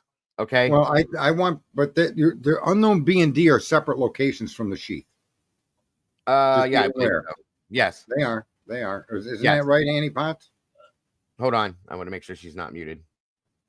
It's There we go. because they're saying, so notice what happened first. First, it's the IGG sealed hearing. You get Riley Nolan to testify that this part, and this part of the sheet were swabbed. Then, what does Bicca Barlow say? Well, the snap itself may have not been swabbed at all for DNA. That's insane. So if the snap itself was never swabbed at all for DNA, where did you get this single source male profile you claim is Koberger? No, she's referring to the snap itself, the outside of the snap that you push down on. They reserved that for fingerprint testing. That's not. That's not. Go read the transcript from the sealed hearing. They clearly get her on record describing precisely where allegedly the snap was swabbed. Now they're coming back and saying, well, we may have a problem here because according to the swabber and the swabber's notes, it looks like the snap itself was never swabbed at all because they wanted to preserve it for fingerprint analysis. Okay. Where did I see And that they once were they did- referring to the... Listen, I saw where they were referring to that. The snap is the enameled exterior that they wanted to preserve for fingerprints, but that the inside of the button, the snap and the button are shown to be two different things in the way they're talking. Just be aware of that. I understand, Sarge. This is what they're doing. I'm trying to explain to you what they did. Like Lana's been saying it. It's like tic-tac-toe from every corner of the board. Right. No matter which move you make next, you're going to get tic-tac-toe. So what they did is they got all these people on record first saying, this is what we did. This is how we did it. And the fact of the matter is they are going to be able to show, likely through the swabber, from the swabber themselves, that I was told not to touch the snap at all, inside or out, because they wanted to preserve it for fingerprints. Which means that it was never swabbed. In turn, and if it wasn't swabbed, where did you get his DNA? There's no Brian Koberger DNA based on what you've told us, right? That's crazy, Annie. That's nuts. I honestly, I accept that explanation, but I'm still under the impression that this is just a conflagration of statements and words that don't mean exactly what they've turned out to mean. I think that they're looking at the button snap. Listen, it's from Bicca Barlow.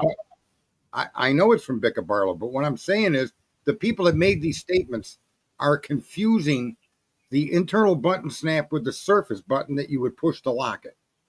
Well, they're confused. In other words, and I bet you they're going to come forward and show you that the inside of the snap is not the button.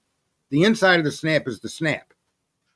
I understand. And this is why Riley Nolan had to correct herself in the sealed hearing to say, I misspoke. Yeah. It wasn't the top of the that snap. did happen. So what I'm getting at here is if she already misspoke about one, okay? Mm-hmm. When you're, I know you play chess, Sarge. When you play chess, you're always planning how many moves ahead. Right. Well, I think that that'll be clarified by the swabber because the swabber is yet to testify. Agreed. Right? She's getting information. That's kind of what I'm getting at. Right. Yeah. And again, okay, guys, if this comes out and the swabber says, yeah, no, I didn't do that. I was told not to do that because we need to preserve that for fingerprints. Oh boy, there's a problem, guys. A big one. I don't think so. I think it's because the snap on the they front likely of it is flat. They likely did swab the inside of a snap. I'm just saying, I was throwing it out there based on how the order of everything went.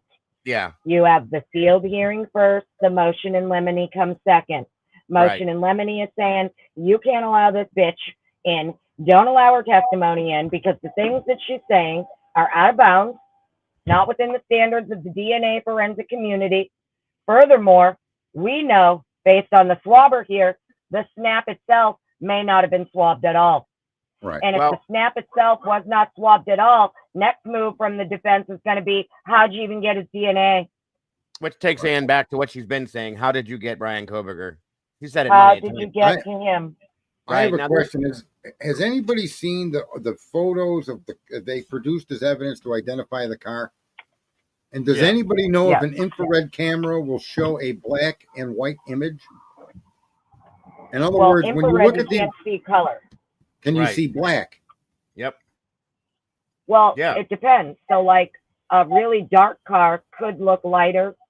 A white car could, like a silver But car, could look white. listen. If we have a black car and it goes by an infrared camera, will it not be displayed as a black car? I would imagine. Yeah. Right. Yeah, no, it's And I gonna be- understand yeah, that it's an gonna show infrared up, camera, yeah. because infrared is on the red spectrum, it's going to see a silver car as white. I understand that, but I'm asking specifically, will a black vehicle appear black on an infrared camera? And if that answer is yes, when you look at the departing vehicle and the evidence support supplied by the prosecution, the car leaving is black. Yeah, because It's black not white. yeah, black would look black. Black is Okay. the absence of color. On infrared, it shows up as black. So absolutely. Okay, so when you look at the make model chart number 3, when they call departing car, third brake light, lower window, the car that they're showing is black. It is Okay. not the white Elantra that they're claiming it is. Yeah, a Every white panel car. on the car, the roof, the sides, the doors, the trunk, the bumper, black. Tires, black. Rims, chrome or shiny. So I just wanted to make that point. The make model chart number 3 it shows you a black vehicle leaving, and that's just not consistent with them arguing it's a white Elantra. Right. It's retarded that they even put that in there, if you want to know the truth. I mean, I can agree, but let me read this one more time because this is bugging the hell out of me now, and I want. Oh yeah, trust me. When I saw those footnotes, I said, "Son of a bitch." Listen to the way this is stated, Wow. because I know you break these things down and listen to the wording, but this clearly says, there he is. Welcome back, Jesse. This Had to do a clearly video says- for work. Oh, no problem, buddy. No problem. I appreciate you coming back. The snap okay, back up here real quick. Describe swabbing as being the leather strap. Okay, and internal metal area of the snap.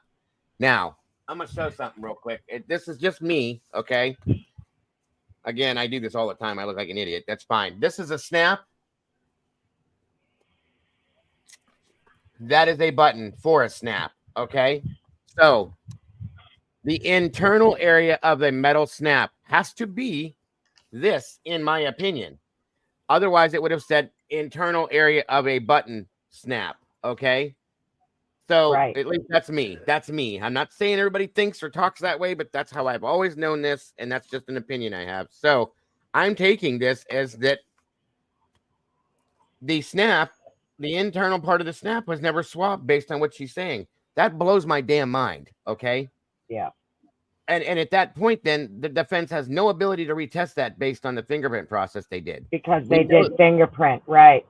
And we know that So once Nebraska, they did the fingerprint analysis on it, it destroyed any chance of retesting to recover any other, DNA or whatever. right, and everything else that has been taken that could be his he's excluded from it. Where the fuck did you find him at? How did you get to him? Yep. Unbelievable. Yep. Well, like I've said before, and I've made this abundantly clear, even I do it on my own channel, I keep my mind very open, and I'm not a guilter and I'm not a pro burger, right? I'm neither. I look at both sides for what they say. I read the documents. I try to decipher what both sides are getting at here, and I'm of the opinion right now that the only reason is DNA. If his DNA was recovered from the snap of this sheath, like they claim it was, right? Right. If that is all that you have, in my opinion, it's classic secondary or even third party transfer, not direct contact with the object, right?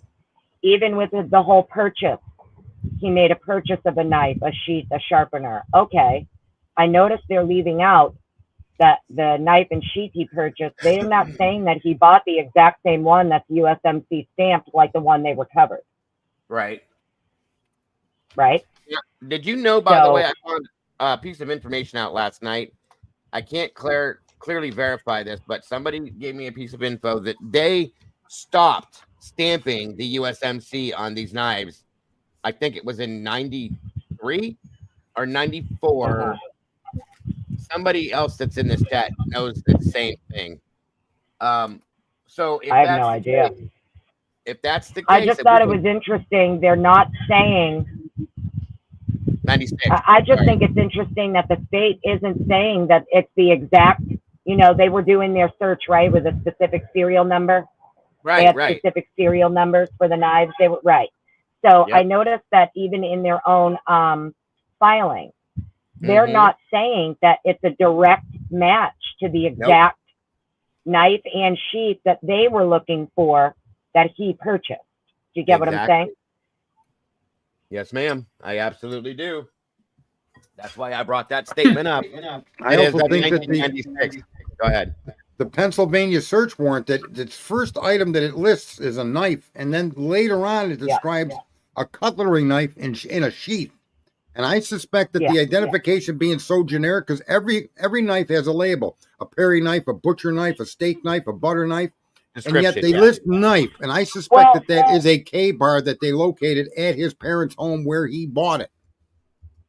Okay, and they didn't list it as a K-bar; they just simply said knife. And then they're going on telling us now that he bought one in March of 2022 before he went to Idaho. And the bottom line is that knife, I'm sure, along with his gun, were recovered when they searched the Pennsylvania residence of his parents. A K-bar knife is what I'm going to stand my ground on. They recovered 3 knives from his parents' home: a Smith & Wesson pocket knife, the Taylor cutlery knife, the Smith & Wesson pocket knife, and then number 1 was just knife. Right, and I think that knife is going to be a K-bar that he ordered on Amazon in March of 2022. And he left it behind because he didn't take his gun. Oh, probably, he wouldn't have taken that to Washington, right? And these guys, their behavior is to make a description to impugn the man, and they never release anything that's exculpatory to him, ever. And now that they're feeding all this dirt into us, now we're seeing, wait a minute, there's a billion more questions that should have been reviewed here. Well, that was the other thing, too, that I just read, one of the documents regarding the timing advance reports. That was the other thing that's interesting to me. So not only are they not confirming that the knife and sheath he bought are the exact knife and sheath they believe was, you know, the knife that they believe was used, the sheath recovered from the scene. They're not saying it's an exact match. Also, with his the timing advance report, what they did is they turned over this discovery. This discovery has the timing advance report for all 3,800 people from the tower dump, 2 of the victims, and 1 person who was another suspect. And they're saying, we just don't have Brian, right? Right. So it's really, really interesting that the state of Idaho is trying to claim that they were able to obtain the timing advance reports for all 3,800 people on the tower dump, 2 of the deceased, 1 other suspect. But at the time that they wanted Koberger in November and December of 2022, AT&T wouldn't provide them those records at the time, right? Didn't they also file a motion in limine to ban the defense from mentioning this as well? I thought they filed a motion to ban the defense from even but saying the judge already handled that. Yeah, the judge already handled it, and the judge said that. Well, the judge already said that Cy Ray doesn't have to appear as a witness; he can attend via Zoom, and she can just submit his declaration. So, everybody thought that this whole motion to keep Cy Ray out was like for the trial. It's not what it's for. It's just for the motions and limine hearing. And the judge is saying you can submit his declaration, and we'll keep him on standby via Zoom. Wow. Okay. Everything was just for the motions and limine hearing. It's not to try and exclude Cy Ray from trial. Yeah. Yeah. That's not what they're asking for. And the judge already decided that Cy Ray can attend the motions and limine hearing via Zoom, and Ann can submit his declaration. And if the judge needs anything clarified during the hearing about whatever she speaks about with Cy Ray's findings, then he will click him in on Zoom and clarify by asking him a question. That's So good. I mean, Cy-Ray is going to be at the motions and limine hearing on Zoom, is the point I'm getting at. Right. which is good. That's a good sign. Yeah. I wish Judge So would what have I kept was this getting case, at to be regarding the honest with you. timing advance reports, what I was trying to say about these timing advance reports, and then I'll shut up. Oh, you're okay.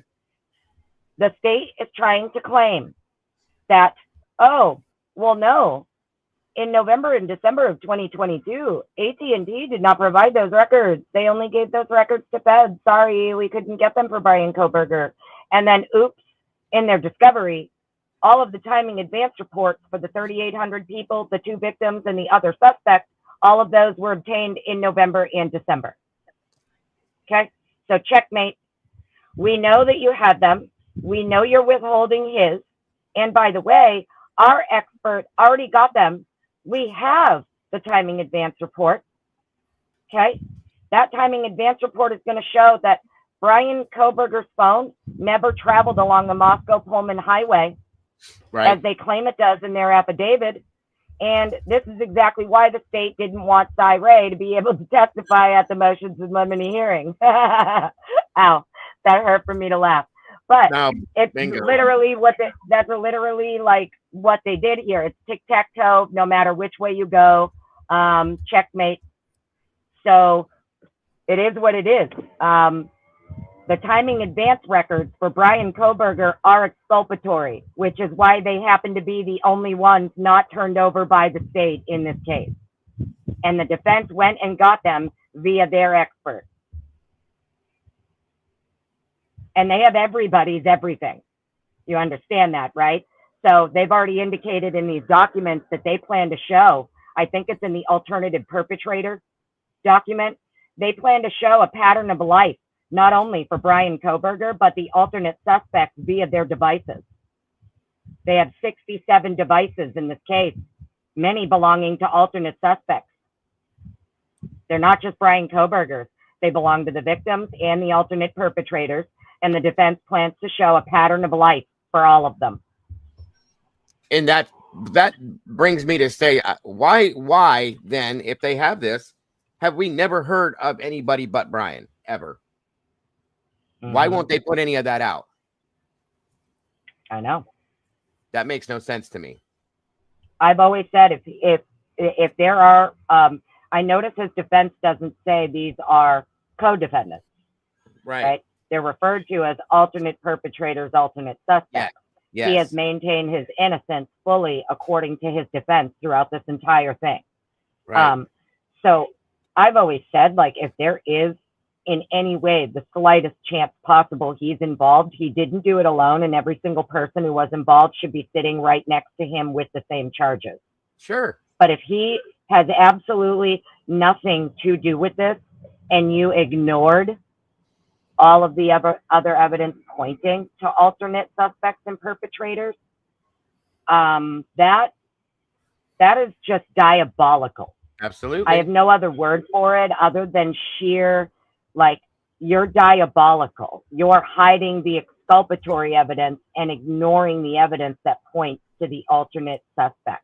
Absolute pure corruption, in my opinion, if that's fact. Yes, ma'am. I don't even call it corruption. It's literally you have to be diabolical to think it's okay to destroy an innocent person's life, all because whatever reason you feel you need to ignore this other stuff. I don't know what that reason would be. And that's what my question has been, is that why are you, if that's the case, what are you protecting, and who? Is there a reason why this person or these people are being protected? Who are they? What importance are they? What's the deal with this? That's the biggest problem with this whole thing, if that's fact. I'm almost more interested on what's going on in the periphery and why the cover up than I am about who did it. I mean, well, yeah. Obviously, it would be nice to know who did it or get some proof of that. But the secondary stuff, why the information's being presented this way, why is it being treated like a propaganda war, and why are they protecting the roommates in so many ways? Or also, it's tough to see, are they protecting the roommates, or are they throwing them under the bus right now is the other question. That's another, yeah. And I See it haven't either way. quite wrapped my head around which one that is. You could see it both ways. That's absolutely true, Jesse, in my opinion, because the way it's coming out, they know. I do think that the roommates have committed a crime now. I mean, with all the information that's come out, and if my suspicion that 911 call was for alibi purposes, to when they should have called 3 hours earlier or 5 hours or 8 hours earlier, if that was a fake call, a staged call, that's obviously a violation of some pretty serious laws, and it seems blatantly obvious now. It seems like I know Jeff H. doesn't like when I use that obvious word, but there's an awful lot of information pointing that way. Solid information that's in court documents, not speculation, but actual information. Yes. Well, I do find it very interesting too that when Brett Payne was asked about like who was attending these meetings, right? Mm-hmm. These daily briefings and debriefings twice a day. Right. We already know prior to the hearing that the university, more importantly, President Scott Green, was attending the briefings and debriefings twice a day. Okay. Right. That's just a fact. And I noticed that when Brett Payne was asked about it, he named everyone but Scott Green and people from the university. That's right, because they shouldn't be there. Exactly. And it's very interesting when you look at it to think that, like, well, is there a possibility? I'm just throwing it out there. Moscow PD obviously works closely with the university. That's why your president is attending your briefing and your debriefing. The fact that this president of the university is gaining access to knowledge of the crime, what happened, blah, blah, blah, twice a day, he's being briefed and debriefed. I don't understand that. I don't understand why he would have ever been brought in and given critical knowledge like that. Because if they can bring Scott Green in, yes, and Annie, 100%. I've been wanting to say that. If they could bring Scott Green in, then they can bring Jesse Schul and Annie Potts and Dago and Sergeant Friday in, because we're just the same as he is. Sorry. Right. He's just a regular outsider civilian, and I don't understand why you'd be giving him any access to privy pertinent information in the case. Right. On twice a day. And, a lot of people thought it was this big conspiracy theory about Scott Green and stuff. And it came out that literally the house that these 4 kids were killed in was his childhood home. Yes, ma'am. He grew up there. It's a fact. Wasn't it in the book that he wrote? The book that he wrote before the trial even happened? Yeah. And I'm not saying that this person, I'm not making accusations or anything like that. The point that I was getting at is that it would appear the reason that the university is sitting in on briefings and debriefings is because that's who MPD actually takes their orders from, right? So when you have the FBI and all of these other agencies coming in, it almost appears that MPD is more of like your third string, and they're more or less just kind of reporting back to Scott Green and the university because that's what they have to do. Well, let's take that. Let's take what you just said there, because we do know, you guys, based on body cam footage and things that we've stated, Idaho does not have campus police. Their campus police is Moscow PD, period. So that kind of goes hand in hand. They like contract with them. Yeah, they like contract with them or whatever. Exactly. So that kind of goes hand in hand, Annie, as far as I'm concerned. I just figured that's exactly why. So when people say like, why would the MPD do this or why would the MPD do that? I mean, it's because technically it's not like they're their own entity. It's quite clear that they obviously take their orders from the university. Right. I just think that's obvious, and I don't think that's a conspiracy theory. I just think it's the obvious thing. It's not a conspiracy at all. That town is run by the university. The town relies on the university to survive. Right. Period. Right. That's why they just don't want any of the students to be implicated, and they want it to be a foreigner. And the fact that he's from Pennsylvania, I find it odd the way Steve G speaks about people that aren't from Idaho. Shouldn't be there.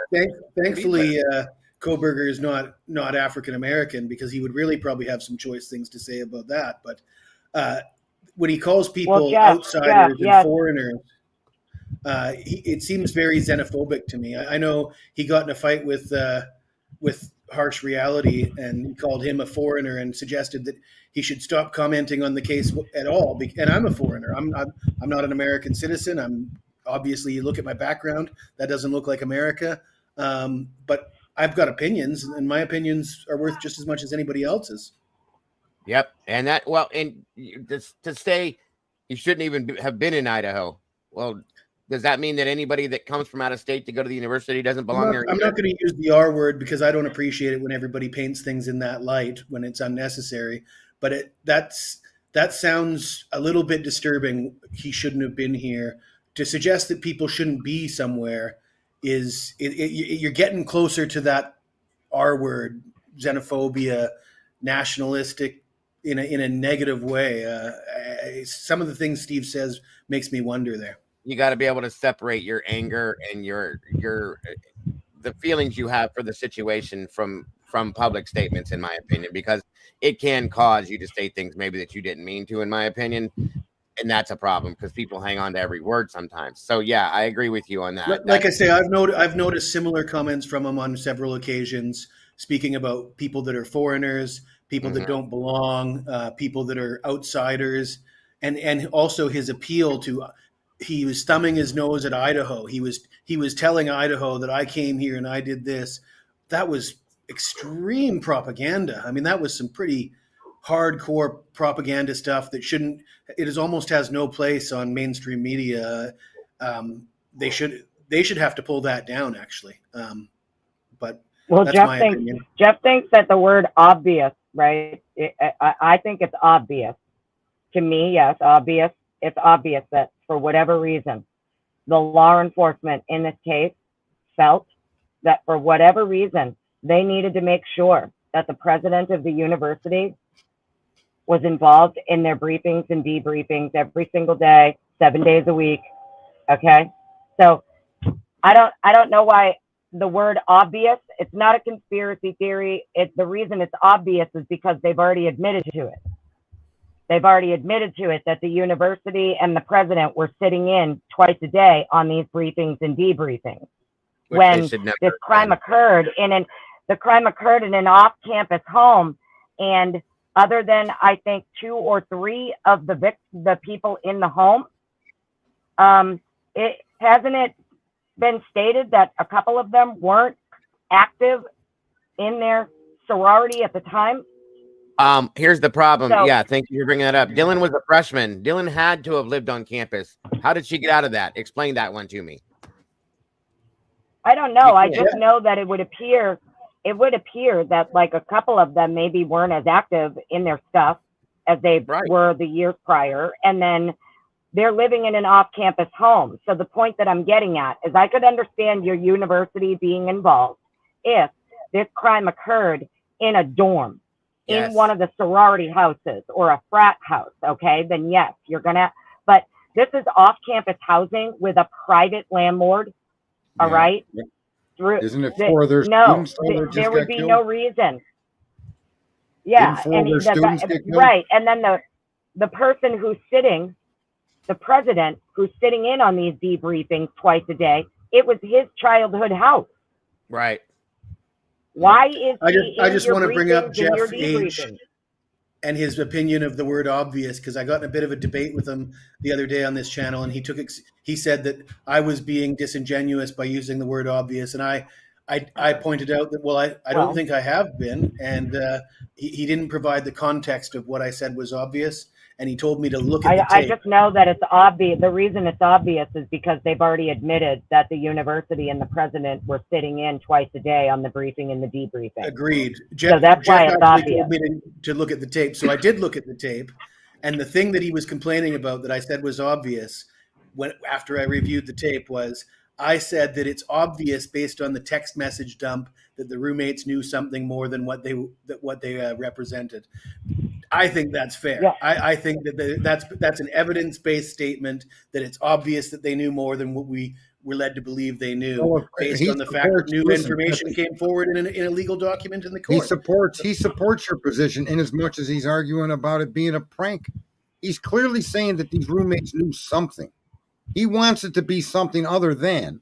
And your observation, it's obvious that nothing told to us in the PCA lines up with the data dumps that we've been given. It's all completely. He and I have a very different opinion of what Occam's razor is, because his position is his theory is based on Occam's razor.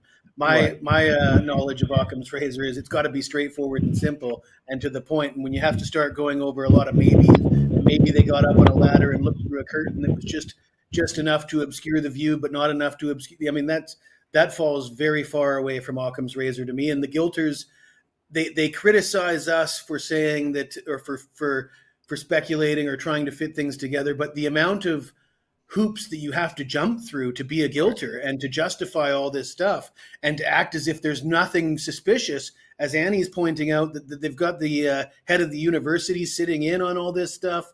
And the hoops that you got to jump through and all the explanations you got to do. I mean, there's nothing. It's not even close to Occam's razor. It's there's the nothing in absolute evidence to support. antithesis of Occam's There's nothing razor. in evidence to support these extracurricular activities to define how these girls thought. There's no evidence to support anybody peek through a window. There's nothing. And Taylor, and there's the other thing too. A lot of people will hold in their pocket, well, there's evidence we don't know about, and that's just completely inaccurate. As I said from the beginning, the probable cause affidavit is the immensity of what they're going to present in court. And in fact, even though what they're showing in court is contradicting the PCA, it's all in line with that dishonesty. They're not bringing in 3 witnesses or a secret camera in the backyard or some jerk off coming out of an airplane in a parachute or tunnels under the house and all of this nonsense that these people have brought into this topic, or reflections of Ethan being killed in a parking lot and peed on by 4 other members. The insanity that the guilters bring into this, and even some of the people that argue innocence, how hard is it to say he's innocent until proven guilty beyond a reasonable doubt? And in that context, show me a chain of events that place Mr. Koberger in the house that meets that standard. It goes beyond a reasonable doubt, and there is none. Right, and that doesn't mean he's innocent. Right, it just Jeff, means they did a bad job. Agreed, Sarge. Agreed, Jeff. Listen, you just said, which can be interpreted at Jesse, of course, that the surviving roommates obviously knew death happened as they just played on their phones. Jeff, no. Listen, no. Obviously, meaning they knew something happened, not death itself. Something happened. You can hear it. She says it. I think what I actually said was they knew more than what they were representing. Yes, she says which in her own isn't words. very specific. I mean, they don't have to know that much to know a little bit more than what was represented. Not death, but Jeff, she says in her own words, exact words, something is happening or happened in our house, and I don't know what. That's her words, not Jesse's or mine or anybody's. So obviously, she knew something happened in the house, or she would not have said that. And it doesn't mean that it's death, okay? And it doesn't mean that somebody's saying that they killed them or did something to them. It means obviously she knew something happened, or she would not have said that. That's all that means. Sorry, I didn't mean to interrupt anybody. If I did, it was also said on the stand that Brian Koberger was excluded early on. Yeah. When Brett Payne was confronted with it, when did they have his name? He goes, well, I think early on his name, but why didn't you pursue him? Well, he was excluded. And that confirms the identity of the car. That when he was excluded, they were looking for an 11 to 13 for whatever reason, whatever just made them decide to look for that car. And I think it's the rear shot that you see in the images that I printed, where it does not show a rear marker on the outside edge of the bumper in the white. It doesn't show it. And so because it's not there, you would naturally conclude that the only make, model, Elantra that did not have markers in the white section of the bumper is the 11 to 13.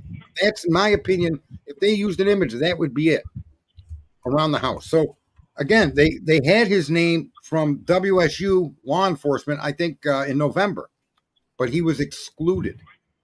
Right. Then once the DNA hit came on the 19th, he became all that mattered, and all the other DNA was irrelevant in their eyes. Very good. And then that's when they changed. They decided it was a 14 it could be an 11 to a 16 then. Right. Everything they've done is suspect, and it just doesn't add up to the fact that they've shown us. I agree. And that statement that, okay, here it is. Amethyst said, Dago, Tyson Barrett was the Moscow PD officer that ran the UOFL police and the drug enforcement unit was the lead officer until Monday, when he disappeared with no explanation and Brett Payne was put in the lead.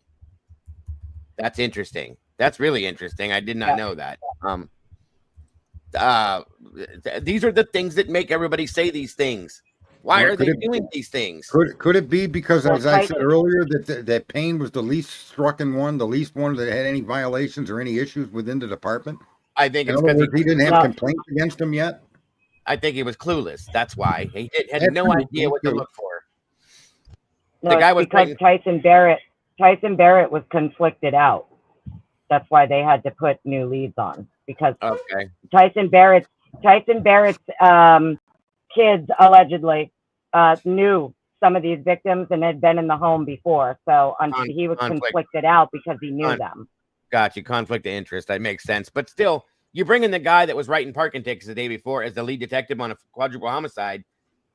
I agree. Like Blaker and Payne were assigned, and I feel like that's why they were both put as lead, technically. Blaker is the one with the most experience. But Payne also did, 6 years as military police.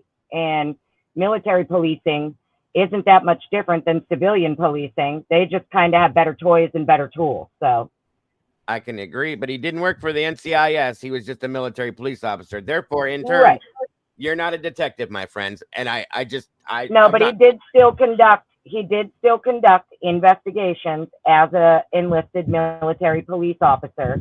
If there was crimes that occurred on base, he would be your investigator or one of them. So I get it. Ever since he took the stand, I've been highly irritated. I'm not one to give Payne. I know. But when you're told probably 2 weeks ahead of time that you're going to be testifying, and you come to the stand with nothing, and your answers all fall in the bracket of I don't know, I don't recall, I don't know, I don't recall, I'm sorry, I don't recall, I don't know, I don't recall, I'm sorry, I don't recall. Get off the stand then, okay? You know what you were doing. That's bullshit to me. I'm sorry, and I'm again, like you said earlier, I'm sick of this shit. Okay. Well, there's something else that was interesting too. After like the whole Franks hearing and stuff, when they were filing their motions for Franks, one of the decisions that Hitler came back with, I know he denied everything, but in one of those decisions, he's talking about how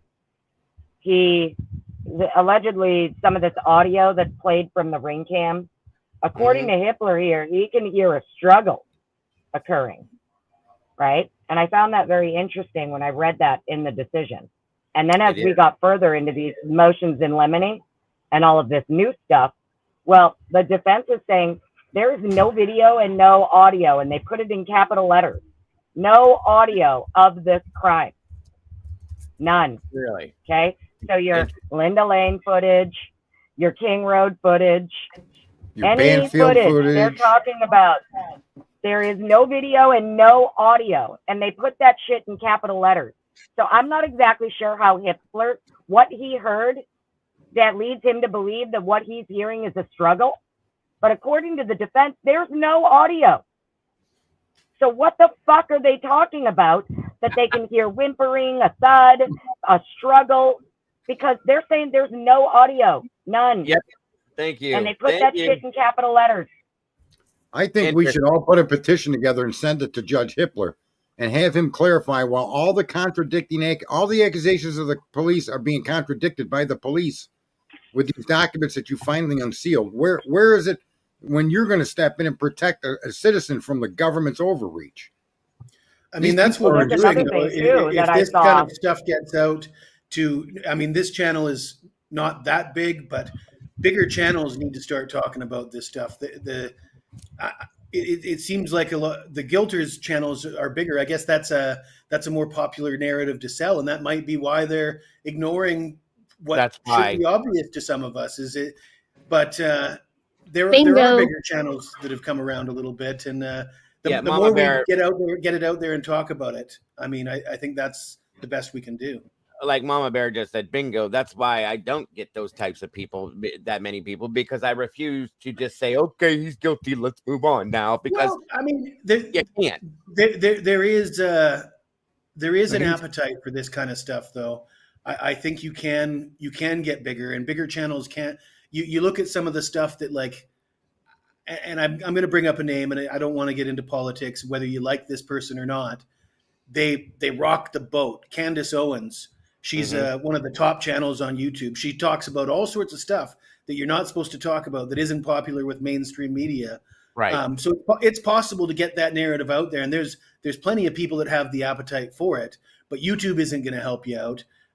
You're only going to get sort of authentic viewership. You're not going to get boosted by YouTube like the Guilters will.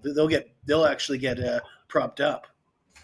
Absolutely. Well, the moment that people like Candace Owens, the moment that they hear that the FBI, the FBI did what? They went into 2 databases that they're barred from, and they pretended someone's DNA was their own so they could get information.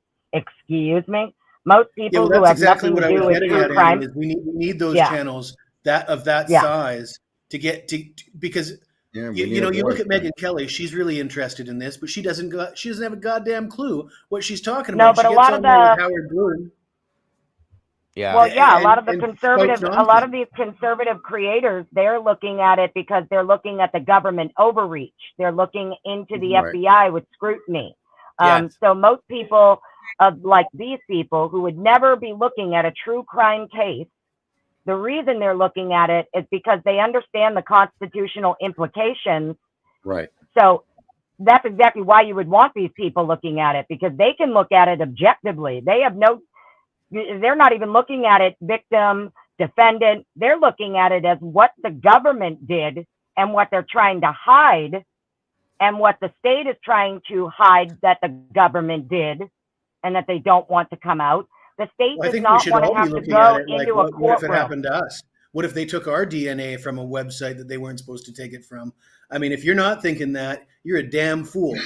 And if you're sitting there telling me, oh, I got nothing to hide, you're a damn fool. You don't even know what you're going to need to hide in the future. Well, the state doesn't want to have to go into a courtroom and try to explain why the FBI violated its own policies and procedures, never mind their oaths, and access databases they're barred from by pretending someone's DNA was their own. Can I say, that's why both sides have agreed they are not going to talk about any of this IGG shit. It's already been stipulated. They don't even know what a judge is, and the judge's sole responsibility is to prevent the government from overreaching the limits the Constitution placed on them. That Constitution is not a list of your rights. That's a list of what they're not allowed to infringe upon. They cannot cross these lines. And in this case, where you bring up them going to the databases, where users are specifically told that their information will not be shared with the police, they have the expectation of privacy no different than when you're sitting in your home. You need a warrant to transgress into this house. You can't just kick in my door and start searching. And in this case, it's a clear overreach for the FBI to have done that, and for Hitler to not protect. I don't care if it's Kohlberger or if it's somebody I don't like Jeff H. Wouldn't matter to me. You overreach, okay? And you need to be held. You need to be reined in. This isn't about personalities. Is the point I'm making? Is that act with those databases are a Fourth Amendment violation. You have an absolute right to your privacy where you can expect it.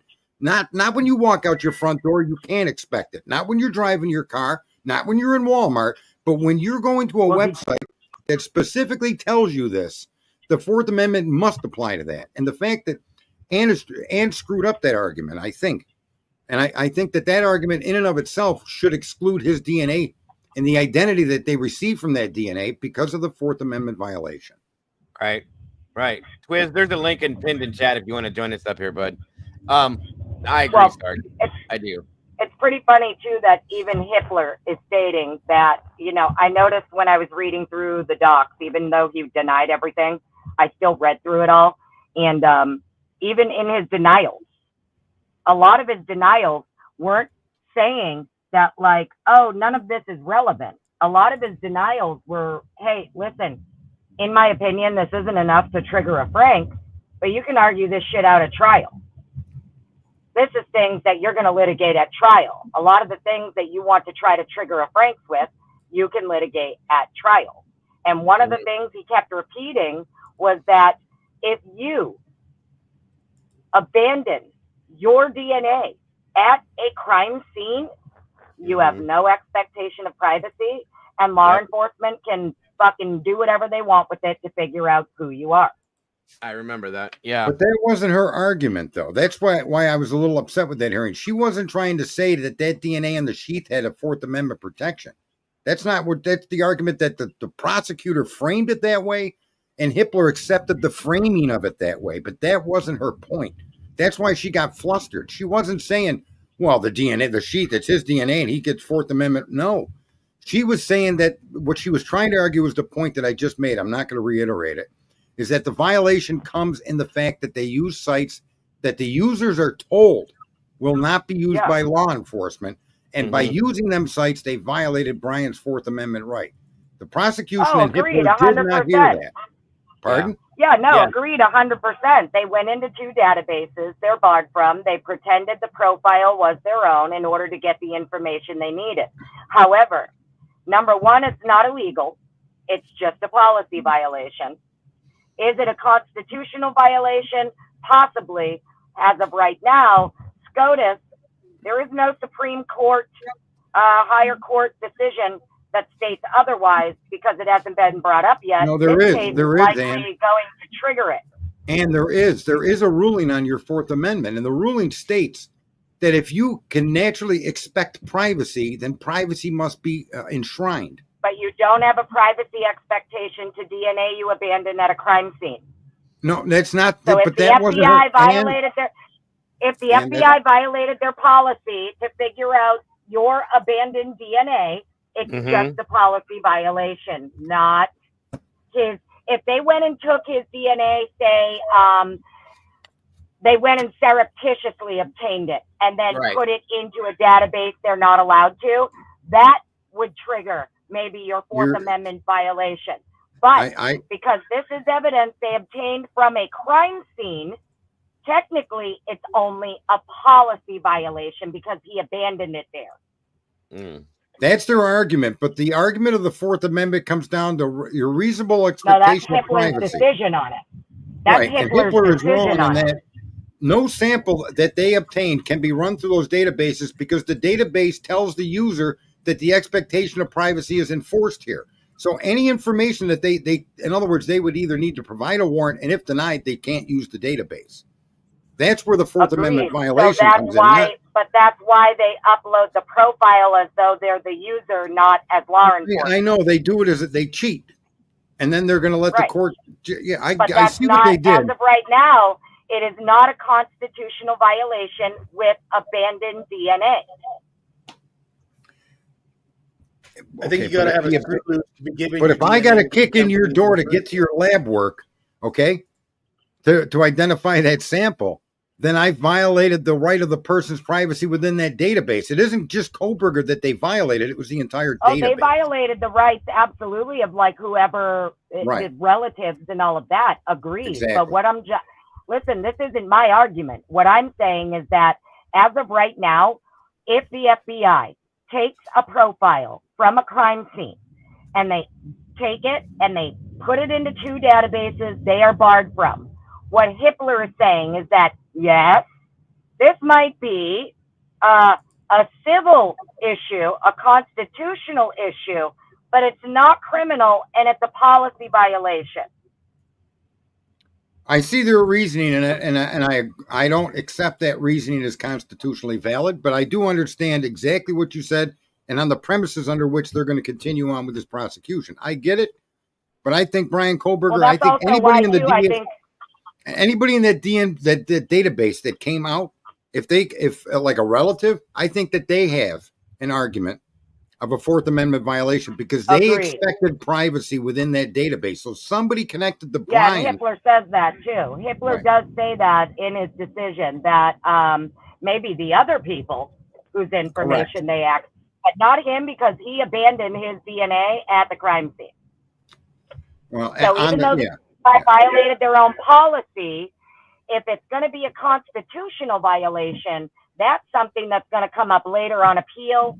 And a higher court may decide that his decision on that was wrong, but he doesn't see it as a constitutional violation. He sees it as a policy violation. I also think because it's transfer DNA, you can make the argument he didn't abandon his DNA. So there's a lot of ways to run this through legal discourse, right? Agreed. Mm-hmm. Yeah. Yeah. So there's many different ways to of, argue that point of Fourth Amendment protection in this case. Right. Yeah. Agreed. Because technically, what they're saying is he abandoned it. His defense is saying, as of right now, based on a lot of the documents that have come out recently, it looks like what they're getting at here is that the alternate perpetrator suspect is the one who transferred Brian's DNA to the sheet, not that he made direct contact with it. Right. And that they plan to have, experts who can testify to secondary transfer, third person transfer. When you're dealing with such a small sample, 0.168 nanograms of what would normally be considered transfer trace DNA, and because it's on a movable object, like if they found his trace DNA, say, under the fingernails, for example, or like on the bed, even, if they were able to like find his trace DNA on one of the victims, like on their skin, something like that, right? We're talking a movable object. And his defense is getting at that, like, the person who transferred his DNA to the sheet is the person who left the sheet at the crime scene, not Brian. Right. So does this case set the precedent, though, that from now on they can access any websites they want and it'll still be admissible in court? It appears no, because it's not admissible. They already determined, both sides have already because they're excluding both it. Both sides have already stipulated they're not using it. So no precedent will be set then. It's only going to bring precedent if after his case goes to trial, depending whether he's convicted, he gets automatic appeal. On the appeal, you could bring it up. It could trigger they may go to the Supreme Court citing a constitutional violation. But as of right now, both parties have stipulated the IGG is not going to be discussed.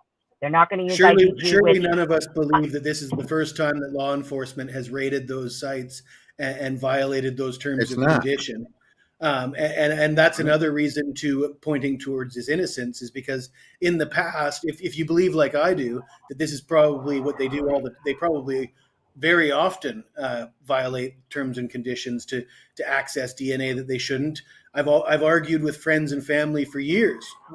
Why? Well, the proof in that, Jesse, is that the police offer it as a tip, and that's why it was sealed and protected. Well, normally they can find additional evidence that's going to support the case, so it'll never come down. We'll never find out, right? So that's the whole reason the FBI has that policy. Yes.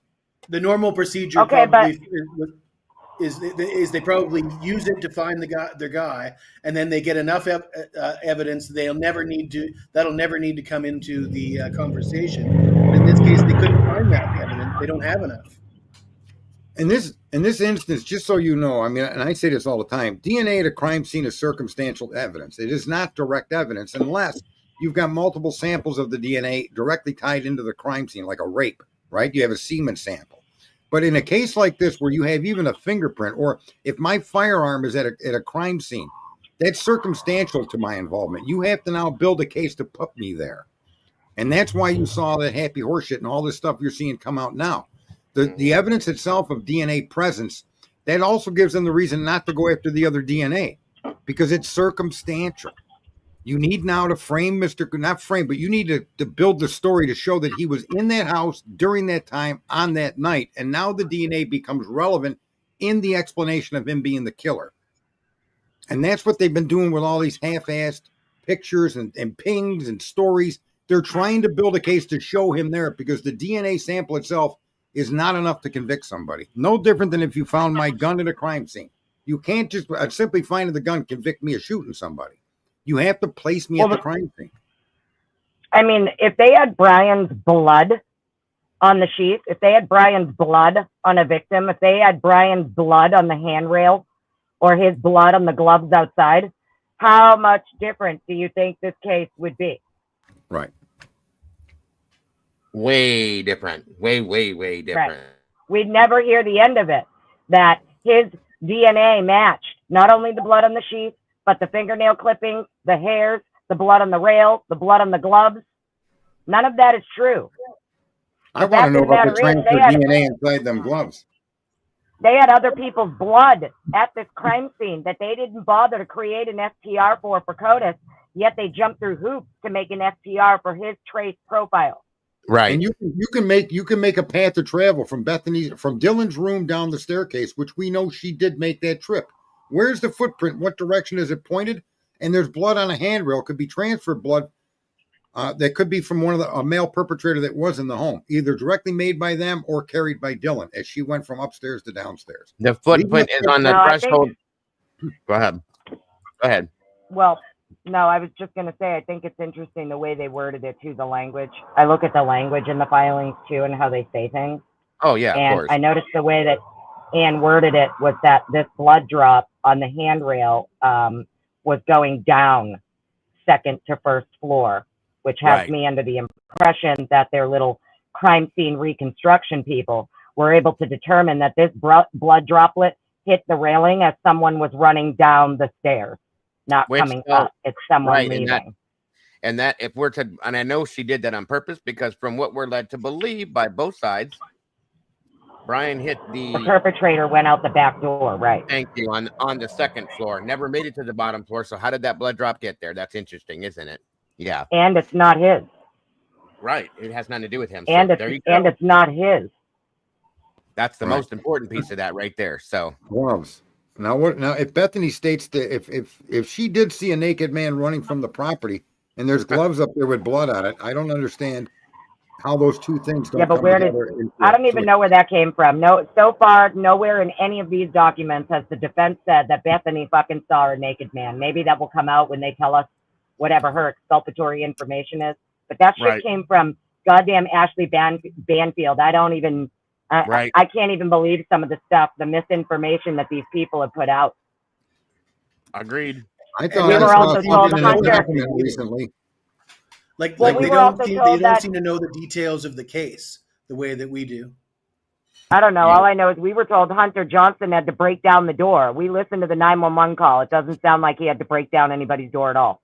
No, that's exactly what we were just about to view when before you came on was the Chronicles. Or well, we were going to look at the Chronicles of Olivia, but also that description from Daniel about Hunter kicking down the door. That whole story, it doesn't jive with what we heard in the 911 call. You're absolutely right. You don't hear anybody kicking a door in. You don't hear any kind of loud bangs, boom, slams, or nothing. Which is why I feel comfortable stating that it's obvious that they knew more than they let on. Well, that's why I try to only go by what I've read in a document. And outside of that, I'll say, so this is just my opinion of what I've seen or what I've read. I'm not out here trying to figure out who committed the crime. You understand? That's not what I'm about. Nope. I'm just a doc nerd. And when I look at something and I see that, I knew first when we heard about the crime, I was like, okay, kind of weird, but whatever, right? Kept an eye on it. It was when the PCA dropped. Mm-hmm. And I read that document that I said, we have a huge problem. There's something very wrong here. And that's when I really got into it. You know that, Dago. Yes, ma'am. You know, I've been on this. Yes, that's when I started looking funny too. And I think the rest of us kind of went, something's not right. Let's take a look at this. And it just went downhill from there. And then when you read we learn that there's multiple affidavits. Mm-hmm. And it clearly looks like they're copying and pasting from each other. And some of it is contradictory. And then some of it, you read it and you know as you're reading it that it reads like, I've always said it, my opinion of the probable cause affidavit, it reads like novella. It's like I'm doing a dramatic reading, of like a Spanish soap opera, where they have the most outlandish story plots. And that's just how, when I read it, it felt to me. My first reading of that probable cause affidavit, I felt like I was reading novella. Yep. Agreed. That's just my opinion. No, I gotta say I agree with you. Let me run this interview real quick. It's been sitting here for a while, and I pull just out want to here say that Annie and I came under the same pretenses and didn't even know it. That's the only reason I paid attention to the case was that PCA. Oh yeah, you Yeah. both had the same feelings about things too, and started questioning around the same time, and both showed up around the same time, honestly too. So, Yeah, and like, and it's funny too because the more that came out, the more I said, "Holy shit! right, This is nothing like what the." It's just my personal opinion. I always kind of had a feeling that eventually we were going to learn. It's absolutely nothing like what we've been told, which is why I've always said it. Nope. There's no way that what they're saying is how it actually went down Well, because, I based my and opinion now we off know being it's not arrested. true. right. I was arrested enough times criminally to know that the accusatory instrument is usually pretty fucking blunt. Okay, and they don't beat around the bush with opinions. It's my opinion that criminals turn their phone off before committing a crime to master location. That isn't evidence to support probable cause. That's your opinion, That's an opinion. and that's why I got attached to this PCA in this case. Hmm. That's what started it. That's for sure. Yeah, Jesse wanted to point something out within this. That's why we're checking this out. I'm gonna speed up just a tinge and see what we get out of this here real quick. Again, thank you everybody for joining us today. I appreciate each and every one of you guys for being here, your input, your output, and every bit of what you're doing here. So thank you. And we want to help in any way we can. And I think telling Kaylee's story is profound, and I think that's really important, given her humanity. Hang on, I forgot I blew this. Yeah, and 1 second, you guys. Good Lord. What am I doing here? All right. I forgot that I blew this screen up so big that now this thing's monstrous too. Here we go. I was wondering why it looked funny. That's better. Okay. Full screen there. Re-add it.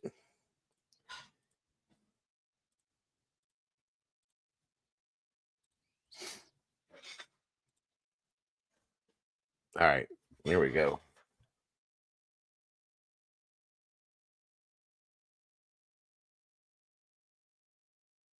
Yeah. It must have been that year that they dressed up in the bunny costume. It was Jack dressed up in that bunny costume when my kids came over. And Kaylee hopped off down the street in the bunny suit. Yeah. She still had her dark hair. Yeah, the years just fly by, and but that's her only family photo. Their daughter, Kaylee Gonzalez, followed me on TikTok and shared my videos with her family, which is why her father, Steve, reached out to me a few weeks ago. This interview is bittersweet and personal. well, thank you for having us. We're very honored, and we're very sorry for your loss, and we want to help in any way we can. And I think telling Kaylee's story is profound, and I think that's really important. Giving her humanity, and humanizing her story. What was Kaylee like as a child? She was very rambunctious. She just was full of energy. She was the middle of 5, so 2 older, 2 younger. Olivia was the oldest, and just was constantly trying to keep up with the elders. Jesse, do you happen to know how far into this that part comes up, roughly? I can't hear you, bud. I think you might be muted. Yeah, no, I haven't actually seen this video. I'm going based on memory. This one I wasn't able to find. Oh, okay. Got you. So, all right. Well, so I don't know, but there was people in chat, so I would ask the chat for a timestamp because I was seeing people coming up in chat saying they watched it on their own and saw when and what they exactly said. When she starts explaining the phone calls coming in. Okay, I got you. All right, guys, we'll just get through it and then no problem. And then be able to boss off the littles. She was the fair police. Nothing got past her.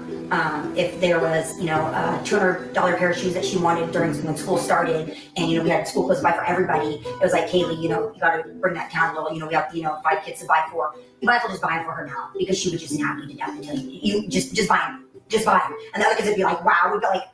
She was a total hustler though. Yeah, she was. Where she would be like, Mom, can I, mop the floors for $5? Mm-hmm. And Mom would be like, yeah, that's a super good deal. And so she kind of got this name about herself growing up where she was a cleaner, right? So Kaylee was the one who was like she was known, where she knew that if she before mom and dad got home or whatever, did the dishes, wiped the counter, swept the floors, and mopped, Dad was gonna give her 20, and she was gonna beat you to do it. And I got to the point where my brother and I didn't even try anymore because we were just like, Kaylee's gonna do it anyway. Because she was just a hustler like that. Because even before, now she was into, obviously her Range Rover, she's really proud of that. Her designer clothes, stuff like that. That was just who she was. But it started with Claire's. I believe this interview was like 3 or 4 months after the fact. So they've had time to kind of. It was prior to the arrest, wasn't it? No. This was after the fact. This was January of 23. So. Okay. With hair accessories, and then it was Bath and Body Works, and she was collecting the scents and the little hand sanitizers. Everything was a competition. Hold on, Eddie said I believe the date. Now this one says January 13th of 23. So I know there was another one that was done, but it's not this one. Everything was a competition. Stephen woke up after playing a video game with her, and she was still playing it. He was like, "I'm in trouble." Yeah, this girl wants it more than me. She wants it more than me. So it seems like she was starting from a very young age. She had 2 older brothers. Bryce was just right there. Her cousin was a girl very close So she with thought her. she could be as fast as them. She could ride the Always bike. wanted to race them. Wanted to ride the motorcycle. We would go out on the lake with the boat. My parents had a boat. We would go out, and my dad would say $5. Whoever is the first in the water for the season, right? And it was cold. It was about 59 degrees by the time we were going out. Kaylee was. It was $5. It was $5. It was $5, and she would do it for $5. She jumps into that water. She instantly pops her head up and is bawling, just bawling. Oh, it was that cold. But she couldn't let the boys beat her. She couldn't let me beat her. No, she couldn't let anyone beat her. She was like, it was definitely the financial motivation as well as her just being like, I'm gonna be number one. Yep. There was this big pole in the lake, and you could kind of climb up it. It was a little rickety, but you could get to the top and you could jump in. I was always too scared to do it. Kaylee was like, she watched Steven do it, the boy. I was like, I'm not doing that. And I was like, Kaylee, don't do it, Kaylee, no. And she was like, I'm not scared, Olivia. You're just being a baby for being scared. And she climbed her ass up that pole, and she jumped off. And it was tall. We have pictures of her. He was ripping. He's like, "Don't look down," because I told the kid, Don't look down, Kaylee. You'll do a face plant. It was tall. Yeah. So it was my idea. My mom she had Autumn, who's the 4th baby, and she was pregnant with Aubrey, was the 5th. So she was upstairs taking a nap. And my dad was still at work, and I was kind of just watching. My little siblings, we were all just hanging out. I had an idea that we had a double garage, and it was an automatic door. And I don't know why, but I got this idea that we should have a competition and see who could hold on to the garage door as it went up the longest, and then you would drop. And so we were doing this. We had a whole setup. At one point, my brother was like, "We need a washcloth. This is cutting my hands." Right? That should have been our notion to stop. Right? I should have known better. But we all got so competitive about it. So by the time my dad, drove up home, And the kids were hanging on the garage. that's been going nonstop for 40 up and minutes. down. Oh my gosh. Just the little garage engine that could. And this garage door, if it had come crashing down, felt about 250 pounds. Oh, yeah. Would have crushed us. Scared me to death. It was the only time ever growing up that dad actually got mad at us. And we were give her any corporal punishment. Tell her you're disappointed. They moved out of their sorority houses a couple years ago, and Maddie moved into that house, and Kaylee had moved into an apartment. And then last June, Kaylee moved into my Yeah, I think it's coming up here soon. I respect and love hearing about all that stuff. I'm just trying to get to the one point we had there. So house. A lot of people, I think, don't realize, but Kaylee was just about to graduate. Kaylee did graduate. She did. She was fully graduated. It She was wasn't done. fake. She was done. She was done. Yeah, it wasn't given posthumously. She earned that. Yeah. She earned it, and that was really frustrating for us. Because Yeah. It's almost like she knew she only had a certain amount of time on this planet, and she was rushing through it as fast as she could. She always did summer school and whatnot, so she just told me, a few weeks before that she was going to be graduating in December, and she was like, I don't really want, but I just might just get my degree. And I'm like, well, that's not, because But I was proud of her to be like, I don't need the attention. And then I've earned it, and I've earned it fast, and I'm ready to just move on with my life. And I was like, that's how we look at life. It's not about the celebration; it's about just moving on to the next step. And gosh, it would have been just an amazing citizen for our country. The person that would show everyone like you can come from anything and do anything and just work hard and be a success. And that's such a good positive message, and we lost that, and that's really hard for us. Yeah, and she just bought that Range Rover, and you guys must have been so proud. 2 days before. I wanted her to buy something for her life. Yeah, I wanted As a dad, I was like, no. She was looking at a few cars, and I said, get the Mercedes, get the Subaru. I said, but do not get that Range Rover, Kaylee. And she goes, I know, Olivia, but the name. And I said, it's going to be nothing but problems for you. I tried to talk her out of it, and then It's always been a family. she got. She's just gonna. I never worried about Kaylee. No. She called us frequently. We called her. It was a private driver that they had actually used before, so they, We might have with gone love in past her it. heart too, to be like, help me be better, because she knew that's what we all wanted. And you guys touched on something. I think we touched on it earlier at lunch. Going back to the night of the 12th, November 12th, and I think you hit, and I can even state of that perspective, that they did everything right. Yeah. And we discussed that. The buddy The system. Explain all the things that they did. Yeah, they Ubered out together. They only went to known locations that they had been before. Private driver. They had a private driver. I apologize. It was a private driver that they had actually used before, so they knew him. They had a relationship with this We knew him individual. as a family member, and he really helped us. Yeah. He turned us on to food truck stuff. Yeah. He's a great person. Good people. And then we only went to known locations with known people, traveled only together on well-lit, known streets to get food before taking a private ride from the same individual who would pick them up home.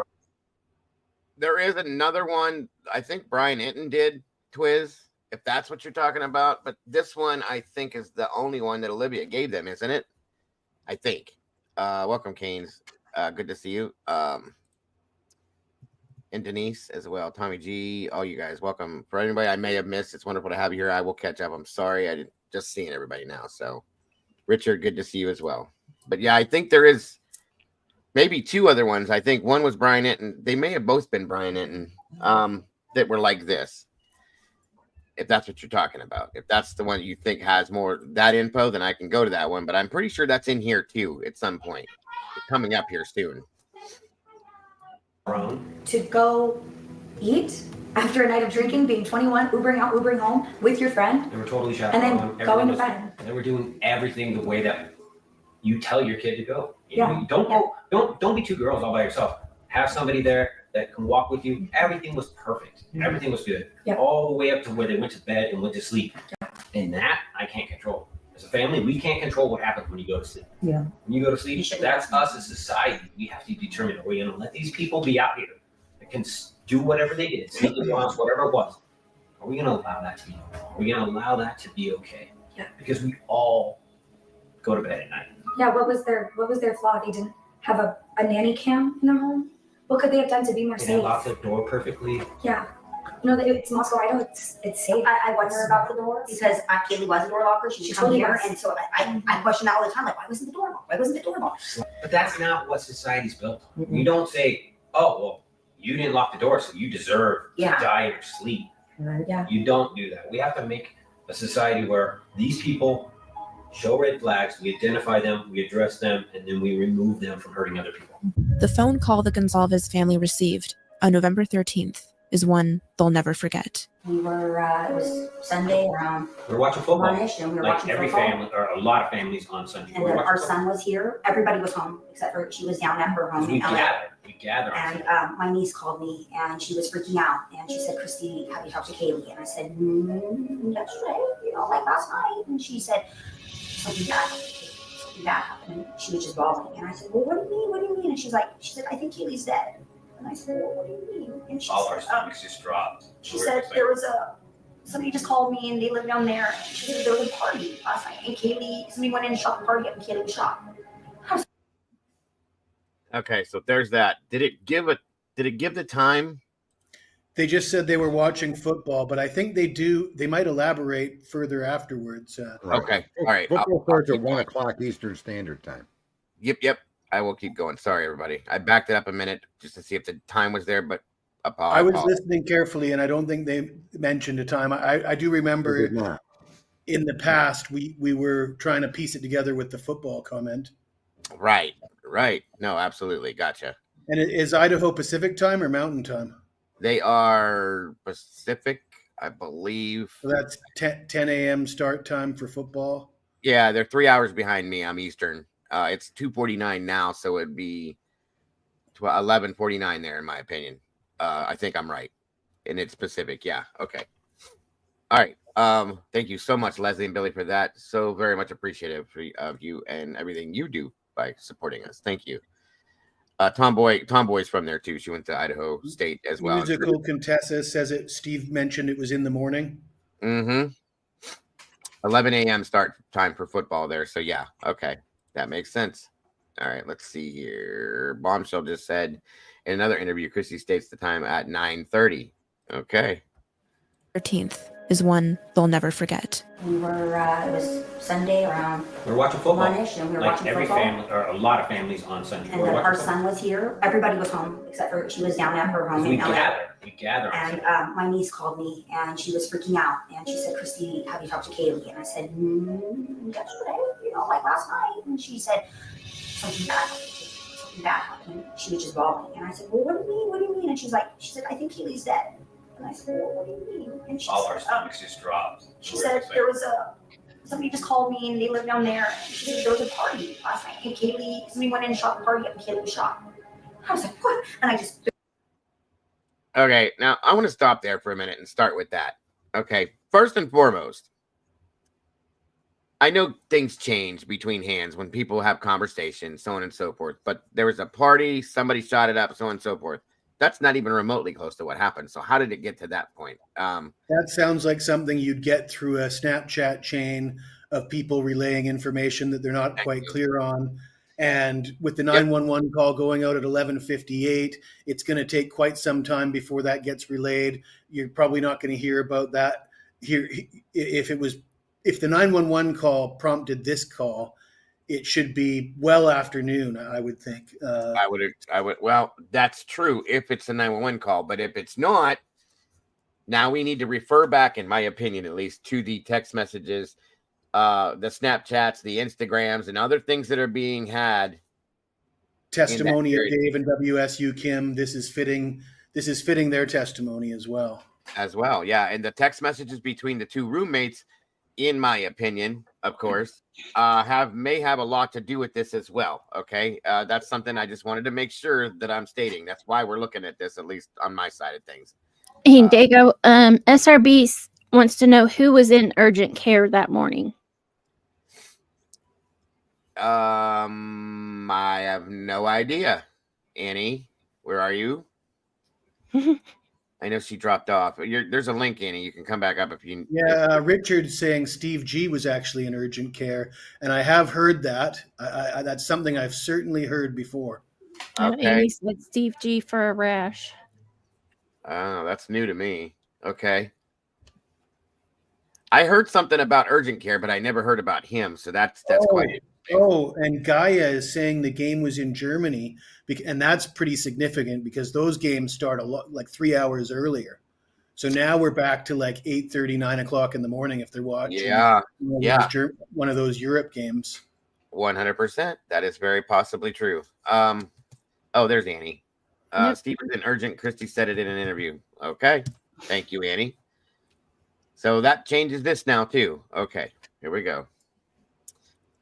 Threw my phone. I threw my phone. I started screaming. I started telling everybody to call Olivia and to get all her roommates on the phone.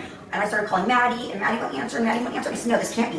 Because Maddie would have called me. If Kaylee was shot last night at a party, Maddie or Jack would have called me. Like, no. And I called Kaylee, and I went straight to voicemail. I was calling Maddie. I was calling Jack. It was ringing. I turned on the TV, and I saw it was like 11:22 King Road. His car was in the driveway. Maddie's car was in the driveway. But it was saying an unconscious person. And we're saying, okay, maybe this isn't like. Well, hold up for a minute. On the Yes, sir. He said she was calling Maddie. Yeah. Yes. Okay. And there's no record of any of them. We don't have any record of Maddie's phone to know what time. That will confirm when they found out. All right. Yeah. No, there's no records of that at all. At least not yet. Whether that comes out in the trial, I don't know, but I'm sure they have it. Law enforcement does. Let's see. Rash on his face from shingles disease. Can't remember what she called. Oh, yeah. Okay, I got you. The police, Steven, our son, started calling the hospital, and he started calling the PD and saying, my name is Gonzalez, and we heard that my daughter Kaylee Gonzalez was killed in an accident, and they said, oh, we can't give you any more information, we'll call you back. Well, we just, next thing you know, some more phones were started ringing. Our daughters that came running down, 16 and 17 years old, came and said, Mom, somebody just called me, said that Kaylee's dead. And we're like, what? Like, who was it? She's like, I don't know. It's somebody that they're there and Kaylee's dead. And we were like, oh my God, like this can't be, and it's just very, very, very These dramatic. protocols have to be updated. Yeah. These protocols of somebody showing up at your door 10 hours later is ridiculous. Because we had hours of panic before sheriff It was department. terrible. It was about 4:30. So you guys, So she's saying it was about 4:30 that law enforcement showed up to tell them what happened. 4:30. But didn't he say about 10 hours? What was the comment of 10 hours? What does he say? I think he was over exaggerating the fact that it took them so long to get there is all I was thinking that meant. That's so all. you can't, I'm just thinking if we can extrapolate their original call. Right. That's pretty much it right there. they never called you. You guys found this out from family members that were in the area, and you guys didn't get notified. You actually reached out to them, and you guys still didn't get notified. He wanted to call him twice. And I get it. Their protocols are all about, like, maybe they'll commit suicide or something, but they have to be updated because social media. I just realized who was asking them the questions, and I about threw up on myself. Sorry. They're so fast, so quick. That's why we are using social media. I'm not using the most common channels. We called Karen, and we asked Karen if she had heard anything, and she goes, "Yes, I was told that I need to get down there, but there was an accident." Was good. We thought maybe Maddie was the unconscious person, and we had already been told by several people, like 100% Katie was dead, and we were like, 100, she's in their ball. They're like, Maddie was just unconscious. And then we're like, but Karen got a call saying to come down there. We haven't got a call. That was a good sign. So we're like, oh. And I kept giving them hope. I kept saying, if it happened last night, you guys would know by now. I kept giving them hope. I said, they just released an article that the roommates are being questioned right now. They probably took their phones, Mom. Like, I just kept giving them hope because I live in Los Angeles. It wasn't here. And that's all I could do. But like, it's just this feeling in your gut that like, I knew as soon as my niece, as soon as Sabrina called, I knew that it was real. Yeah. And she was freaking out. And then cops showed up around 4:30. Yeah, the sheriff came around 4:30, and then he told us that there were 4 victims, and we said, "Is one of them Maddie and Logan?" And he said, "Told us yes." And we realized that it was Kaylee and Maddie. We still knew she was going down there. I couldn't tell. Yeah, Karen was still on her way, and she still tried to fight. And then she got down there, and she got there about 20 minutes after we got the news. And another person who was broken by the news of Kaylee's passing is her ex-boyfriend, Jack Decor. Not only has his life been picked apart, he's been scrutinized by social media. In your heart, he had nothing to do with this. More than, even just logically. I think that a lot of people assume we're blinded by this individual, but contrary to that, we're very capable of removing our emotions for Jack, which is absolute love, and just looking at the situation logically, looking at this individual in front of us, looking at a pattern of behaviors of him that we've seen throughout 5-6 years. So emotionally, in our hearts and in our heads and in every sense of the word, it's Basics. not. We did a job thorough vetting him. I asked him to, did he have any scratches? Did he have any bruises? He came here immediately after it happened. We can prove that he had none. No, I checked his shoes. Yeah. I checked his car. I checked his hands. I checked his neck. Yeah. He came over in shorts. Yeah. Within hours. And he was happy for Kaylee. Yeah. Whether they were, I think they were close to getting back together. Maybe they weren't. Maybe they were. Whether she was moving without him or not, he had nothing but love. We went and investigated Adam. What did you tell him? Mm-hmm. We went through that whole thing. Adam is about her trying to get back with Jack. Day Because they're one. roommates. Day one of this all happening, Jack was right there in the trenches with me, reaching out to people Kaylee had called. Who is this? The first 3 nights are on our couch after he came. He could not leave us. That's why the FBI agent said, Steve, slow down. Mm-hmm. We realize you guys are ahead of us. We realize that you guys have this chain of thought, and you're going where we're going, but we're an organization, and we have to check it a little bit slower than you. And you're just breaking through it, and you're ready to tell everyone. He's like, slow down. And I know it sounds weird that we asked him to show us his arms and stuff if we trusted him so much, but I think that people, I think people would look at you negatively if that wasn't the reaction. And I looked him in his eyes, and he was crying, and I was crying. I said, I'm so sorry. We hate doing this too, but we have to. But it broke his heart. Yeah. And he was just like, nobody's sticking up for me. Lifted up and his we shirt. were sticking up for him. And I said, okay. We're not I'm so blindly sorry. stupid parents. Yeah. But I'm sorry when your child meets her demise. And it did not make me feel good either. But I was just like. But when people are like, how do you stick up for him blindly? We're not blind. No.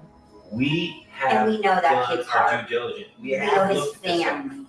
He's been around my babies when my babies were born. He would watch them for me so that I could go to the grocery store by myself. Right. He had nothing but love for Keely and Maddie. The thing that got me is I love that woman. I've been married 27 years, but I've lost my cool. I've said things I shouldn't say. My daughter broke up with him, and within a week and a half, maybe 2 weeks, she had an interaction with a date. She said, "Call me a bitch," and she was like, I've been with one boy, my boy. And I said, he's never called you. And she's like, never, Mom. And I said, really? And she goes, never. And he said, if you could go make me a quesadilla. And she said, what did you say? And she said, I'm leaving. And she goes, and I left. And I went home like, oh, Jack. She's like, I might not ever find another Jack. And I'm like, you might not. And I said, honestly. We would always tell her that, yeah. Because she's like, she knows I'm a flawed guy, but we're still married 27 years, had 5 kids with a happy life. She's like, your dad's definitely called me some names. I think it happens in any relationship. But But it's always the people that drive you up the wall are the ones you love the most. Yeah, right. Yeah, no, she said, and I was just like, she's like, never. Yeah. Never. And I was we're supposed to believe he just takes out 4 on his way to. It just seems like overwhelmed custody of the dog. Like there's just Kaylee was leaving. He was looking for every excuse for. That's something to keep in mind, you guys, too. I know I've said this before, but just don't forget it. Was it a day? I don't remember Twiz exactly, but 24 or 48 hours after this happened, Brian went to the doctor's and had a doctor's appointment. And got a haircut. Nobody noticed any bruises, scratches, anything. Did he trim his eyebrows? What's that, bud? What'd you say, Sarge? Did he trim his eyebrows at the hairdressers? No, but he probably should have. But again, these guys. It's really so hard to say that somebody that commits a quadruple homicide goes to the day after to a doctor's appointment, goes to the grocery store, goes to goes to work. I mean, without fail, like nothing happened. I can't, and it gets a haircut, for God's sakes. I don't, that makes no sense to me, but okay. 100? What do we mean, Tina? What are you saying, hun? 100 what? Hopefully it's 100 to your PayPal. Yeah, that would be nice, but and very much appreciated, but I don't think that's what you meant. I'll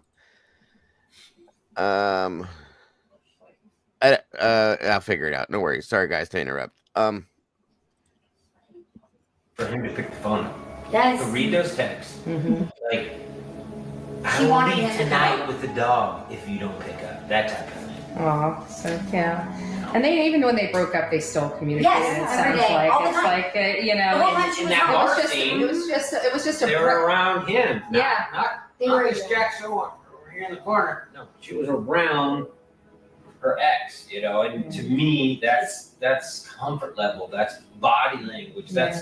This is the person that I'm comfortable. We talked to him about the conversation that night. We talked to the other guy about the conversation that went on that night, and they both, you know, they were just like, hey, what's been up? How you been doing? You know, what's been going on? And she was trying to talk him into going to another bar down the street or something like that. And he's like, I worked all day. I'm tired. I'm going home. And he left and went home. And, you know, we think things could have been different. We question you know? the time in that video. A We're not sure if timestamp. it's accurate. So people might look at that and take it to, based off of the records that we have, there could definitely be some questions on the timing of that. Right. For sure. But I will just say, I can't verify the timestamp there, but I know for a fact that after they left the corner club, they walked to the grub truck. It's about an 8-minute walk, so we need to factor that in. And then they ordered food. They were at the grub truck for about 10 minutes, and they didn't leave the grub truck until the Uber driver had arrived at 1:49. And those So cameras if you would work suggest- backwards, that timestamp doesn't match up. I would So suggest. I don't know. I'm not going to say it's completely false or anything or how false it is. I don't know. But I'm saying from the timeline that I know for a fact, working it backwards doesn't match that timestamp. Gotcha. And it had just been daylight savings, so maybe they hadn't updated their cameras or something. We are not going to go to bed and wait for other people to resolve a family problem. This is a family problem. And this isn't both those girls are our girls, and we are not. I'm not handing over. I thought about it. I thought, like, here, just take care of my family and make sure that you find the right guy. And I eventually got to a point and said, you know what? My family, we're all G's. We call ourselves G's because nobody can pronounce our name. We are not going to sit here and let somebody else do a job that we can't add value to. And you guys have added value. I mean, Yes. you, Olivia, found the Twitch video that actually solidified the timeline. We watched the Ring video that showed them pulling up, and we're like, that's them. It's 1:56. That's what time they got home. And there's the car leaving, and yeah. Nah, Jessica, I don't think I saw that. Did anyone notice in the truck videos, Dylan is beyond messed up, like barely able to walk? That's Maddie. That's beyond messed up. Yeah, that was Maddie. She was pretty messed up. She had a lot to drink, I think, that night. If that's what you're talking about. When you're walking to the grub truck, yeah, that was Maddie and Kaylee that were there. Dylan was not there that night at the grub truck that I saw in that video, and I went over that video for months. I do not believe that she was there, nor did I see her anywhere near there. So, Ring video. I don't know about that, Joanne. I'll look back into that stuff though, Jessica, just to check.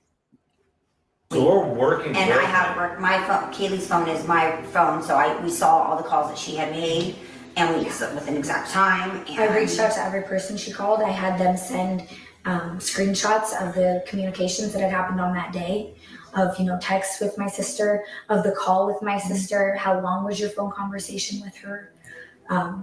Just to do whatever I could in those first few hours, because unfortunately, by the time we even found out, they've been gone for more than 12 hours. What America needs to know is you can be a victim all the way up to the point where you just hand it all off, or you can say, you know what? We have a moment in time to make an impact, do our due diligence, listen to what people are saying, write down deep notes, and you can be a part of solving it and work on it. Anyone who thinks that one officer or one department can do this alone for people, they're crazy. Yeah. This takes the whole community. This takes all of us to solve. We can't put this on one man, one officer, one police person, one deputy, one sheriff. We have to all come together and say, you know what, this is on us. Are we gonna let these people exist and go undetected? Or are we all gonna come together and say, this is enough? We are gonna stomp this guy out of our community. And I'm telling you right now, we're coming for you. You're going to get stomped out. Yeah, I feel like America is behind us on this one. I mean, it started with, the community, and then Idaho, and then United States. And I mean, it is just insane. I mean, I have people from Amsterdam. Yeah, I was going to say it's worldwide now because I've got people that are in my chats from all over. Finland, little countries in Asia, and Africa. It's the only role that we can play is to keep this hot. Then that's what we'll do. Jessica, I'll need another correction from your supers loose. But didn't one of them in the call say something about a creeper? That's WSU Kim that keeps on calling him a creeper. That was Kim that talked about somebody that was outside the house that was seen that they were calling a creeper. Yes.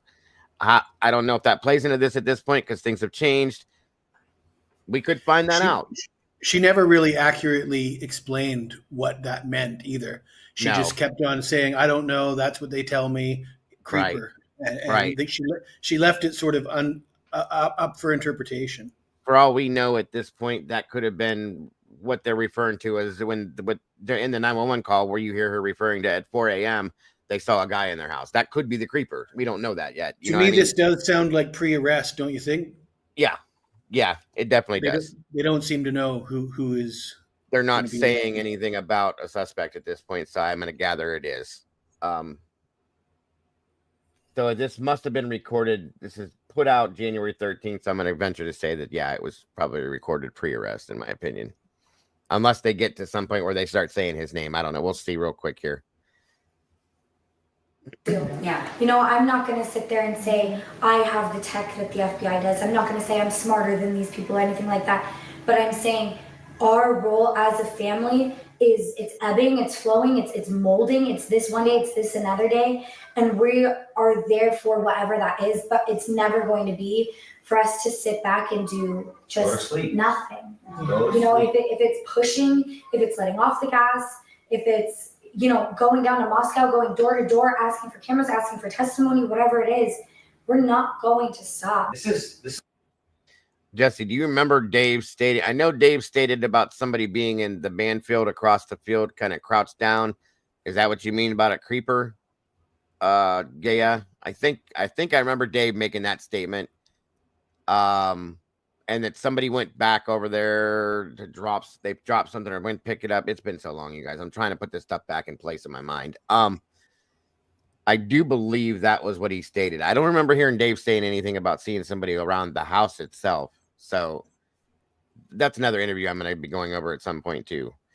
I'm probably going to have to break this down shortly and come back this afternoon and finish this up because there's so much more I have to talk about. Not right now, just saying that may come down to it here shortly within the next hour or so. But I'm just saying, because I want to look at that interview with him too. Jesse, what's the name of your channel again, my friend? Just Jesse Shule Picks, I believe it's called. I work for a larger company, so I'm not really actively posting anything on YouTube at the moment. Gotcha. Okay. But if you type in my name, you'll see all sorts of videos for other companies. Okay, there you go, Sarge. Gotcha. Thank you, Jesse. Appreciate it. Leslie, wait a minute. Hold on. Do you remember the photo that came out where there's a guy with a mask on knocking on people's doors? I don't right now, Leslie, but like I said, there's so much that I have inside there I have to bring back to the surface. So it's okay. I think Sarge was just curious about it because he wants to see what you're talking about, what you do, Jesse. That's all. Yeah, if anybody wants to search my name, they'll see it. Yeah, absolutely. No worries. Not gonna let this become normal. We're not gonna let this become normal. No, you don't go to sleep at night and somebody sneaks in your house. You don't go to sleep at night not knowing at the end of the day you did absolutely everything you could have that day. To just your own. Okay? I want. She'll help us. Kaylee. Maybe she can help resolve Kaylee's story. They were already working together for other people's stories, but maybe this can help resolve her own story, which is just terrible that this happened to her. But that was the daughter I had. She wanted to help other families find this justice. So if I could find somebody else who already she wanted to work with, then that's the person I want to help solve this case. She always tried to get me to. Like, I'm not a podcast person. I don't talk. I don't listen to. And she'd always tell me, and I'm like, yeah. I just turn on the radio, AM station all the way over. And then the crazy part about I think all of it for us too is that we never talked to Kaylee about like how would you have your funeral? No. So a lot of these decisions we're making in the dark. So when we can find those personal connections, it feels like a natural path to go down because it helps with the process of healing. And that's another thing I want to say is I really admire your family for being in the spotlight and not being like afraid and not just kind of walking away. And you guys are awesome. Like I don't even know how to describe. We are afraid. We are worried. People tear us apart. We are definitely worried, and they do tear us apart. But it's not. It doesn't matter. That's not as important as our daughter's justice. Our daughter's justice is so much. Like, I might not be employable for 100 years. I might have blackballed myself as well. Exactly. It doesn't matter, because there's just so much. Have to have justice. It's so much bigger than us now, and we would give everything for it every day, everything every day for the rest of our lives for it. Because Kaylee would do it for us. Maddie would do it for us. All of our children would do it for us. But to know what she went through, and to think that I can just pretend like I've done enough. Yeah. She went through absolutely a nightmare in our head. Terrible. Pure terror. So then we have to tell ourselves if we do that kind of effort. And I think that's the new way to figure out how to get through this, because we're finding out there's a lot of cases that are cold. Yeah. There's a lot of cases that are cold. People think just shut up and listen. Guess what? There's those parents are calling me right now and saying, don't be quiet. Yeah. Don't make the same mistake I made. Don't let it die. You need to be vocal. You need to be uncomfortable. You need to take heat. You need to take risk. You might not be employable, but you might get, you could get justice with that. And that's what we're willing to do. And those are other victims' parents that have reached out to you. Telling Yes, some of their other stories. victims literally saying, I follow the rules. I did everything to a T. Multiple times these parents have came out and said, my case went cold. So I'm thinking, if it goes cold, I'm going to say I gave it my all. I did everything I could. And we're not trying to say we're not going to follow the rules. We're just saying you need new rules, because obviously the ones that you're using aren't working in every case. So we're going to do what's right by Family us. told us our baby was dead. Yeah. 6 hours later, they tell us those rules aren't working. Yeah. Media goes so fast. So yeah, we're gonna play with some a little bit more. I mean, I What you normally wear to bed.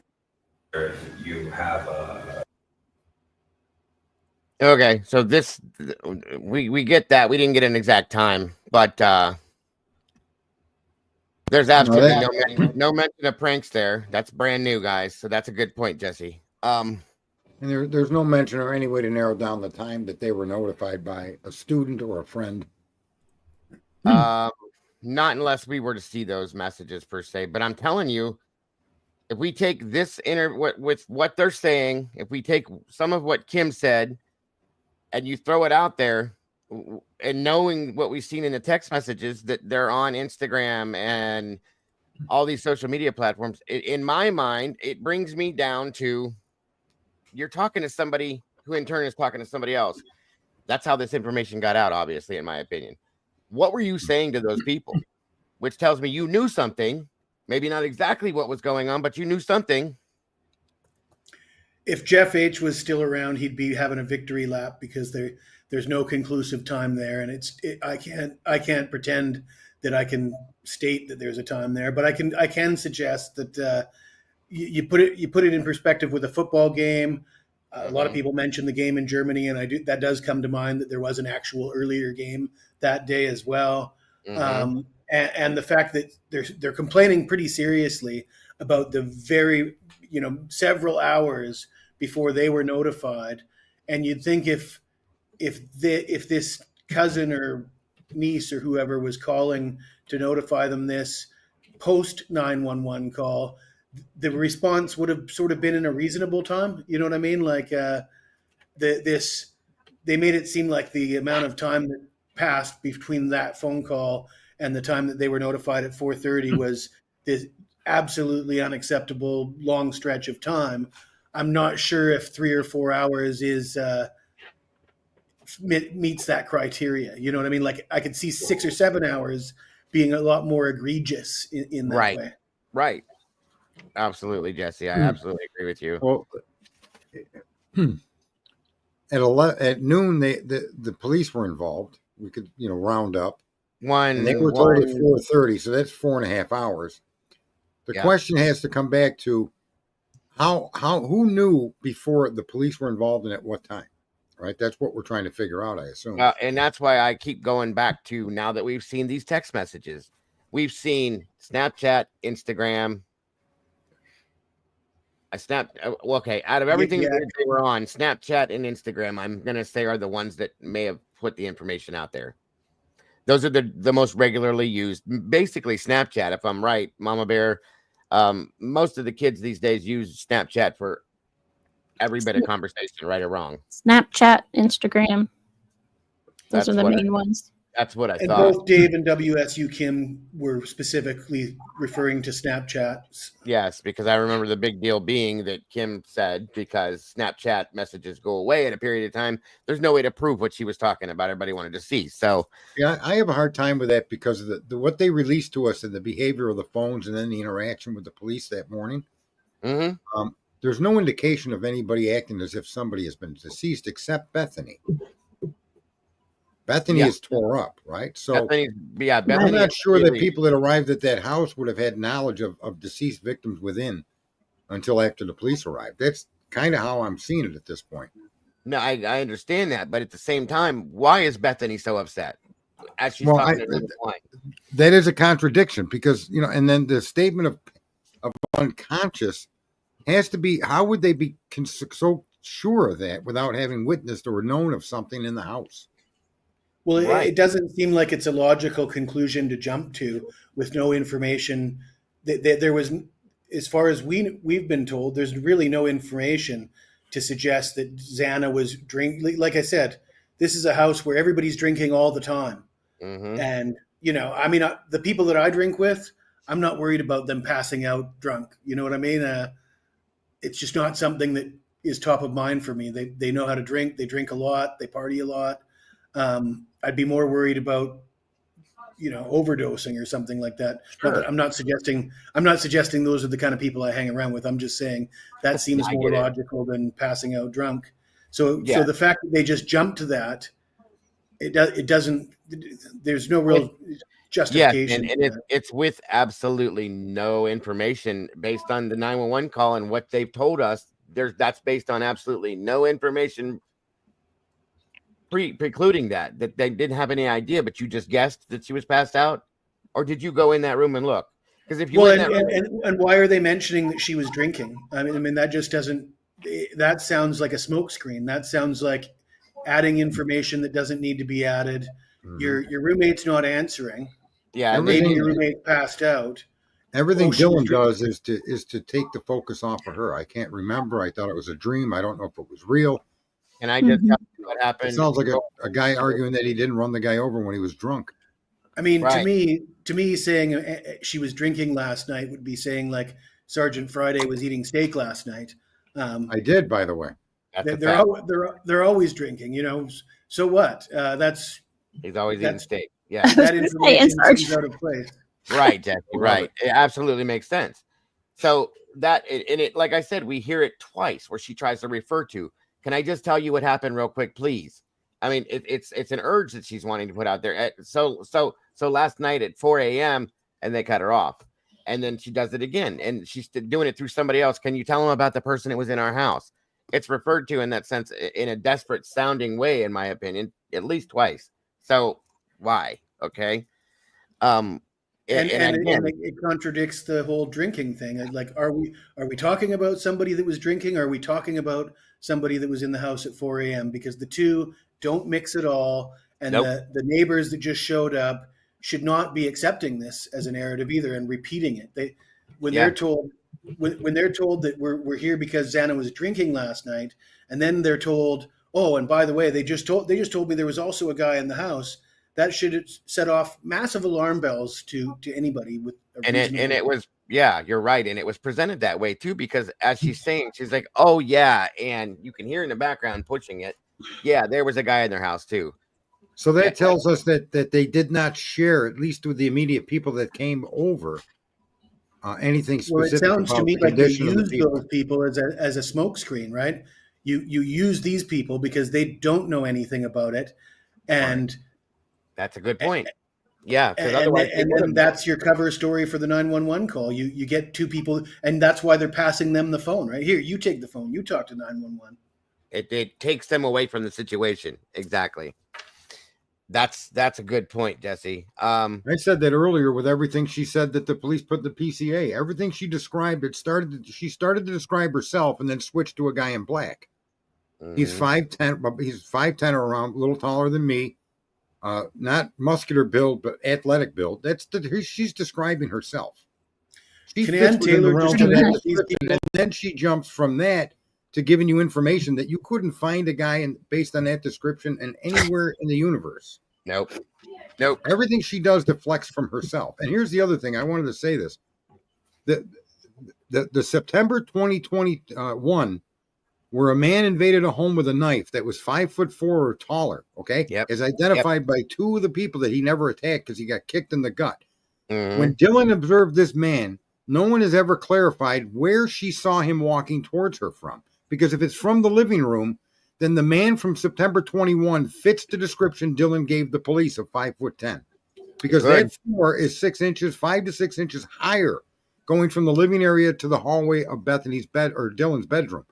So where she makes this identification is crucial, and there's been no clarification of that at all. But it took them 2 years to tell us there was a similar crime with a man and a knife with 2 college girls a year before this thing where they're blaming Koberger for it. Right. So this isn't in other words, are these 2 crimes connected? It seems to me that there is a high probability that what she saw the man walking towards her, he was walking from the living room towards her while she peeked out of the bedroom, making her height ID 5 or 6 inches wrong. That's true. Yeah, that would be true. I do have to agree. So many unanswered questions, and these people don't want to give us the answers. They just want to give us the information so you can get all the guilters happy. Agreed. Definitely. And that's what they're doing. It doesn't matter what we say, what we argue, the way we turn it to based on what's true, looking at the factual basis side of it, there's always somebody that's turning it around again. Welcome, Jet Set Jay. Good to see you. Right, and let's clarify that he was already crossing the hallway when they looked at each other, or he was still eliminate that potential question. Hold on, Sarge. No, Jet. None of the victims are being thrown under the bus, and I think most people in here have more than enough common sense. So I appreciate you stopping by. Have a good day. Unbelievable. We're not throwing anybody under the bus, but these pieces of information should have been vetted and released to the public without any ceiling. None of it is crucial enough other than it puts the police under scrutiny. That's all this is doing. It's not arguing the innocence or guilt of any individual, but this data should never have been held for 2.5 years. No, Steve even said that. You can't say that we're shaming victims when we were given a PCA by Bill Thompson and told us that this is all we need to know. And the PCA says one thing, and then 2.5 years later, they released a text message thread that blows that all and proves that was misleading at best, if not outright lies.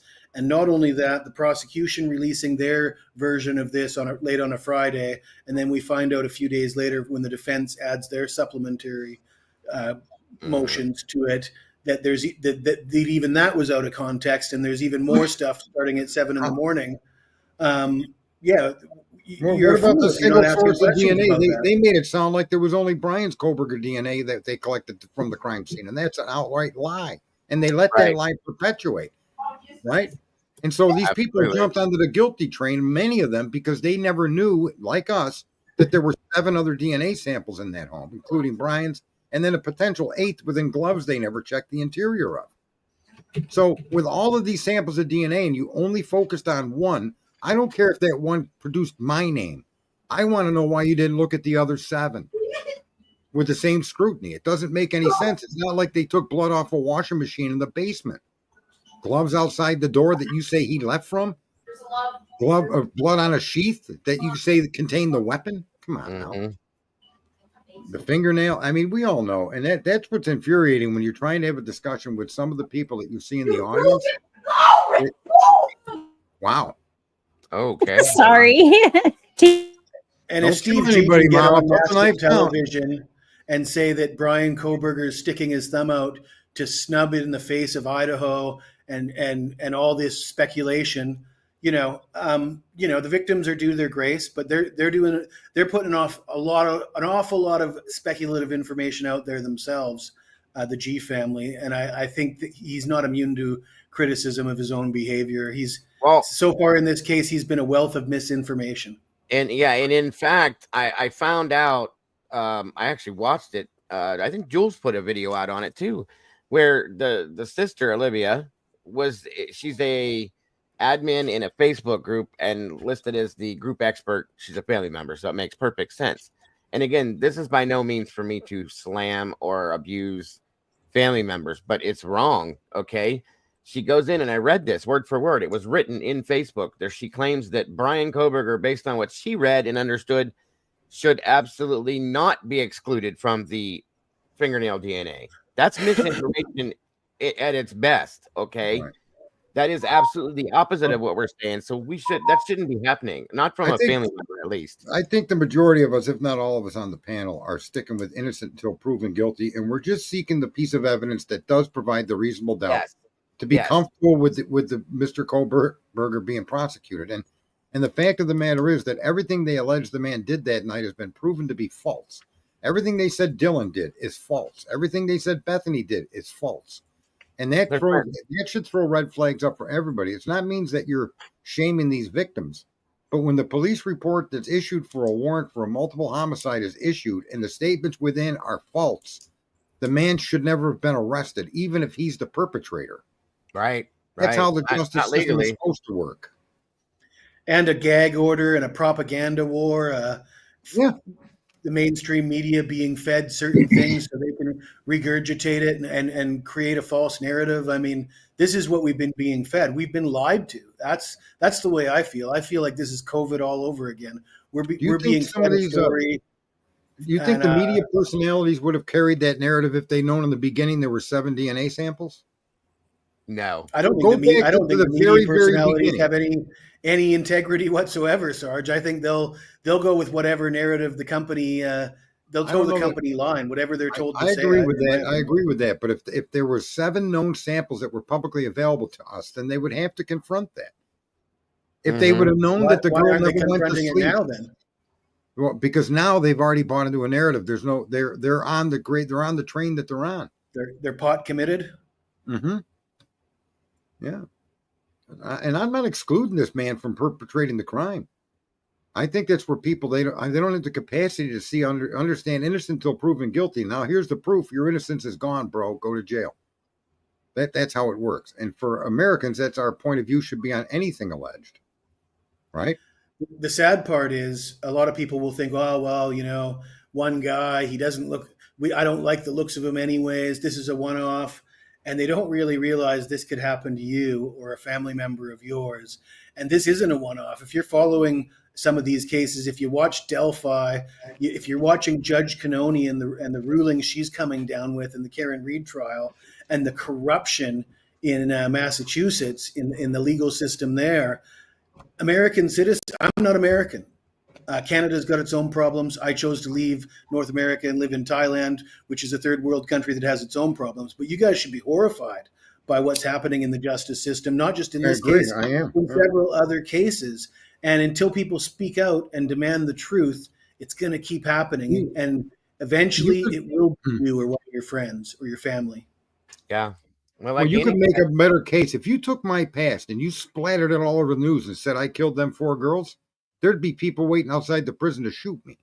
Amen. My past doesn't have anything violent or rape or anything with kids but I committed enough crimes in my past where if that were displayed to the public under the guise that I was a suspect in a multiple homicide, I'd be convicted immediately by the majority of the people that listen to that news broadcast.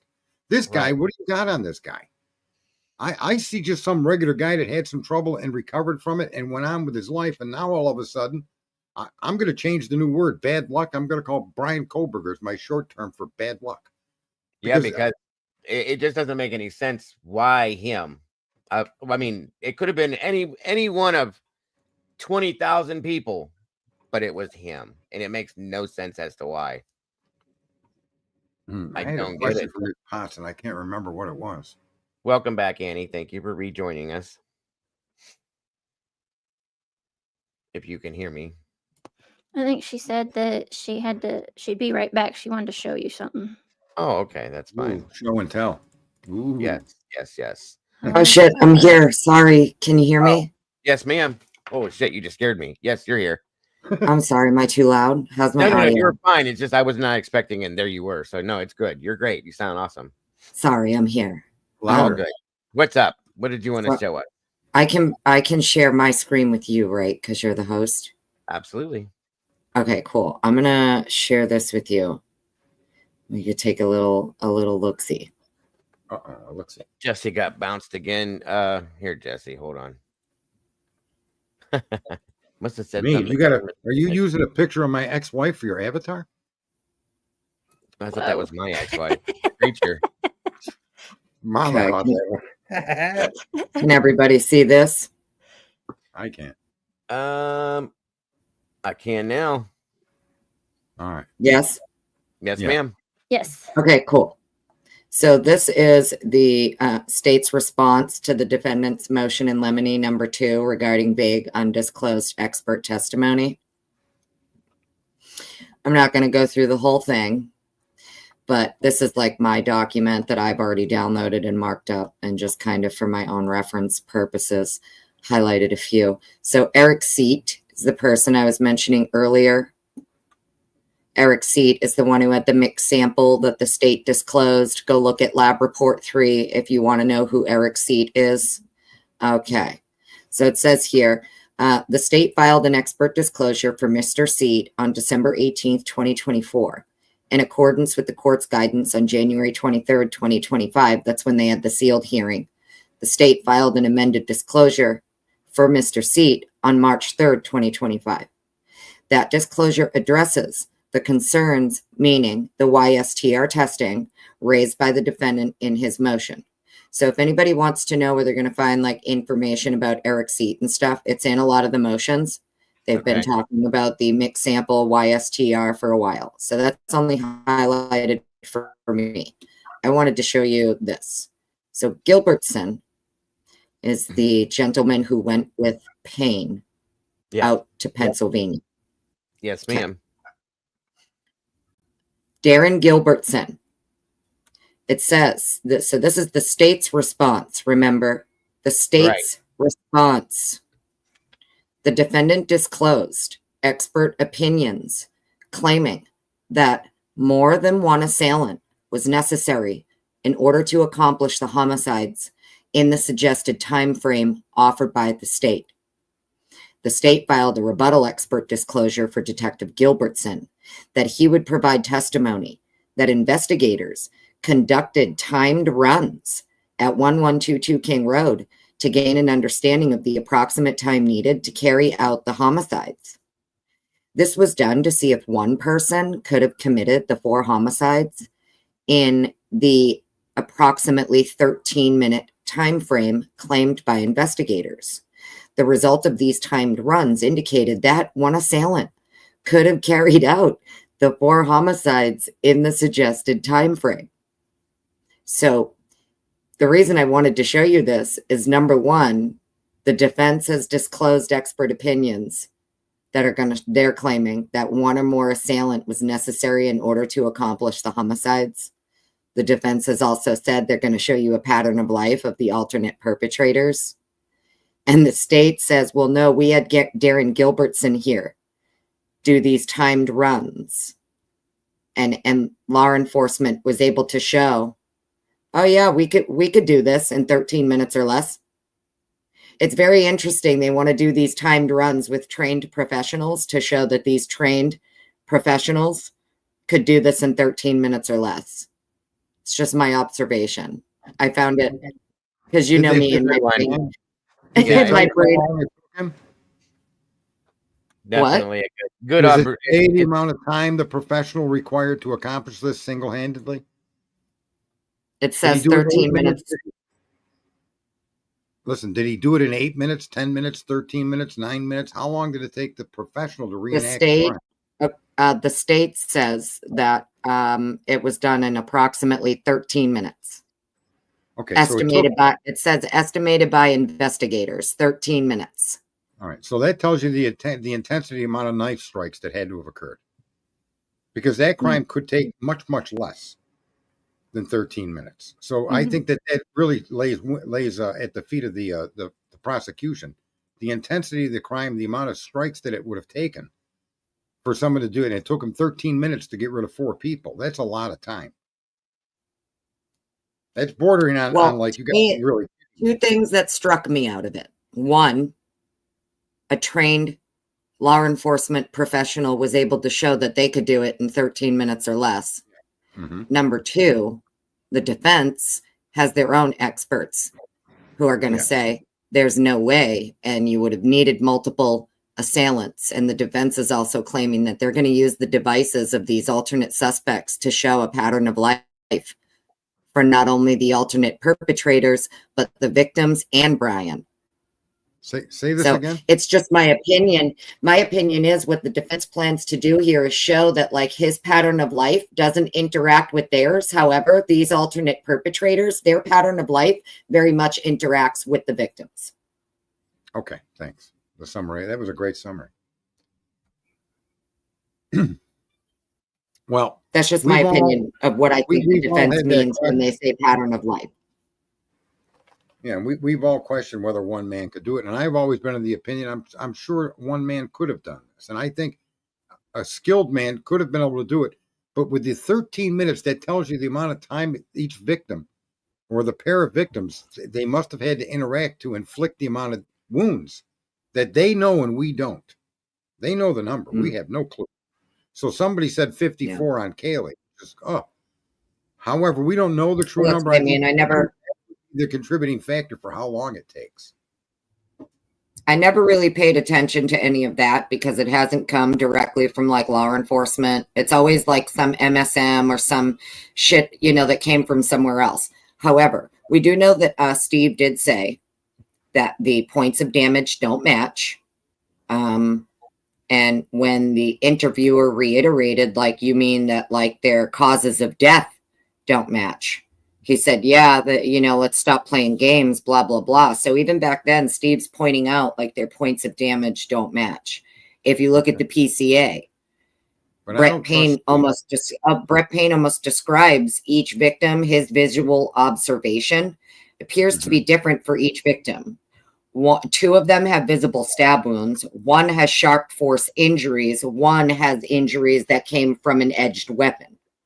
So it's almost like even Brett Payne is observing different injury patterns. So that just makes me question, are the medical examiners for the defense and the medical examiners for the state, are we going to have a thing here where like different times at different stages of lividity, rigor, things like that? All of those things are going to come into play as to, times of death for each thing. And the defense has stated in many of these documents that the timeline is very much at issue for the defense. They're going to argue the time of the crime is not correct.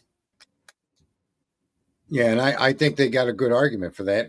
She's pointed out and gone so far as to show the dog didn't start barking until 4:19 or 4:20 a.m. and it continued on for 25 minutes.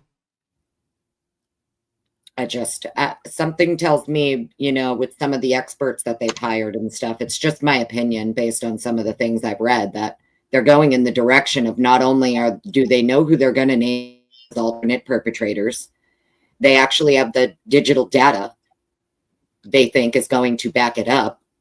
They plan to present it as an offer of proof. They've already put that. They plan to proffer it. Something tells me they're going in the direction of alternate perpetrators in a staged crime scene. Yeah, and I don't think that they're going to have a hard time arguing that. And they're trying to block that. All these motions to block that prevent Brian Koberger from defending himself. All our evidence can be entered, but he can't enter alternate evidence. It's insane. Well, it was I don't know, maybe 6 months ago, 7 months ago, something like that. It was a while back. I remember seeing a new expert disclosure hit the docket from the defense. And when I went and read it, it's for Barbara Wolf. Barbara Wolf was disclosed as a new defense expert, and she's the chief medical examiner for Florida District 5. But some of her credentials in her CV, she teaches like lawyers and members of law enforcement. And she's written some books on recognizing a staged crime scene. How to recognize one, how to spot one. If you're one of these people in your investigation, or if you're a lawyer, if you're a prosecutor or a defense attorney, it doesn't matter. She basically, so I don't know. I feel like that's kind of the direction that the defense is going to go here, that they believe there's alternate perpetrators and they believe the crime happened at a different time and they believe the scene was staged. That's just my opinion, though. That's an interesting opinion, because we do know that there was that the time was changed. It's a solid opinion too, Dago. It you is. got Ethan's DNA under Maddie's fingernail. Yeah, but Ethan fell in the range of inconclusive and or exclusionary, just like Koberger. Oh, right. I'm sorry. So the point that his defense is getting at is that you, for whatever reason, focused on his inconclusive data, even though everyone else you created a likelihood ratio for was also inconclusive. They all sit in the same shoes as Koberger. Right. So if you're going to pursue him, then why didn't you pursue the others? That's kind of what they're getting at, is that all of these likelihood ratios that you created for everybody, all of them fell in the range of inconclusive or exclusionary. Yes. Well, let me ask you something, both of you, one at a time if I can. Well, all three of you, I'm sorry. At this point, with what we've seen so far, all these changes, everything that's been flip-flopped, everything turned inside out, upside down. Annie, let me ask, like, what do you think? Let me just put it this way. Educated guess, okay? As you I'm not educated. Now, yes, you are. Yes. I don't know shit, Dago. Yeah, you know more than most of us do. Uneducated. I'll leave it that way for you, okay? That way you don't have to pull that. An uneducated guess on your part after everything we've seen, based on everything we've saw over the past 2.5 years. What do you think could have happened at this point now? Oh shit, man! I don't even. You know me. I don't even like to go there. I know. I've always been of the opinion that what I think happened in that house is absolutely irrelevant. Well, it is. What's going to be presented before a jury. So what I think happened doesn't really matter, right? I mean, it doesn't for any of us. I'm just curious, right? You know, what I think happened in that house, no one would like it. This is why I don't talk about it, because literally what I think happened in that house is, you know, I get it. I think I know. And that's okay. You don't have to answer that. That's fine. You know, it's just the way I've always looked at it is there's been a few things that have come out in some of the documents that have corroborated what I think happened. Well, why don't you share a piece of what you think happened? Why Sarge, I can tell you right now that you're not far off from a few others, Annie, because I know Sarge thinks that things may have began from the for an example, Ms. Potts, I don't see the crime scene as being entered from the outside with someone carrying a knife and a sheath. I think that sheath and knife were part of that residence to begin with. My understanding of looking at the crime scene, there's no forced entry on any of the rooms, and that's verified by the fact that the young man opened the door and looked in and came out just completely devastated. So being equal, somebody, I think the crime originated through either people coming into the home pre-crime or were in the home during the crime, before and after. I think the involvement is not a single individual that just randomly came into the home to do this. Doesn't fit, because where's the argument that he broke in through the sliding glass door? The lock was Jimmy. You know, there's just no information to suggest to me that a car was involved. That, to me, that's a red herring. They can't make a clean assessment of a vehicle being involved. So if somebody didn't drive there and do this, which is what I conclude, then where did this perpetrator originate from, if not from within the property itself? And that's how I've looked at it from the beginning. I've tried to look at the crime scene as a criminal. There had to be some indications of an infiltration and an exfiltration. And that, to me, sounds like somebody let somebody in. That could be part of this story, right? Or somebody left the door open knowing that somebody was going to come in. You got different text messages from a particular individual. Are you driving, adding new contacts? What's going on here? Did the perpetrator come in from the outside, as the police are alleging? And I don't think they can make that as a fact. I don't think they can support that factually. Now, I'm going to say, based on what you both have said real quick, that what Miss Girl has here that I put up on screen is kind of where I've been most recently, because of things like Annie said that we've seen in some of the documents and things like that. And I'm not saying it was one of the victims. I'm saying that, and if you go back, Charlie Fry said, Fry, I'll just say Fry. I'm sorry, I screwed that up. I mixed two people up. Stated, and a lot of people take it in the wrong way, I think, but he stated in one of the first press conferences that there were other people in that house that night. Okay. There were, in my opinion, there definitely were.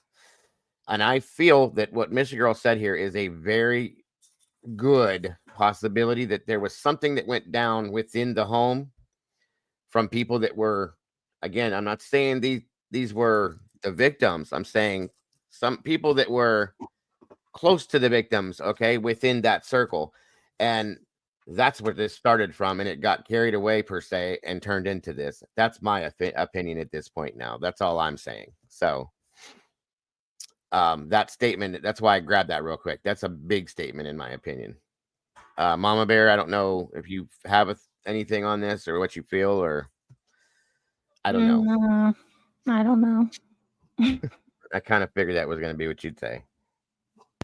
I look at it as, what I think happened there isn't really important. What's important is what's going to be brought forth, put before a jury. And what I find intriguing, this is why I enjoy this stuff, is because I'm kind of a doc nerd and I like to see what both sides are presenting that they feel is their evidence to support their version of the case, right? So that's where I find the interest in it. To me, what I think happened there doesn't really, it's not important. There's a couple things that have kind of made me say, okay, well, that kind of confirms a little bit of what I thought, but it doesn't, that could be anything, right? A broken clock is right twice a day, right? So take it with a grain of salt. I agree with it too. And I often say it's not a matter of finding out who did it. It's a matter of examining the evidence being presented and whether it makes sense to the allegation that someone's charged with. So I always start from innocent till proven guilty. None of my opinion is I'm trying to make sense of a crime scene that they described to me that I keep finding out over and over again isn't exactly true. Right. The description of what they've told us isn't accurate. So a lot of my summation has come from relying on what we would call a fact. The PCA is a factual document, and I accept facts at face value until or unless a contravening fact overrules it. And that's all we've been dealing with are contravening facts. The girl was not asleep. She didn't wake up because of a dog, someone playing with a dog. No. Why any of that's in the document is perplexing to me. Because when you take the information that we do now have, why couldn't the mix of that information created the PCA? Why lie? Well, and that's kind of why I was saying this about asking that question. I don't think it, first off, critical. I don't think it was anybody that was lying in wait. I think it was somebody that may have just been there, maybe either hanging out with them or waiting for them to come home. That would normally be there possibly, okay? That's my point. And the reason why I'm saying I was asking this question about what we think happened is because I think that is the biggest, most important part of this, as to try to figure out why Brian Koberger is in jail for this right now and is going to be going on trial and facing the death penalty for this. Because, come back up, Eddie, the link's still there, bud. You're welcome to. That's why I asked that question, because I think that's a huge part of this. If we were to know what actually, in my opinion, happened that night, may explain why or how they got to him as the suspect, is what I was asking. So that's why I went there with that. Welcome back, Eddie. Thank you for joining us again. So this whole time has been troubling me because my notes said December 28th was the Chronicles of Olivia interview. Mm-hmm. Now, keep in mind, these notes are in real time. So if I know yours are. Yeah. Yeah. If something gets struck down in the meantime, in 2 years passes by, it makes things really confusing, and it makes you second guess. So my question, first of all, I emailed you the source that it can be proven that it was on the 28th that this interview took place and was filmed. But my question to everybody is, why the deception? Does it matter if they're trying to represent that it was January 13th that it took place? I mean, does that change what would that change? And is it important? Probably not, and probably nothing. Honestly, nothing. Yeah, it doesn't. You mean the date of that interview, you mean? Yeah. I don't think it would change anything. What's this lady's fucking problem with me? What? Because I won't tell my theory? She's got a problem with me? What's the problem, JR girl? It's okay. Dago knows that I don't share my theories. If I come up and I talk to him, I'm usually talking about documents and that's fine. That's everybody's right. So there's no reason I don't have to share my theory. Like, what's the problem? Not at all. Nobody needs to. That's what's fair. If you want to, you can. If you don't want to, you don't have to. That's the way this place works. So and I sort of just share the struggles I have with the information that's been available to us, because it does shift. Some things are revealing that are like, wow, that's crazy. For instance, all the recent data dump, that's crazy. And I don't know that we'll ever be able to. That's why I brought that up. And like I said, everybody has that option. As always, it's never changed here. Because I just wanted to know, I wanted to express my side of it, because I think that if I can come to a conclusion as to what I think happened, whether it's true, true or not, hopefully it'll be true at some point. And maybe it'll lead me to understand why the hell they got to Brian Koberger. That's all I was saying with that. That's all. Because I don't believe that Brian, at this point, it gets worse and worse every day. And further away from him every day. The more we see, the more that happens, the more that's exchanged and talked about. It gives me just more reason to say no. For example, if Anne has been contradicted, and she hasn't been at this point, when she said the car was going the wrong way in the wrong road at the wrong time, well, that has not been contradicted. The fact that she said that there were no DNA connecting him to the crime in any of the places we can name, that has not been contradicted. Sure hasn't. There's been no contradiction to the arguments that she's made against the accusations by the people making the accusations. And in fact, their information that's now being forced, because Judge Hippler said, you got to unseal this stuff. You're starting to see a pattern of behavior by the police themselves that's interpretive in the way they interpret the data. But does the data really say what they're pointing at? And that's where it doesn't. And so when someone says, what's an alternative theory, you'll notice I don't run to the Banfield or to the frats or to the drug dealers I avoid any outside and try to stay with just the data they've shared with us. Of course. And try to make that make sense as to how this crime could have happened. And the 13 minutes, I doubt that 13 minutes is accurate, because you have a car that they claim is involved that didn't park until after 4:07 in so many seconds, that then had to ingress the property and get upstairs. So the actual wielding of the knife didn't take place until maybe 4:09. You got to give a guy a minute break. You're breaking into a home, folks. You're not walking in like you own the joint. They're telling us the kid got into a home that he'd never been in, that we now know he had no connection to. So you got to give yourself time to sneak up on the house, make sure no one's seeing you, open the sliding door, get in, and then decide to go up or go in. So that stuff, you got to forfeit a minute. You got to forfeit half a minute to go from the car. So you're at 4:09. The car pulled away at 4:20, which means he had to leave the house within a minute and a half of 4:20. So now you're back to 4:18 and a half. You, in other words, the 13 minutes doesn't even apply. Right. And I'm surprised Anne is with. I think she'll argue that in trial. But so when you narrow it all down to the facts they're giving us, it just simply doesn't point to a single perpetrator. I don't care what his name is coming in from the outside. It just that's doesn't. my whole point. Right. Welcome, Twiz. Yo. Twiz. Hi, Twiz. What's up, buddy? I just want to let everybody know, if anybody's trying to say what's going on or what happened in the house, we don't know shit about what happened in the house. Right. That's absolutely. Other than Brian Koberger Brian Koberger was not in the house because he was in Lewiston that night. That's what we know. Right. That is a fact. I was asked to play this. Does anybody know who this guy is? I was asked. I was sent this twice now, and I didn't get to play it the first time. I'm sorry, Leslie. This is out of East Idaho News. Hold on. I was asked to play this as a... Okay, hold on. Let's see if it worked. I don't know that I can play this. That looks like a screenshot. It is.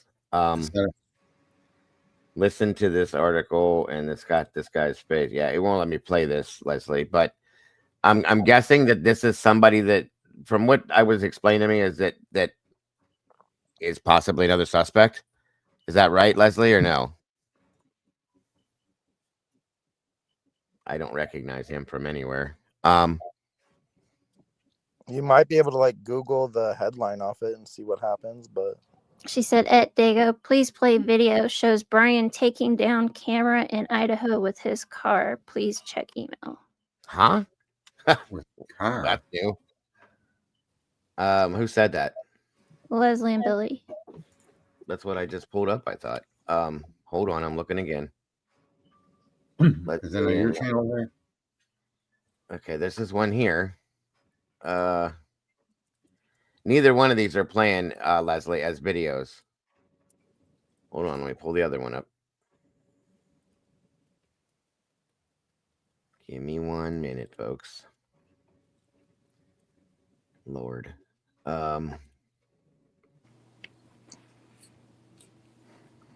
Rolo says it's not Brian. This isn't Brian in this photo. I can tell you that right now. I can definitely tell you that based on the. Yeah, someone's saying that video isn't true. Seahawks fan is saying it wasn't true. Yeah, this is not Brian. I can tell by the eyes, the nose, and just in general. The eyebrows. Yo, dude. The eyebrows. Yeah. Yeah, it won't play, Leslie. It's not an actual video. It's just a screenshot of one. I'm sorry, hon. But that's not That's him what either I way. thought. I was like, it looks like the CEO dude. It looks more like Luigi. Yeah, it does.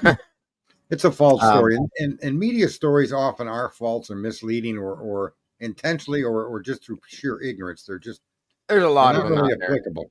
Yeah, Hey, there's a Dago, lot. real quick, if you wouldn't mind, Yeah. that email that I sent you, would you be able to show that real quick? It's just text, Yeah, 100%. similar to the Hold on. previous one I showed you. I can assist you to scroll to the part. No worries. This is the Olivia. Yeah, I got you, bud. No Yeah, problem. the independent. Absolutely, Eddie. You know, because bringing receipts is important, and seeing is believing. Agreed. Just me up here saying it won't, express.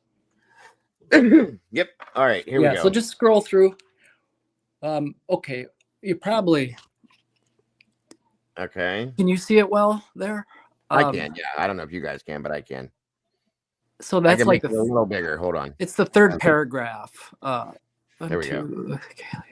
Let me see. It starts, the third paragraph, I believe, starts. Gonzalez family has now shed new light on why she must have been calling her ex-boyfriend Jack DeCoeur. Uh-huh. Okay, about midway through that paragraph. In a sit-down interview with the YouTube channel Chronicles of Olivia, filmed 2 days before Koberger's arrest, the Goncalves said their daughter broke up with Mr. DeCoeur ahead of her purse. So it says right there in a sit-down interview with YouTube Chronicles 2 days before his arrest. So there you go. Right. Absolutely. That's interesting. I don't know why. I think probably because it took them time to get back home, to edit it, to do all this and that, and that's why it didn't come out till January 13th. That's my that opinion. makes it. Yeah, it's heavily edited.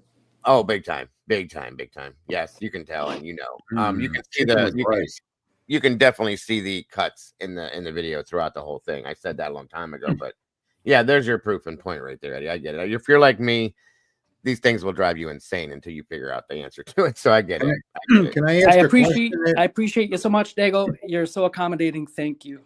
Anytime, all the time, every time, my brother. Can I ask a question of everybody that's in the room? A simple answer.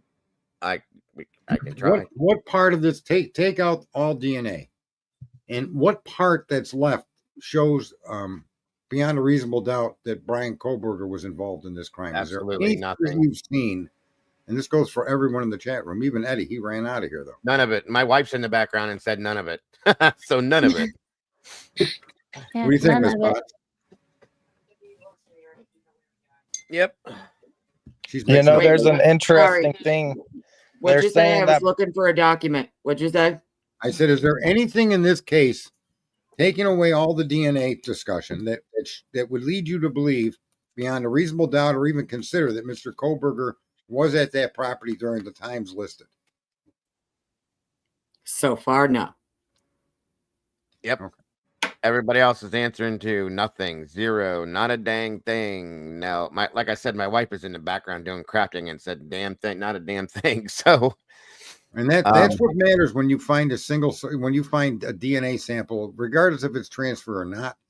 It's circumstantial, unless you can provide beyond a reasonable doubt the presence of the perpetrator that would then make the presence of the DNA part of the crime scene and not just happenstance.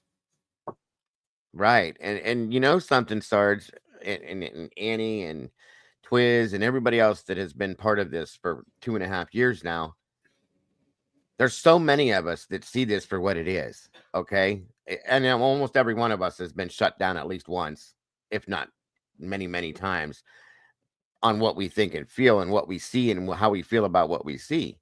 Of course, there's just as many of us on the other side of this too. But for that many people to see something this the way it is, that's a problem for me. I could see if it was 1 or 2 people or even 10 or 20 people that looked at this and went, something's not right. But thousands of people have looked at this and went, something's wrong with this, guys. There's something not right. That says something to me. It doesn't mean that it says we're not crazy. Okay. So, and like, here's an example. Listen, people haven't been taught to think. At one time, gravity was considered a force.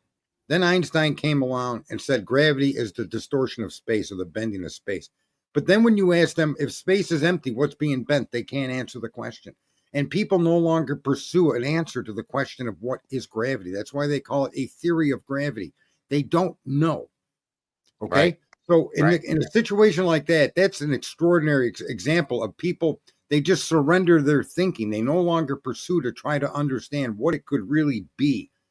And when you look at all of the data that they're giving us, to me, your goal is to assemble the data in a way that puts Mr. Koberger in the home during the hours of 4:07 to 4:20. And that's what you're looking to see. Forget the DNA. You need to show that the DNA could only have entered that home through his direct presence during the time of this crime. Mm-hmm. And that's where I'm thinking, that's where I'm seeing Ann is really showing that there is no way to show that. Yeah. And Can I with the prosecution? Sure, I'll shut up. Can I share something with you? I would love it if you would. No. Yeah, go ahead. No, Annie. We want to hear it. Always. All right. It'll be quick. It's not long. No, take your time. It doesn't matter. All right.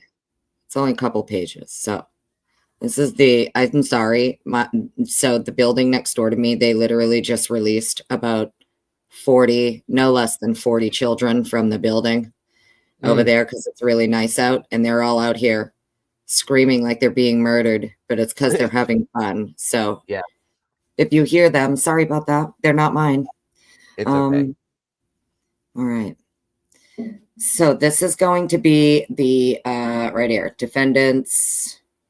Let me get my life together on my screen here. Defendant's objection to the state's motion in limine regarding the alternative perpetrator evidence, right? Their argument, Mr. Koberger has a right to present a full and complete defense for the crimes of which he is accused. Yes, agree.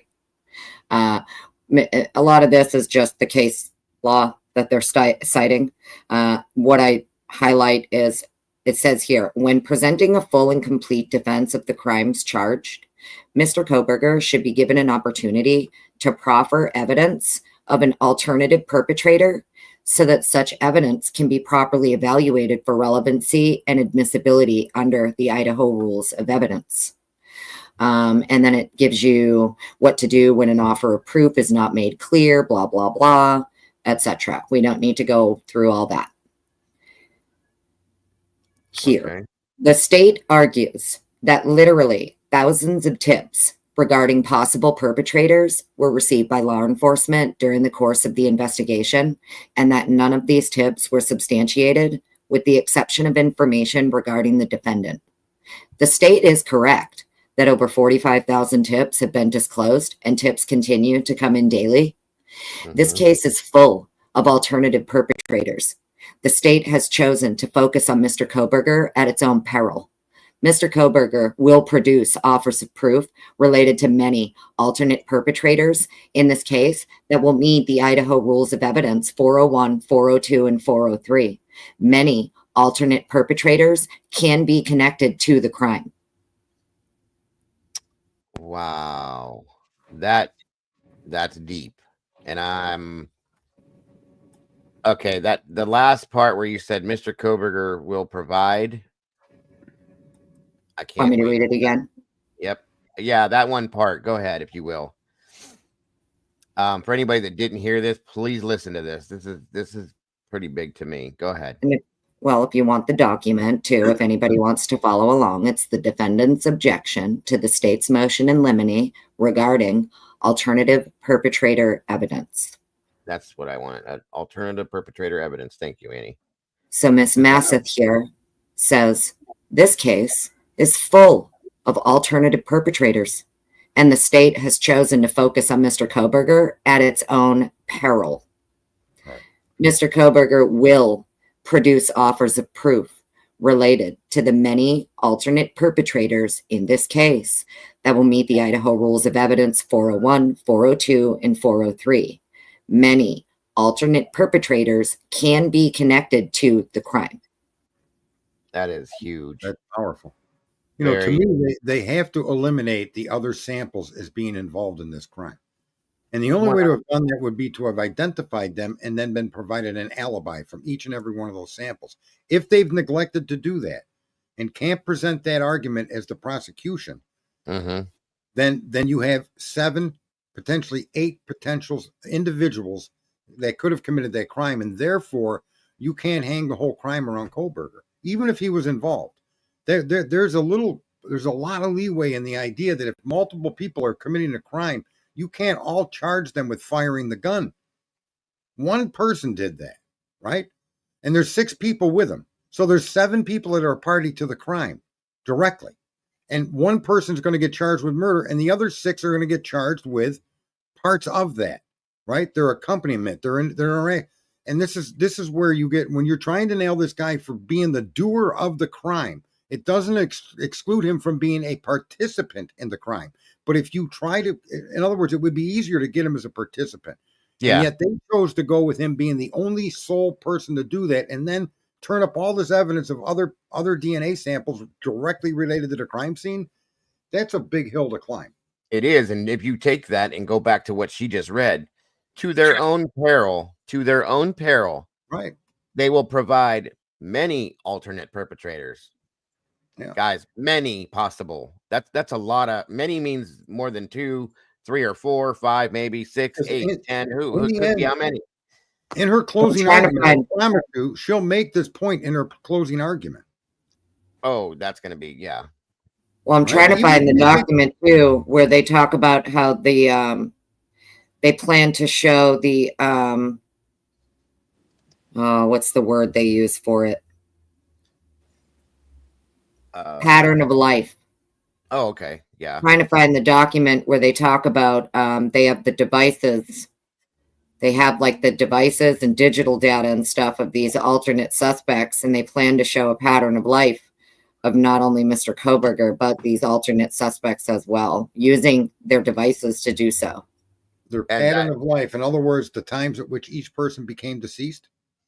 No, I think what they mean by pattern of life is that because the defense knows the state is going to attempt to use Brian's pattern of life to show that he visited the same stores as some of these victims, that he maybe shopped at the same places. I think that the defense is going to use the patterns of life of the alternate suspects whose phone data and other data and devices they have to show, okay, well, yeah, we can show you Brian's pattern of life and how his pattern of life, maybe he shopped at the same stores, but he never came in contact with these people. Right. Whereas these alternate perpetrators, their patterns of life, they interact with these victims every day. Yep. We don't know that Cy Ray didn't do he's got the full download of 3,800 people with their cell phones connected to those towers. It's within his ability to, that's what he does. It narrows it down. Are any of those 3,800 perpetrators, their phones connecting or putting them in a location closer to that home? And are any of those names connected to any of the other people connected to the victims, in other words? Twiz. So there's a whole bunch of work that he can do to provide the defense with an alternative suspects. Right. Well, all 3,800 of those people are a better suspect than Brian because he didn't show up on that tower dump. You're right. 100% right. Yeah. I would also just like to point out that They didn't say that the K-bar knife that he supposedly purchased on Amazon had a tan leather sheath that said USMC on it either, did they? No, they didn't. They did not verify that the Yeah, US it was, stamp. yeah. Mm-hmm. So But he there is could an have bought a item number K-bar. for it. Wait, there's an item number for it, and you could actually find it on Amazon. Wiz. Yeah, but that's not necessarily the one that he bought. Right. I There's thought different. that There's generic okay. versions of that same knife. That warrant, I believe, is from before he was arrested because they were trying to see who in the area purchased one. Oh, I might be wrong on that, but I'm pretty sure that that warrant was just a general warrant to see who had bought that ASIN number. okay. Yeah, because there, like I said, when I went back a year and a half ago and I was looking at all these knives and showing these swords and knives and weapons and everything, there's like 4 different variations of what would be a K-bar knife. And I think one of them had the USMC stamp on it. The rest of them, they look like this knife, but they're cheap versions of it. There was no USMC stamp, any of that kind of stuff. Based on what we were reading in this stupid PCA and the other documents, the one that they found has the United States Marine Corps stamp on it, right or wrong. I don't believe the one that they. Wait, I just contradicted myself. You know what I'm trying to say? The one that they put in the documents didn't say for sure that was what was on that knife or knife sheath, right? In the PCA, it says that they noticed a tan leather sheath with USMC stamped on it. Okay, that's so the sheath that's found at the crime scene. Right, but now later in the documents, it states about this knife and doesn't claim that it has that stamp on it. Am I wrong?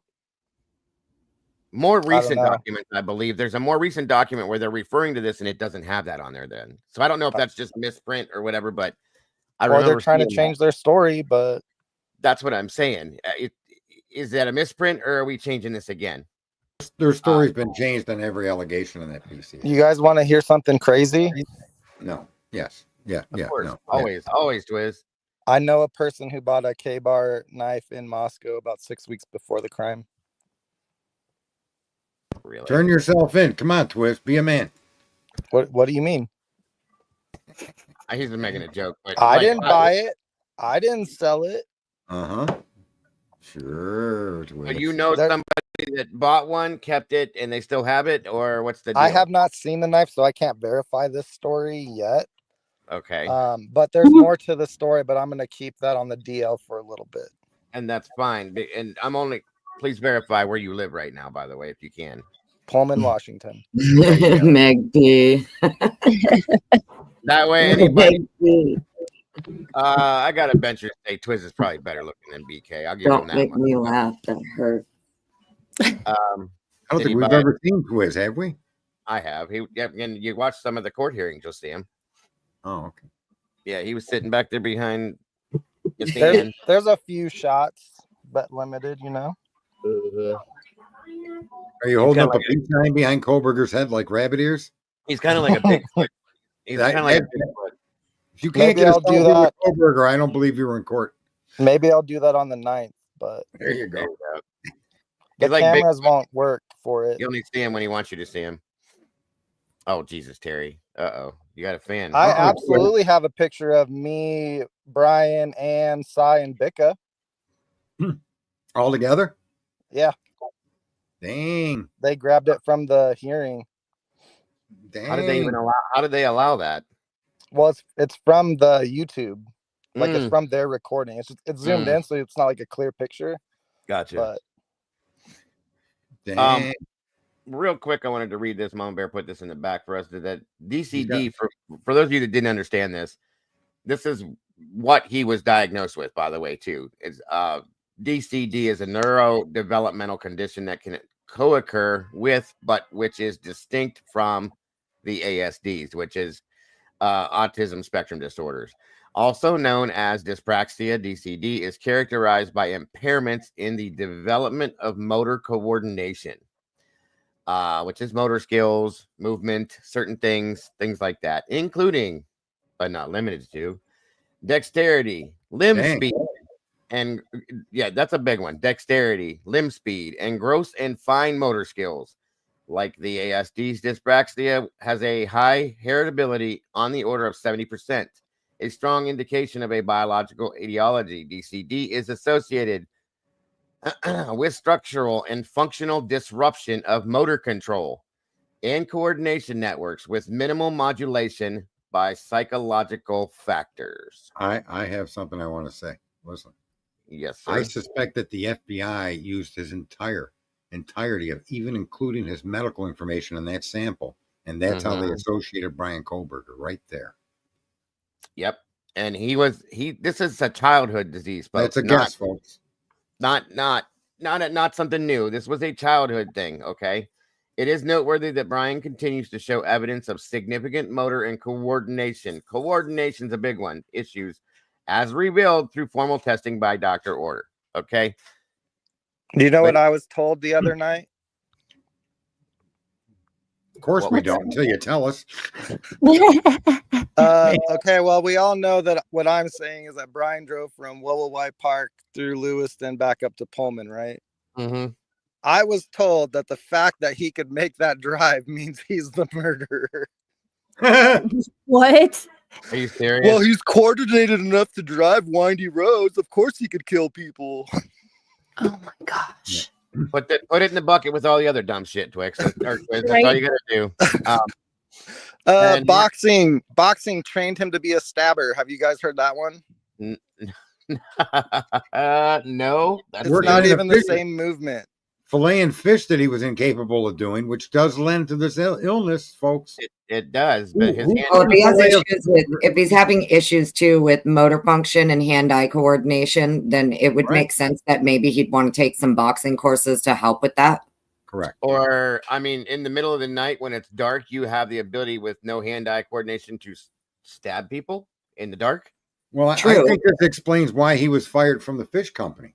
It is. He was sucked at it. They said it. So, Well, this also explains too why in one of the documents that we just read that I brought up, his defense team is saying that they are going to be able to present evidence that you would have needed more than one perpetrator to commit this crime. The defense already has their experts that are going to testify that multiple people were needed to commit this crime in 13 minutes or less. Or even a better argument would be that if a healthy, educated, trained in combat police officer took 13 minutes, Brian would still be there. Okay. Yeah. Right. Agreed. Would have been out. He'd be chasing them around the neighborhood still if he could even do that. My son has dyspraxia. It also causes poor muscle tone, so not a lot of strength. So when you're fighting with somebody, come on. I mean, these things, this alone, in my opinion, says a whole lot by itself. Okay, it tells its own story. He didn't seem too out of the ordinary in any of the traffic stops we witnessed, in all fairness, for the brief moments of interaction we did see, or him walking in and out of the courtroom. You wouldn't see that. In other words, you wouldn't be able to say that there's something physically handicapping the guy. He seems right. But I understand that when you're taking 13 minutes to take 4 lives, the amount of interaction and effort that it would take would exceed that kind of diagnosis of an illness. Well, let me say something then too. And Jesse, real quick, Jesse, that's a great comment. The guilters have excellent flexibility and dexterity because they do mental gymnastics all day long to try to make square pegs fit into round holes. Good point, Jesse. Good point. But I want to go back to not only put that on a shirt. Agreed. Not only does he have this issue, guys, but he has obsessive compulsive disorder. Okay, in a bad way. So I have OCD. Okay. And you can ask my wife, she's here. I can't handle disorganization or big messes or I don't know, giant spats of blood everywhere. Anything like that is going to disturb me to no end. And I'm not saying everybody's the same, but we have a lot of things that contribute to the factor that Brian has issues. Okay, granted, but they're the issues that go against this, in my opinion. They point away from this, in my opinion. They're real. They've been diagnosed. They're there. So who does a selfie with the top button of a shirt like that? It's a dress shirt. Who buttons the top button with no tie? I mean, he isn't. He's not a ladies' man. He could, not to say that looks are the only thing that make you a ladies' man. Men are afraid of women sometimes, no matter how attractive they are. But he seems awkward with his thumb up like that. The picture, the smile. He is, Sarge. He's awkward as hell. He's like a pleasantly awkward guy that probably isn't going to be approached by many people like, hey, want to go get a beer?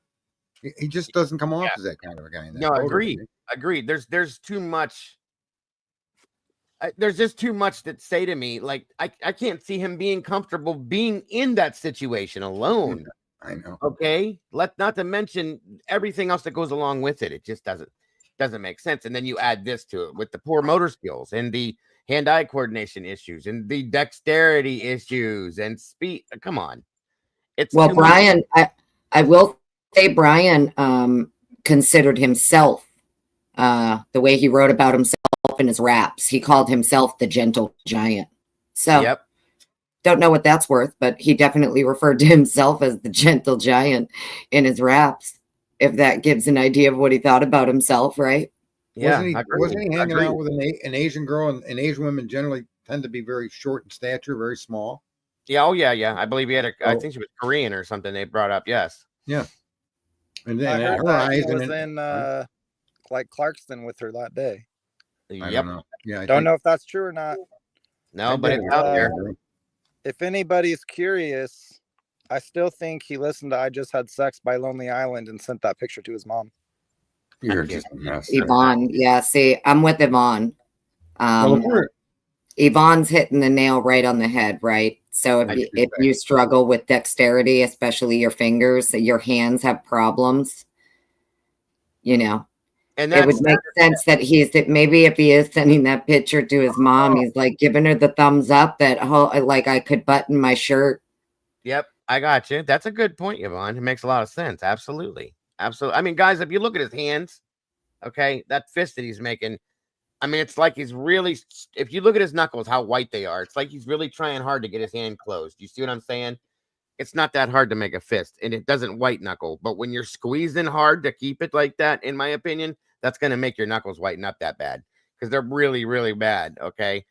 Why would you have to do that unless you're struggling to make that fist? That's my opinion. Remember when people were commenting too about how red his hands are? Yes. Back in the day, right? Yep. So obviously, clearly, he's got I don't know, vascular, whatever. There's something going on, you know. Right. Never mind the fact that they've already said he's an avid hand washer because he doesn't want things getting in his eyes, and he doesn't want mold or anything toxic. So he's changing his shower curtain often because he's afraid of mold and things like that. It actually makes perfect sense for his awkwardness. You want to know who he reminds me of, you guys? And I said this a year ago too. I don't know how many of you guys are familiar with the show Monk, Adrian Monk. That is exactly who Brian reminds me of, is Adrian Monk. Okay. It's a shame that none of these streams have really paid much attention in seeing him as an individual and trying to put those pieces together, because like I was highly offended when the police officer interpreted him as committing a criminal act by turning off his phone. That to me is offensive, and I'm a bad guy. I'm a criminal, so I wouldn't object if you thought I did that, right? Because that's something I would do. But this guy is just, you know, now you see this about his medical condition. You see the picture they just released. He doesn't come off. There's just nothing in his makeup, his past. Even if he stole his sister's phone, it's so minimal. I mean, the guy didn't have enough courage to go steal from a stranger. The court of public opinion, the propaganda wheel that's been strolling hard, nobody will look at him as a human being. That's what Willie said. He got pissed because, like, the dude's a human being like everybody else. He's not this monster until you prove that he is. Right. That's a fact. Nobody looks at all the real things about him, like we're looking at right now, that say that right there is a good reason why he may not. Didn't his dad try to make friends for him to go swimming or something?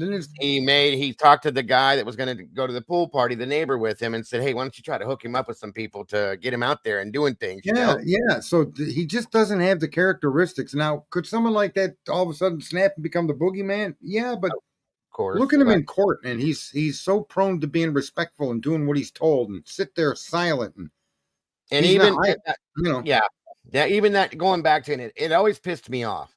Going back to the traffic stop with the female police officer, I've watched. I don't know how many people go, look at how he's looking at her. Look at how he's talking to her. Look at what he did. Nothing but be respectful to her, and he was. And he wanted to understand the stupid Washington driving laws because he's not from here, right? And he really did. He wanted to follow the law. Right. But he's a criminal, does that too, right? Right, Twiz? Yeah. The point is, that's it right there. That's it right there. There was Okay, no. There's no way any of you listeners or anybody that's following this case on YouTube could enter a courtroom being accused of what he's accused of and maintain the composure this kid's maintained for 2.5 years. You just couldn't do it. You hear these cops lying, you hear these things being said that you know aren't true, and there's no way any of us that we claim we're normal. I don't know about that, folks. You'd be in the ear of your attorney. You'd be huffing and puffing over there. It'd be, what do you mean I was at that house? If he did not do this, and he himself knows the truth, and even if he did do it, he'd be keen to point out the discrepancies in their evidence to his attorney while he's sitting there. He's never. You guys ever gone to court with a lawyer and not communicated with that lawyer during the hearing? Of course you have. If you've been to Well, court. even in Pennsylvania, Jason Labar, his attorney in Pennsylvania, came right out and said that Mr. Koberger is aware of what's going on. He assumes law enforcement has his GPS data, and he's looking forward to getting back and clearing this up. Yep. So isn't it interesting, the GPS data, timing advance reports, things like that? Oh, well, that just happens to be the thing they produced for 3,800 people on the tower, 2 victims, a different suspect, and miraculously they don't have his. Yep. Yeah, it's a tragedy, man. The cell data has always been the most important thing. Brian said it before he came back here and has been asking for the cell phone data since February of 23. Yep. The alibis, cell data, everything is cell data. Timing reports, alibis, everything is cell data, and the state doesn't want to use it. I wonder why. And I said that in the beginning on Dago's show when I first came on live. The PCA is his alibi. Yeah. Yeah, in a sense. The Especially police now. themselves, the work the police did will show that he wasn't there if they do their job fairly. Autistic people are known for their patterns, right? Yes, sir. Go look at what it says the day after how he drives to Lewiston. It's straight down 195. With the new 7 minutes that they've just disclosed, where is he heading? South out of Pullman, down 195 towards Lewiston. Right. Yeah. Exactly. Yep. Yeah, he's the type of person, like I said, that gets up and does everything a certain way every single day. Okay. Right. And will follow the same routes every single day. We'll park his car the same way every single day. We'll back out of a parking lot the same way every single time, every single day. That's all there is to it. So there's too many of these flags that are pointing away, too many arrows pointing away from this that I can't. The more we do this, the more we look at, the more we bring out. I don't see it, you guys. I just don't see it. And what I want to know, like Annie was talking about here a little bit ago, that there's going to be proof of many other alternative perpetrators. Right. And then when that happens, I want the question asked and answered. Where have they been all this time and why? Why did you stop on him and not look into the rest of this? What's the point behind that? What are you protecting? What are you hiding? What are you doing? And you know, for 2 years, all of us have been called crazy for thinking any of that. Well, we don't know what they gave her as far as their investigative information. And, you know, they did exclude some people. The question is, were any of those people connected to the DNA samples? And that's almost a no, because we are to believe that they did no work on those DNA samples to get an identity. So, you got 45,000 tips. Okay, so you excluded 50 you thought might be involved. But what about the 7 other samples of DNA in the house, or the 5 or the 3 or whatever it is? Can you sit here today and say that those people had nothing to do with the crime? Why are they only looking for male samples? Can't answer that. I'm sorry? They're only looking for male samples. And they had male blood on a railing, male blood on a glove, male blood on a sheath. Why aren't they looking for female samples? Thank you. Good point. Yeah, I thought that a long time ago. Oh, I get your point. Sorry there, Twiz. That was let's not forget too that even back in like June of 2023, Bicca Barlow in her declaration says that prior to Mr. Koberger like even being named or charged, there were 3 to 4 other male profiles uploaded into CODIS. Oddly enough, none of them were male blood B or male blood D. So You understand what I'm saying? So if male blood B and male blood D never went through CODIS, who are the other 3 to 4 that they did put into CODIS prior to Koberger being church? I know who one of them is. It's Twiz's friend with the knife. Well, Yeah, I did a that little research 70-year-old on man it. who's I shorter did than do a Dylan little would really research show on it. it. Okay. And it can't be a victim, number one. It can't be someone related to the victim. And it has to be DNA that came directly from the crime scene. It can't be, cigarette butt, something like that. It has to come directly from the crime scene or a victim. And it can't be a victim or someone related to the victim or a boyfriend of the victim. But Well, how about this? Maybe it didn't come from the crime scene. It came from the people that they cleared. They were cleared too fast, maybe? Yeah, like Jack D, Hunter Johnson, perhaps. I don't want to name names, but I think it's been said that they were tested to just like exclude them. Right. Yeah, but what I think she's saying is female DNA that could be there at that point. Well, can you hear me, Kane? Hello? We're here. I can hear you. Yeah. I can hear you. Can Kane hear me? Listen, there's no doubt that the 2 young ladies upstairs could have been heartbreakers to other girls' boyfriends. I mean, they're all the young women in that home were very attractive, and any one of them, whether they had any intention to go out with a different guy or not, any one. All I know is that whoever these other 3 to 4 people were that they took their DNA and put it into CODIS, it's DNA that came from the crime scene, because you can't take. It can't be a boyfriend, it can't be a family member, and it can't just be random DNA. It has to be DNA from the crime scene. So whoever these 3 to 4 race. Right. So whoever the 3 to 4 male profiles are that were uploaded to CODIS prior to Koberger being apprehended are 3 to 4 male profiles collected from the crime scene. Yeah.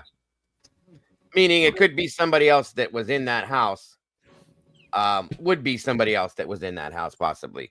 Friend. Yeah, and it's not going to be Jack D, and it's not going to be Jake. It's not going to be anybody's boyfriend. It's not going to be anybody's brother, father, none of that. It has to come from direct evidence from the crime scene.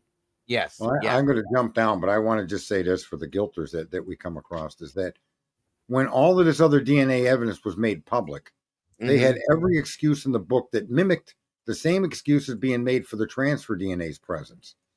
So the railing doesn't matter, the glove doesn't matter, and blood on the sheet doesn't matter. It could have been there any time. Yet the only DNA that matters is the one the police have been telling them is the perpetrator. In other words, don't question us. This is the guy.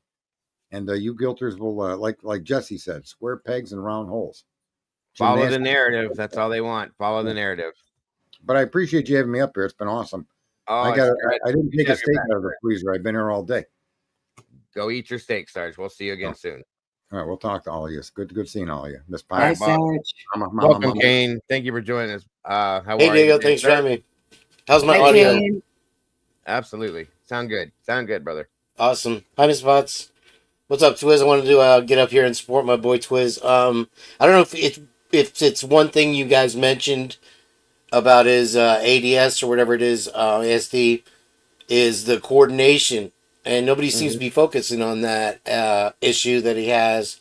So when you're going to do a run through as the cops, and you can supposedly do this in 8 minutes, how do you all of a sudden have the coordination? You guys were talking about it with the shirt, right? Right. So that weighs pretty heavily into it, but not to steer the show in a different direction, but something that Operation GCD podcast has brought to our attention is that on the 11th of November, the FTX crash with Sam Guy and the $500 billion lost. And you notice Steve G wearing the hex hat in the beginning. And so when you have a margin call, people got to pay. So you notice as time goes by, he switches from a money guy to he's got the religious hat on. Right? And he's also kind of changed his tune about how the prosecution is presenting their case. and communicating with him, and you almost feel for him that he could be fooled by what he's seen with the picture here that he said he's been sitting on for so long, and the click data and all that. But I think Twiz brings up the most important thing, is that timing. Is it timing analysis, Twiz? It's a timing advance report. Advance report, right, is going to be the most important thing to come out, which they have not released yet, because that'll show where everybody is. Right. Is that right, Twiz? It's per device, but they could get it for every device. Maybe. They should. They turned over, the state turned over in the discovery the timing advance reports of all 3,800 people on the tower, 2 victims and a different suspect. It all depends on which carrier they have and if they wanted to get them in time. So Brian's actually kind of lucky that he has AT&T, because it keeps the timing advance reports for the longest, if not like the second longest from all the carriers. And some of the carriers, they delete that stuff after like a week. Okay. They can't pull that back. They can't pull it at all. That's what it says. They delete it. They only keep it for like a week, 2 weeks. AT&T keeps it one of the longest. Gotcha. Okay. Yeah, but they have the original timing advance data. Yeah, but like what I'm saying is, if like they went back on him like 8 months or 6 months or whatever, like if they wanted to do that on somebody else and it was after their carrier deleted the data, how do they get it? Right. Got you. Absolutely. That is interesting. And I do agree with you, Kane. Jesse said the same thing. I think a lot of us noticed the hex hat, and then how the hex hat slowly went to the other hat and things like, that was kind of an evident visualization, in my opinion. Very much. Well, Brian was dabbling in crypto too. They disclosed that in some of the latest documents, his crypto account. Yep. Yes, ma'am. That is true. So, where you guys at on the knife and the sheath and the end search? He didn't order one after, but apparently he was looking for one. I know how Miss Potts feels on that. They cherry picked that. They went in my opinion, because I'm always on Amazon, and all they did was look at a previous search or a previous purchase or whatever, and said, "Oh, he was looking for one again after the fact." Bullshit. Miss me with that. I'm sorry. Well, the interesting thing with that is that second warrant started November 1st through December 6th or something like that. So why would he have been clicking on a sheath before the crime? And just the possibility would be somebody stole his sheath, or he lost it.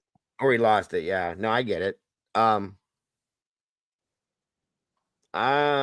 mean, I don't believe any of it. I just don't think it's what, I don't think that's what happened. I don't think he did what they're saying he did. I just don't believe that. After I looked at that, and then I went in and looked at my own Amazon account, things like that, I'm like, no, that's not what that was. And there was something in the document that Tomboy had brought to my attention, and I was looking through. No, I believe you, Stevie. It's no worry, bud. I don't know. I don't know why. What is that? What do you think on that, Twiz? What is your actual opinion on that? I don't really care. Prove he was in Moscow first. Prove he was at the house second. That's the big one. Yeah. Until that happens, I really don't care about anything else. Yeah, and that's the biggest thing right there. I think, you guys, is that they're gonna have to prove that he was there, which he wasn't. So how are you gonna do that? I've looked at this data, like the cell data, so much. I've heard what Ann said. I've heard what Cy said. I talked to Cy. All I'm saying is Brian Koberger wasn't there. They know it. So everything else kind of doesn't matter. And the state isn't even trying to use that data. Because there's the thing, the defense is saying the timing advance reports will show Brian wasn't there, right? Right. Yeah. On the flip side of that, the state could use the timing advance report to show Brian was there. And they're not doing it. It could free him or be the nail in his coffin. And the state doesn't Yeah. want to use it. 100%. I think it's because they know it can be proved wrong, and that will make it worse for him, in my opinion. Oh, just wait. I could tell you how Pain and Balance made that map of his trip home. I know it all. I don't even have to see the evidence because I know how it works. I can recreate it. You know what I mean? Right. I can reverse engineer it. Tell me why. I don't know if you've seen it, but I put a clip on my page with Anne saying the word Lewiston on May 30th of 2024. Why would Lewiston even be on her mind? There's two ways out of the park. One, back up to Pullman. The other, through Lewiston. The cell tower in Lewiston provides coverage south of Genesee or south of Moscow on I-95 near Blaine, north of Genesee. It all fits. Mm-hmm. Liz, let me ask you a question, bro. Did you just say that Cy told you that he was definitely not in No, and don't even Moscow? why are you saying that? All I said it was sounded that way from what you said. Oh my God, All I said was I talked to Kane Cy, is Kane. such a shitster. He's such a shitster. I love it. Well, what you guys touched on that drew me in was you're talking about there's some type of psyop. There's something coming from up above, and if you look at it from the bigger picture in totality, right? You can see the direct correlation, and I think that people have called Scott Green the puppet master, but I would call him the puppet, and he has to draw the hard line, and he's the perfect person to do that with. So if he's the puppet, then who is the master? Well, there, like I was referring to with the STX crash, FTX, is that there was a bank that was laundering money in Moscow that was owned by FTX that closed right when it was coming. And then you have some ties with the Mormons and you have some ties with the Masons. And overall, you're looking at the Process Church. Are you familiar with Process Church? Unfortunately, yes, I am. Yeah, and so I think they're at the root of all evil. And if you look at everything, you have a lot of scapegoats in this case. You have Payne, who's incompetent in his first detective case. So you have a lot of opportunity for the state to go, oh, that's why we fucked up, because of all these people. Judge who retired, the ISP officer who retired, and they've dropped the ball every single step of the way with the deliverance and non receipts of the DNA, right? Right. And at this point, it's almost to the point where you can't. What are you going to do? Go down and burn the state down? You know, I mean, you really have nobody to finger at this point, which leaves leaves you to wonder why they're sitting there spinning their wheels with Kohlberger. And J.J. Vance put it so well. At this point, the prosecution has played its cards. We've seen what they have, the big mountain of evidence. And it's this clickbait thing, in my opinion. Yeah. You know? So, I mean, do you think, like, no, it does. Absolute sense, Kane. I appreciate it. With that last piece you said, do you think that, prosecution has spent their load and that's it and they're done? There's not going to be nothing else that they're going to try to come with? I think that all the answers for that, Dago, are going to be from the beginning of the case. I think we got a lot of the answers from the mayor himself, crime of passion, also from Kathy Mabutt, where she described the wounds and she called the G and spoke with an underage girl there and revealed some things that maybe weren't appropriate for an underage girl or that she wasn't supposed to. And then directly after, you have the gag order goes into place, just shut everybody up. There's no more, we're going to reveal that in a later press conference or anything else. Right. So what was the question again? I'm sorry. If you, I have ADHD, so I bear just with ate me. lunch. All my brains are in my stomach right now. It's okay. If you thought that the prosecution, once trial hits, is going to try to drop something else big again after saying that they came with all their big stuff. Right, in the beginning. And so I don't see anything else out there that they could bring to light at this point. Ms. Potts, have you gone through the newer documents? Is there anything else revealed? I know there's 8,000 pages, and that, I'm sorry to interrupt you, but it seems to me that the first document drops they did with the 30 or whatever were all very skewed towards the prosecution, right? And so then after that, they just boom dumped everything. It's just like the 56 terabytes of dick pics that they handed Ann Taylor in 52 card pickup form. That's what they're doing to us, trying to keep our wheels spinning. But I keep saying we have 5 more months to figure this out, so we have to kind of sort through. Yeah, no, agreed. I can agree with you. Good way to put it. I agree with that. I don't know. I mean, like I said, I've never believed, I'll say this. Anybody that has, and I'm going to use their own words, this is the guy, we have him, nobody else is involved. We are 100% sure we have him. We know what we got. We got a strong case. We got this. Just trust us. Yeah. Trust the process. Exactly. Thank you. Just trust us. I have not yet seen that anywhere as far as I'm concerned. Nowhere. Not on the prosecution side. Now the defense has come little by little. And so just about everything we've needed to see at this point. I have to feel that at this point, if there was a bomb that was going to come, it would have been played already. Okay. Nobody's going to wait till the trial to drop this big. Well, there he is. There it is, guys. There's a video of Brian Christopher Kober getting out of his car with a knife in his hand, walking into the house, coming back out covered in blood and leaving. That's not going to happen, in my opinion. If it does, I'll eat every word I just said and then some.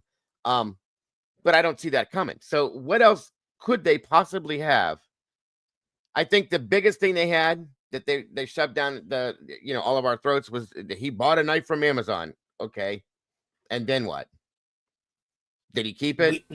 It's not even a rare knife. Right. There's no actual receipt showing that yet. There's no. When you hear the whole story about my friend who purchased one in Moscow, it's not a rare knife. No, I know a lot of people that own them. A lot of people have these knives. Exactly. It's popular, truly, folks. So okay, again, but wait, because when they did warrants for the knives, the searches they were doing for the knife, the knife they believe matched the sheath, there was a list that came back, and it showed how many were purchased in Idaho, how many were purchased in Washington, how many in PA, and I think Arizona and Oregon were also on the list. It showed 1 for Idaho, 1 for Washington, 1 for PA, I think 1 for Arizona, and 2 out of Oregon. If I remember correctly, one of the states showed 2, and all the other states showed 1.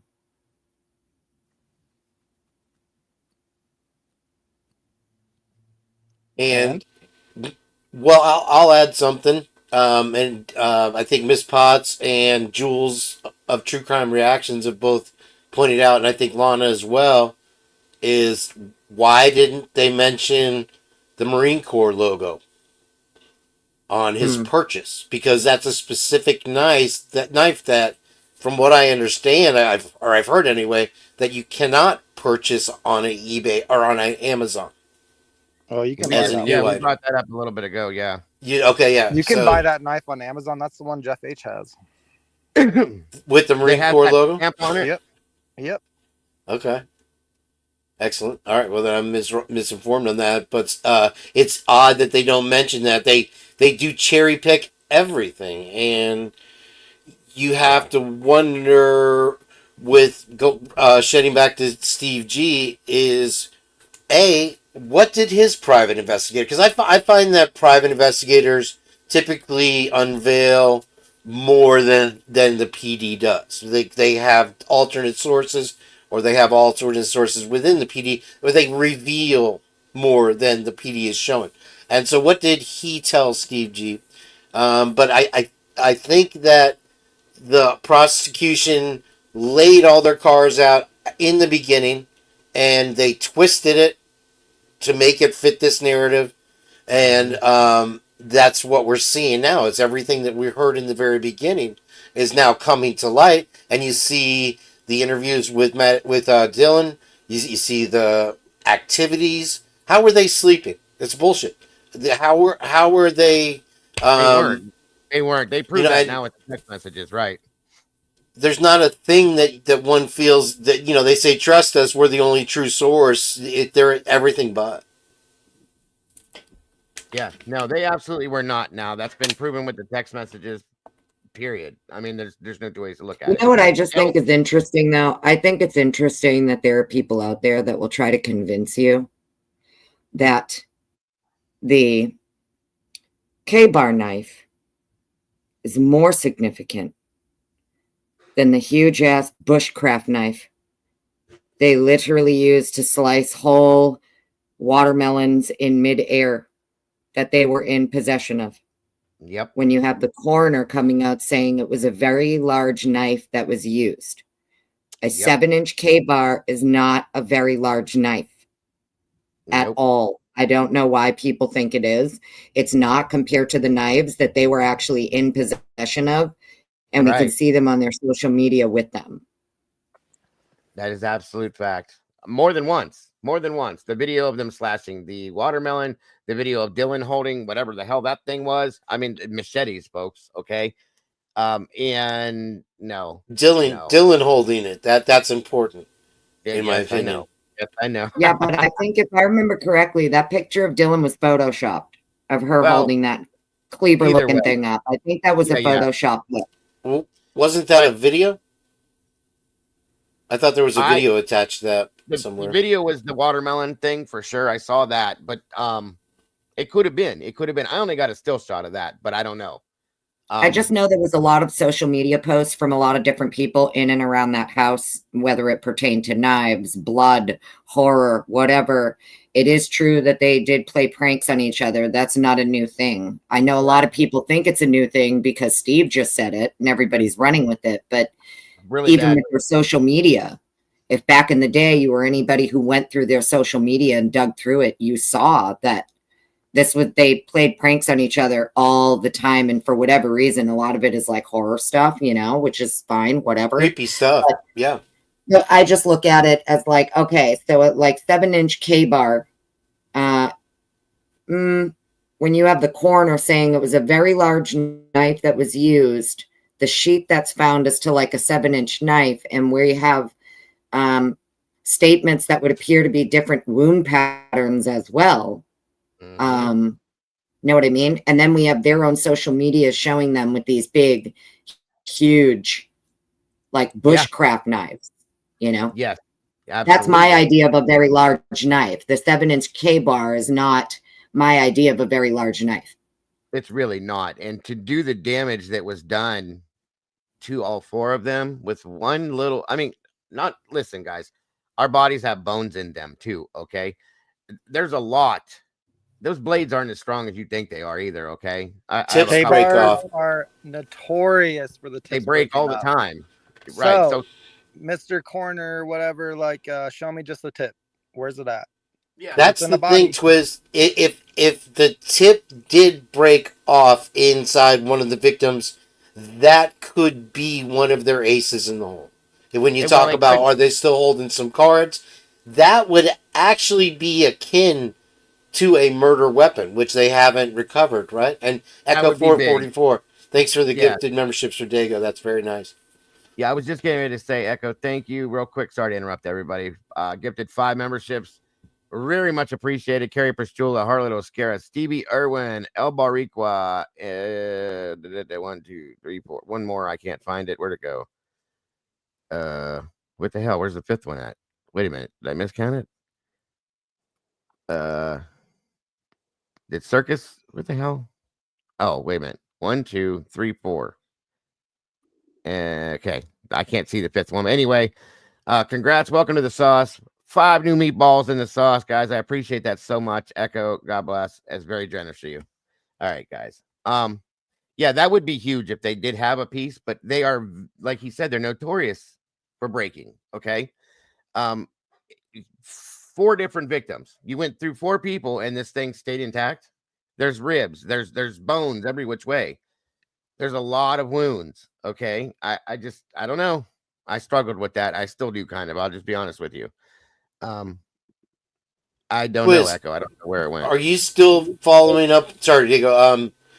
Oh, you're right. On the lead with the coroner's report on a certain individual. I don't want to dox you on it. I don't know what you're talking about. Okay, well, should I drop it? Go ahead. Okay, well, you were talking about you wanted to see the coroner's report on Xana. Yeah. Well, I want to see it on all of them, but Sure. One's good. Yeah. But here's the thing, like, let's just go along with what we were saying earlier. If the crime happened from inside the house, even if it was friends at the house that were involved, yeah, did they bring? Yeah, you look at those videos like that. Did the K-bar originate from the house? Well, and you know what, Twiz, Sarge has believed from day one that for some reason that the sheath was and the knife that went in it may very well have belonged to one of the roommates that had it there for protection. Based on the way it was found, tucked underneath the blanket, underneath her leg, she slept with it. Maybe she had a reason to think she needed to. That's his belief, and it's always been his belief, and he will not let it go. So, and I can tell you, hold on, sorry. There we go. ADHD. Anyway, I can tell you I'm kind of comfortable with that because it does make some sense to me. Okay. I've heard that. I do like that one. It makes sense to me. It does. But go ahead. I didn't mean to interrupt you, but no, but one of my first times on Dago's panel, I was talking about how Xana's defensive wounds could have been from her stabbing someone. Because if a knife slips in your hand while you're stabbing someone, you cut yourself. I remember that a long time ago. I think he's referring to her fingers almost being chopped off, right, to us? Yeah. I mean, well, it's interesting too, Twiz's theory on that, considering when you look at the text messages. Yeah, where did that text come from? Dylan's only calling Xana and Kaylee. Bethany and Dylan seem to really only be interested in Dylan and Kaylee for some reason. Xana was wearing all Kaylee black. and Xana, sorry. And Xana was wearing all black. Yeah, where did that comment come from? That caught my attention too. Well, I'm just saying, based on Twiz's theory, if you look at the text messages, it's funny that he even says that because it looks like for whatever reason, Dylan and Bethany are under the impression that whatever they're hearing is going on between like the roommates, the other roommates in the house up there, not necessarily an outsider, but I don't know, that's just kind of with the limited information of what we have. And then now him saying that just kind of made me think of the text messages. Annie, take that too. And as much as it's been kicked out of this, we were told recently that somebody believed that they saw or heard, I don't know for sure if it was Kaylee going up and down the stairs real fast. It was Kaylee. She said it in the the transcript that was released later says it was Kaylee that she heard. Right. So let's put those all together. And what does that say? You know what I mean? Well, it's coming from Dylan. Can we believe anything that Dylan said? I don't know. But it is interesting, just as much as those text messages are too. Miss Potts, I know you didn't want to share your interview. Sorry, Diego. Oh, you're good. Share your opinion on the totality thing that you shared on my show, but would you care to share what your theory is on the dog? Because I think it's very interesting. What do you mean? As far as where the dog was during the crime. Oh, gotcha. Well, I just think that based on what Payne and Maori did for their little dog test or whatever. They're saying that the barking went for 30 minutes straight from like 4:25. So for another 30 minutes, right? Like approximately 4:55. The dog's barking for 30 minutes straight. I'm of the opinion that it's because the dog is out on the balcony. I don't think the dog is outside in the yard. I think he's out on the balcony. Yeah, I've heard other people think that too. And now we know why in a later filing, somewhere in an argument, the defense is claiming that someone else, whoever was in the house still after the perpetrator left, after suspect vehicle 1 left, they're the ones who let the dog in, which is why the dog suddenly stops barking after the 30 minutes. And then when you actually look at the text messages, now that we have a little bit fuller context, just go look around the time of, 4:25 to 4:55. What's happening in the text messages? Is it there? Is it gone? What time does it go to? I don't have them in front of me, but I do. Hold on, I'll pull it up real quick. I know that the 4:20 to 4:22 or something is when Dylan like calls everybody. But then the 4:22 to 4:24 is when her and Bethany have that little text exchange. But then the defense came and gave us so much more. So yeah, I look at these probably 3 times a day. So what's happening between 4:25 and 4:55? 4:20. There's a lot that went on 4:23. So there we go. Stop. We'll just stop like right around 4:23, 4:24, right? I mean, what's happening right around that time approximately that the dog starts barking and doesn't stop for 30 minutes? So here, this is where it comes in. What's going on? Bethany outgoing message. Bethany to Dylan. Yeah, dude, what the fuck? Bethany to Dylan. Xana was wearing all black.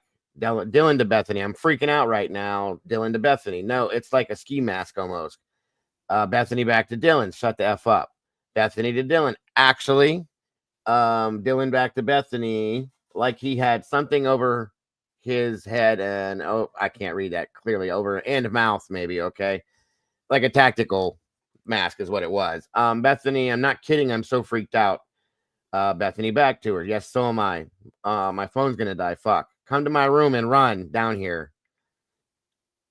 That's a lot right there within that. Okay, so look right there though. So 4:27 DM outgoing call, doesn't say to who. 4:27 DM outgoing message Snapchat. 4:27 outgoing message Snapchat. Then look who she's calling.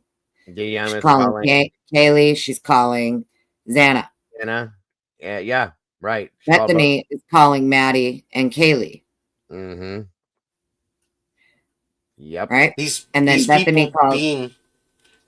I'm sorry, Ms. Potts. These people. No, you're good. I was just saying. So when you go look at the timeline from 4:20, approximately 4:20 to 4:50, 4:55, which is the time they claim this dog is outside barking. It would appear he's out on the balcony while whatever's happening in the house is happening. It's also during the time that they're all texting. Notice it stops at 4:37 when Bethany accesses Instagram. For 3 hours, right? You don't get the up to the 4:55 time frame of where the dog would be being let in. And we know based on this, what's released here, the people in the home are Bethany and Dylan. So who went up to the 3rd floor to let the dog in, but they didn't call 911 because there's no way you didn't see what was up on the 3rd floor if you went up there to let the dog in because he was going insane. Bingo. Thank you. I love that. I love that because it's explained so much. It really does. It really does. Yeah. I agree. Well, this is why the defense is also saying whoever was still in that house alive is who let the dog in. And what they're getting at is if you were still in this house alive and you went to the 3rd floor to let the dog in from the balcony, there's no way you didn't see what happened up there. Amen. I wish to God the dog could testify. That's all I'm saying. That would probably close the case right there. But yeah, that's very, very good point, Annie. Very good point. The what was it in? Okay, so Dylan we were getting into some of the docs today in Chelsea Whitaker's show, and apparently at some point, this is with the interviews. She drew a picture of a mask, and it was like a square hole.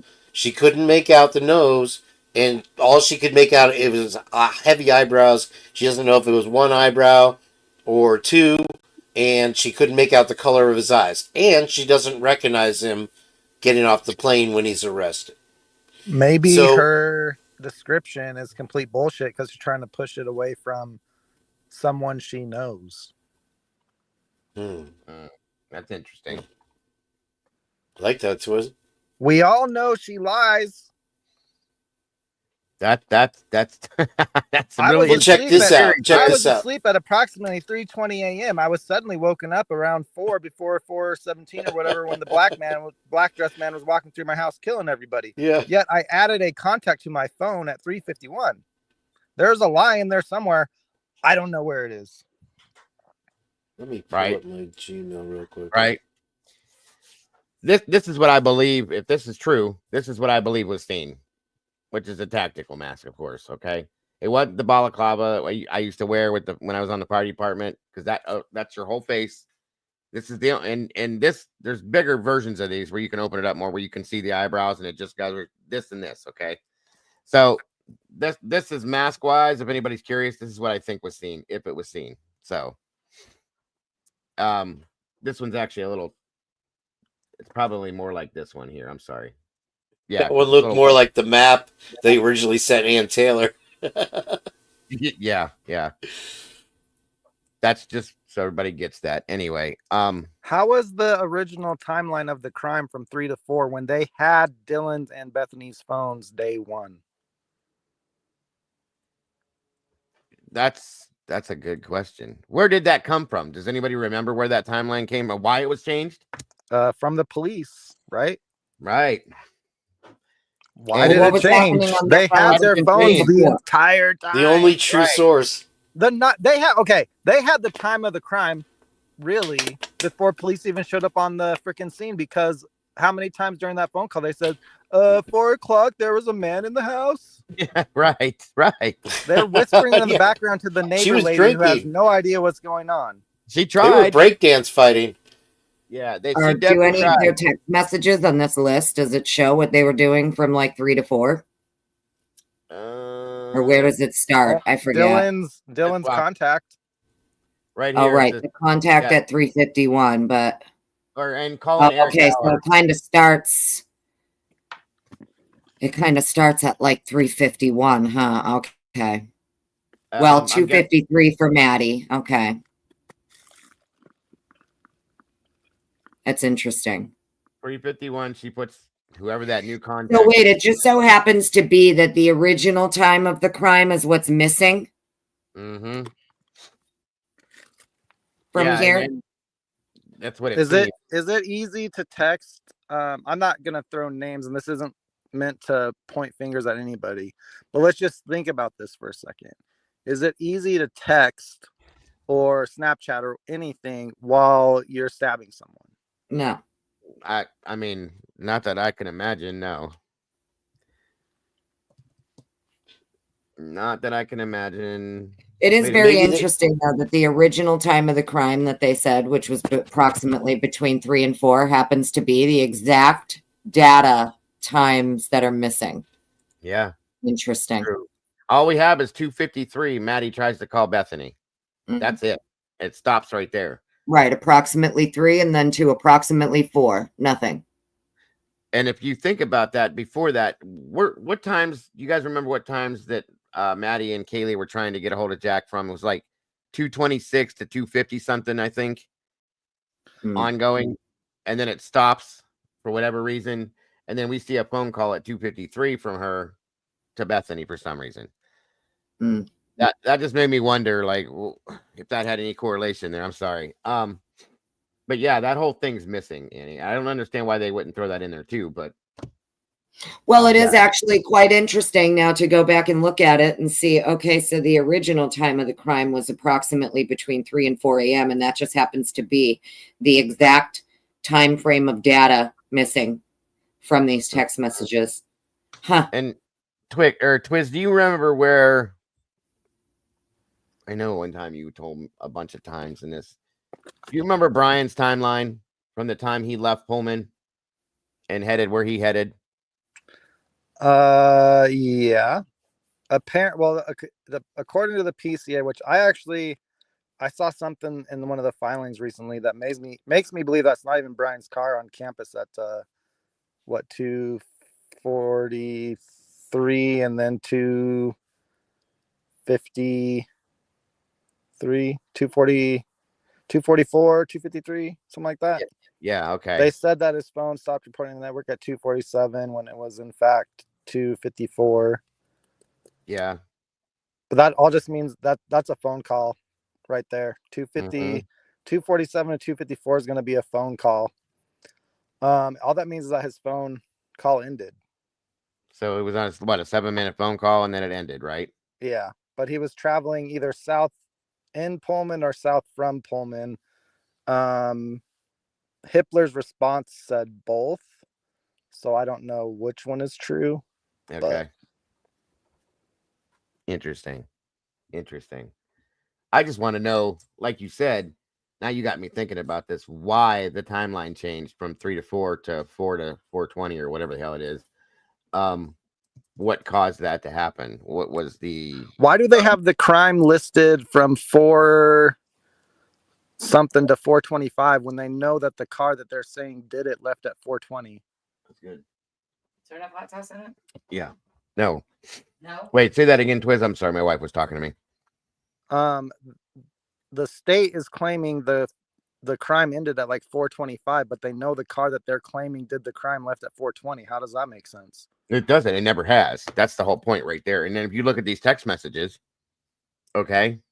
Well, that's why they added it in, because you can see from 420 to 425, that's when Bethany and Dylan start calling everybody and texting each other and telling each other about the mask and the whatnot and the right. And yeah, 419, I think, is when Bethany calls Dylan. There it starts. Yeah.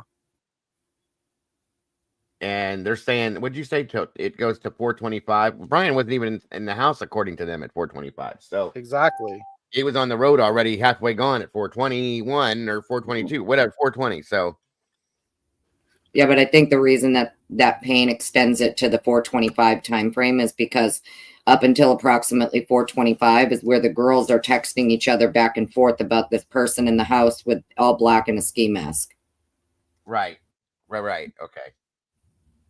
Wigwam. Gotcha. Yeah, there's more of that bullshit. And Dylan or Bethany never tried or texting Jack. I don't think they did contest that. I don't think they would have a reason to, but well, no, I see what you're saying. Why didn't they, with all the noise going on, everything? Maybe, yeah, that's a good point, actually. Very good point. And Dylan or Bethany never tried calling Hunter. I think they texted Emily or called Emily because thinking she was probably with Hunter. In my opinion, that's just an opinion I have. Just saying. When's the first call to Ethan? When's the first call or text to Ethan? That was early on, wasn't it? Yeah, it's at like 2 something, I think. Go up. 424 right there. There's one from Dylan to Ethan. Go back up, please. Sorry, I thought I saw an ES. You're right. It's right there. 422. Okay, go up. That's it. Okay, so Ethan's called at 422. And then when's he called again next or texted again next? At 424 from Dylan. Bethany was the first one. Dylan's the second one. 2 minutes. And then anything again after that? That's where I'm going now. I don't think there is. Nope. There was only 2 calls to him. Interesting.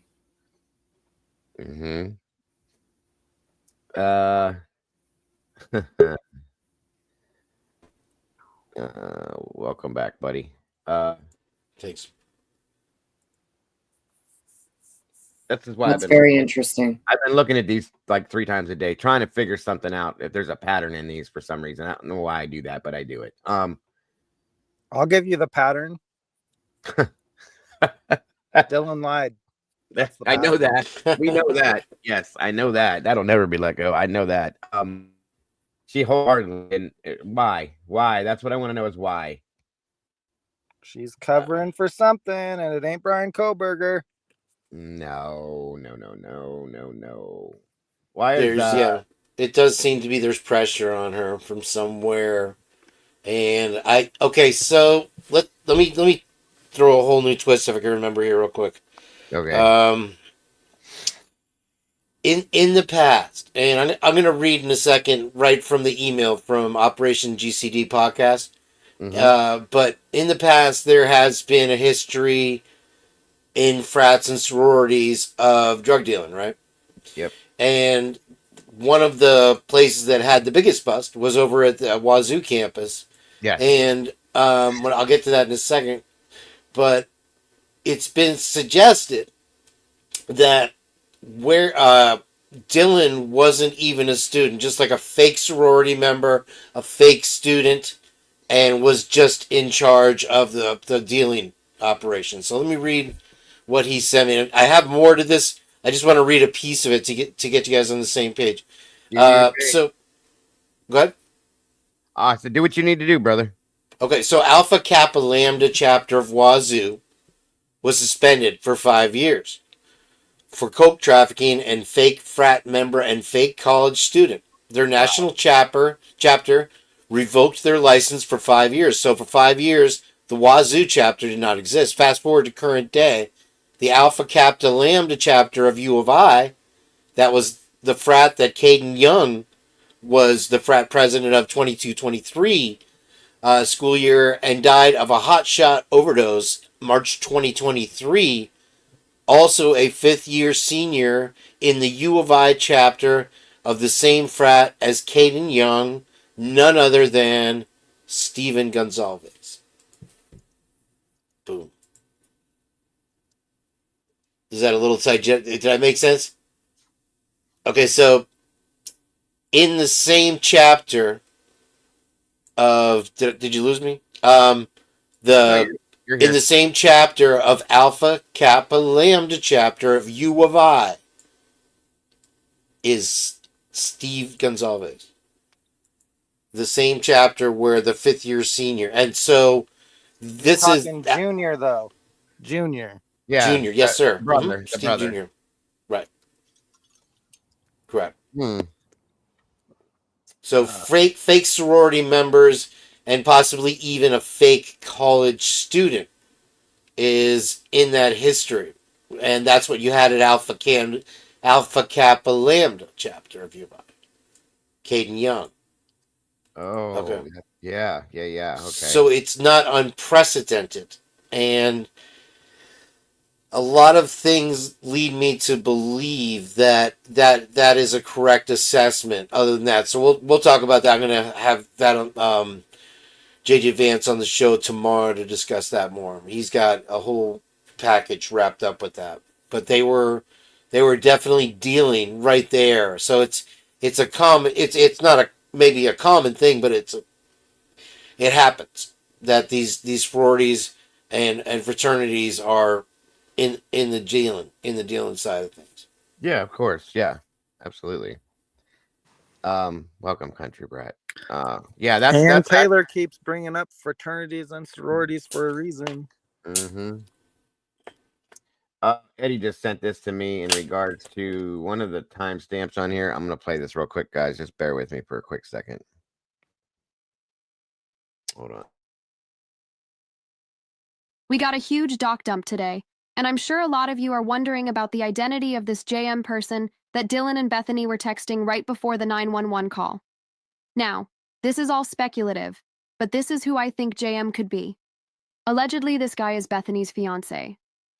Again, I want to stress that everything in this video is speculation, not fact. These are my opinions, and I am not accusing anyone of anything. I theorize that this guy is possibly the brother of Bethany's best friend, Jenna, who is referred to as JM in the new docs. First, I want to clarify that the timestamp in this photo is based off Eastern Time Zone, which is 3 hours ahead of Idaho. So the actual time this picture was posted is 2:54 a.m., not 5:54 a.m. I found the timestamp of this photo very interesting, considering what we now know about the text messages between the two unharmed roommates and their friend. Hold up. 2:54 a.m. November 13th to 22. Oh, okay. Sorry. JM. Maddie made a call to Bethany at 2:53 a.m., and a minute later, this photo is posted on one of JM's social media accounts. And let's not forget, this is right after Maddie and Kaylee made repeated calls to Jack D. The McClure family has a long-standing, multi-generational affiliation with the University of Idaho.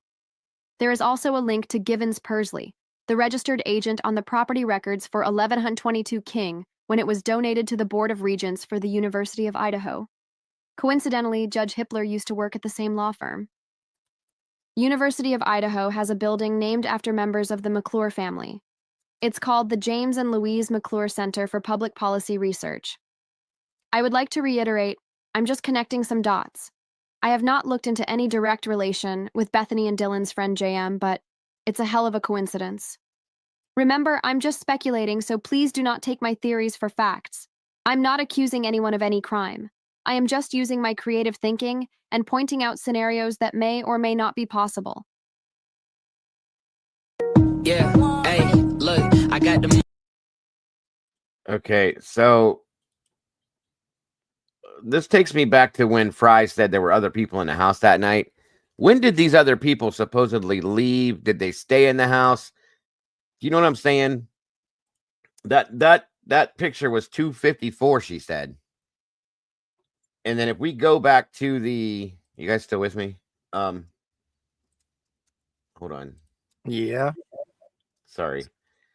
If we go back to, it's not up there for you guys to see. Sorry. Hold on a minute.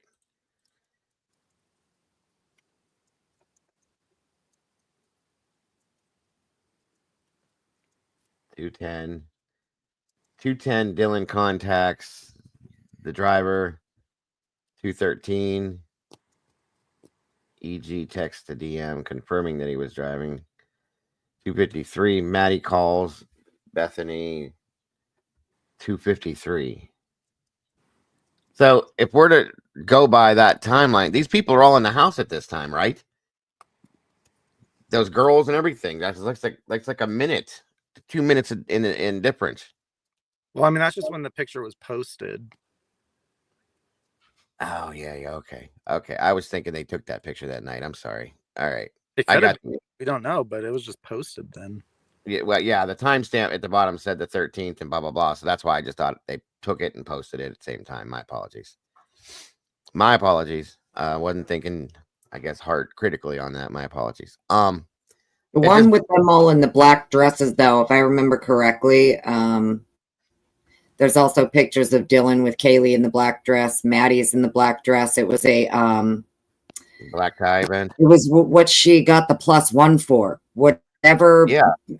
I don't know if it was the Betty's Ball or the Pie Fi, whatever the hell it was that they were.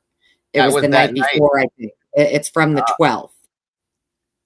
Yeah, they went to the party on the 13th. It's interesting that they're posting them at approximately 3 a.m. And this just happens to be when you look at the text messages. So Maddie Mogan calls Bethany at 2:53, and then we have nothing until 3:51. And that just happens to be when these pictures are being posted by Jenna. That's interesting. That's what I mean. That party was that night at the frat house. The fight breaks out, blah, blah, blah, whatever. Okay. And then and Bethany was supposedly there with them too. There's that. So anyway, take that, go back to this, like you just said, and then what the hell is that? I'm sorry, what? Nope. Go ahead, Dago. I'm gonna mute. Oh, you're okay. And then Maddie tries to call Bethany, and then that's it for the next hour, basically. And that's when Dylan puts a new contact in her phone. There's something with that, I think. I don't know. That kind of stuff bugs me. I don't know. I don't know. It just, that's what I'm talking about. That's why I look at these all the time, because I swear to God, I see things, then I don't. And I want to know. I'm just, it's driving me nuts. So my apologies, you guys. Is there something in the chat I need to look at? I don't. So it is pretty interesting when you think about it, right? That Jenna is Mhm. posting photos of them from the night before. I think it's from the night before, from when they went to whatever that party was or whatever, the dance they went to.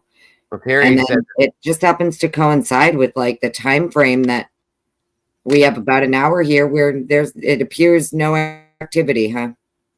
right. And that time frame where there's no activity also happens to be the original time frame of the crime occurring. Yep, the original timeline. Thank you. That's where I was kind of going with that. I just didn't want to sound stupid, but interesting. All right. Terry said the Betty Ball was on Saturday. That wasn't the plus one. That was the Pi Fi party, Jean's party. Yeah, on but Friday. the Betty's Ball, if I remember correctly, the Betty's Ball was for Maisie's sorority. Yep, right. That was Maisie's sorority party, right? I think the one that Dylan invited Kaylee to, that was for, it was a Pi Fi, but I think it was the same night as the Betty's Ball, if I remember correctly. It was the night of the 12th. Yeah, because that's the one that Ethan got into a fight at, supposedly, right or wrong. I don't know. I have no idea. That's my understanding. And then they left and went to a bar from 9 something till roughly midnight or 12:30 or something like that. Ethan and Xana, and then went home. That's again my understanding. Hey Leah. And well, how can they go to a bar if they're not 21? Some call it, yeah. Some bars probably allow for that. Maybe, I don't know. Maybe because Ethan was a frat member, and I don't know. Just guessing. That is a good question, Miss Potts. They do have like bars that you can go to and be. What are they, like 18 plus? Until like midnight. True. Oh, gotcha. True. I don't know about in Moscow, but like the Coug is like that here. Gotcha. Oh, gotcha. They Okay, could have so like fake IDs. Yeah. Or like if it's 18 plus, I know like the 21-year-olds will get the bracelet, and then like the 18 get the stamp or something. Is that what you mean? Yeah. They have that Gotcha.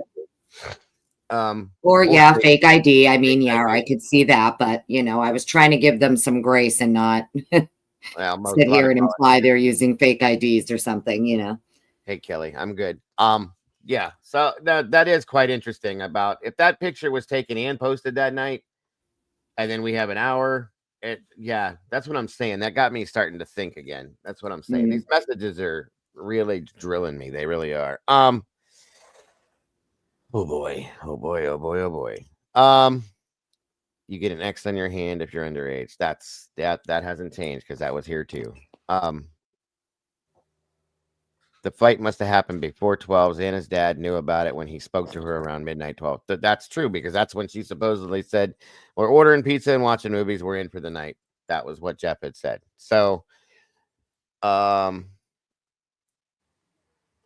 Molly Mays, welcome. It says, what if the murders actually happened between 2:53 and 3:51? Well, I mean, that's literally what it looks like when you see the phone activity here in front of us, right? Yeah. Everything after it is staged to make the time frame seem later. I can't say that you're wrong, Molly. It does look like that in some pretty wild, huh? It is. And that would explain the change.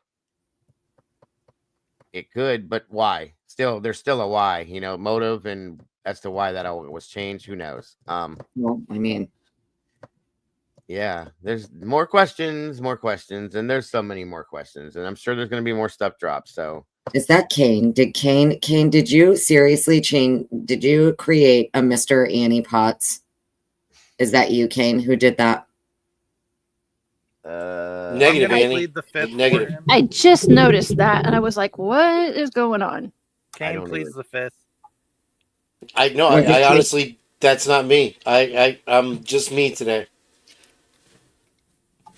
Kane, don't lie, Kane. Is that you, or is I that wouldn't lie to you, I swear. Hand to God. Nice to see you, Leia. Where do you see it at, Annie? I don't even. It's over here in your chat. Someone has the screen name Mr. Annie Potts. Yep. Mr. Annie Potts. And I want to know why they're using my first name. Uh-oh. Uh-oh. There's one at 5:33 p.m. I don't have my timestamps on. All right. Well, hackers, go ahead, go do your thing and find out who that is for me. Report Imitation back. is the highest form of flattery, Miss Potts. There you go. Yeah, we're gonna do this again soon. Well, guys. if they wanted to say Mr. Miss Potts, I guess that would be fine. I don't like it. They're using my first name though. Who is that? I get it. Don't make her mad, guys. Oh, is it Willie? It's probably Willie. It could be Willie. He does. Who that is all- it? It does. He changes his name all the time. So yeah.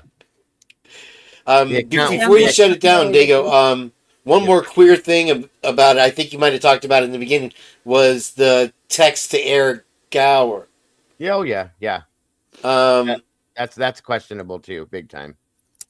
And then you have to wonder how they formulated the narrative that they gave us out of this, it's a completely blatant lie. What they presented to us, what the surviving roommates were up to, and what was reality. And then the same goes for the other thing. I forgot. I'm sorry. Happens to the best of us.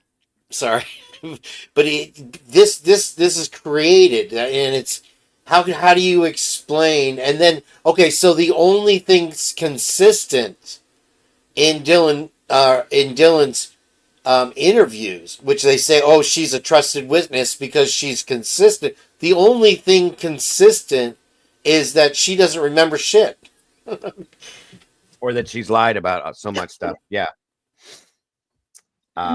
That's fact. If you ask Twiz, he'll say that she lied about everything. So yeah.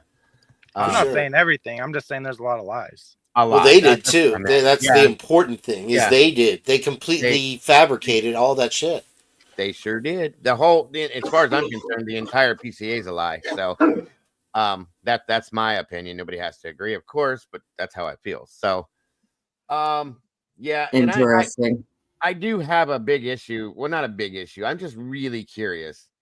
It could be absolutely nothing, but it could be absolutely something too. The 2:10 text message from Dylan to Gower asking if he's still driving. Were you leaving? Right. Where were you going? Why are you? I mean, that's just a weird. Or were you asking for another reason? Did you drop them off already? Are you still out there? What's going on? That one bothers me in a bad way for some reason. I don't know why it's eating away, but yeah.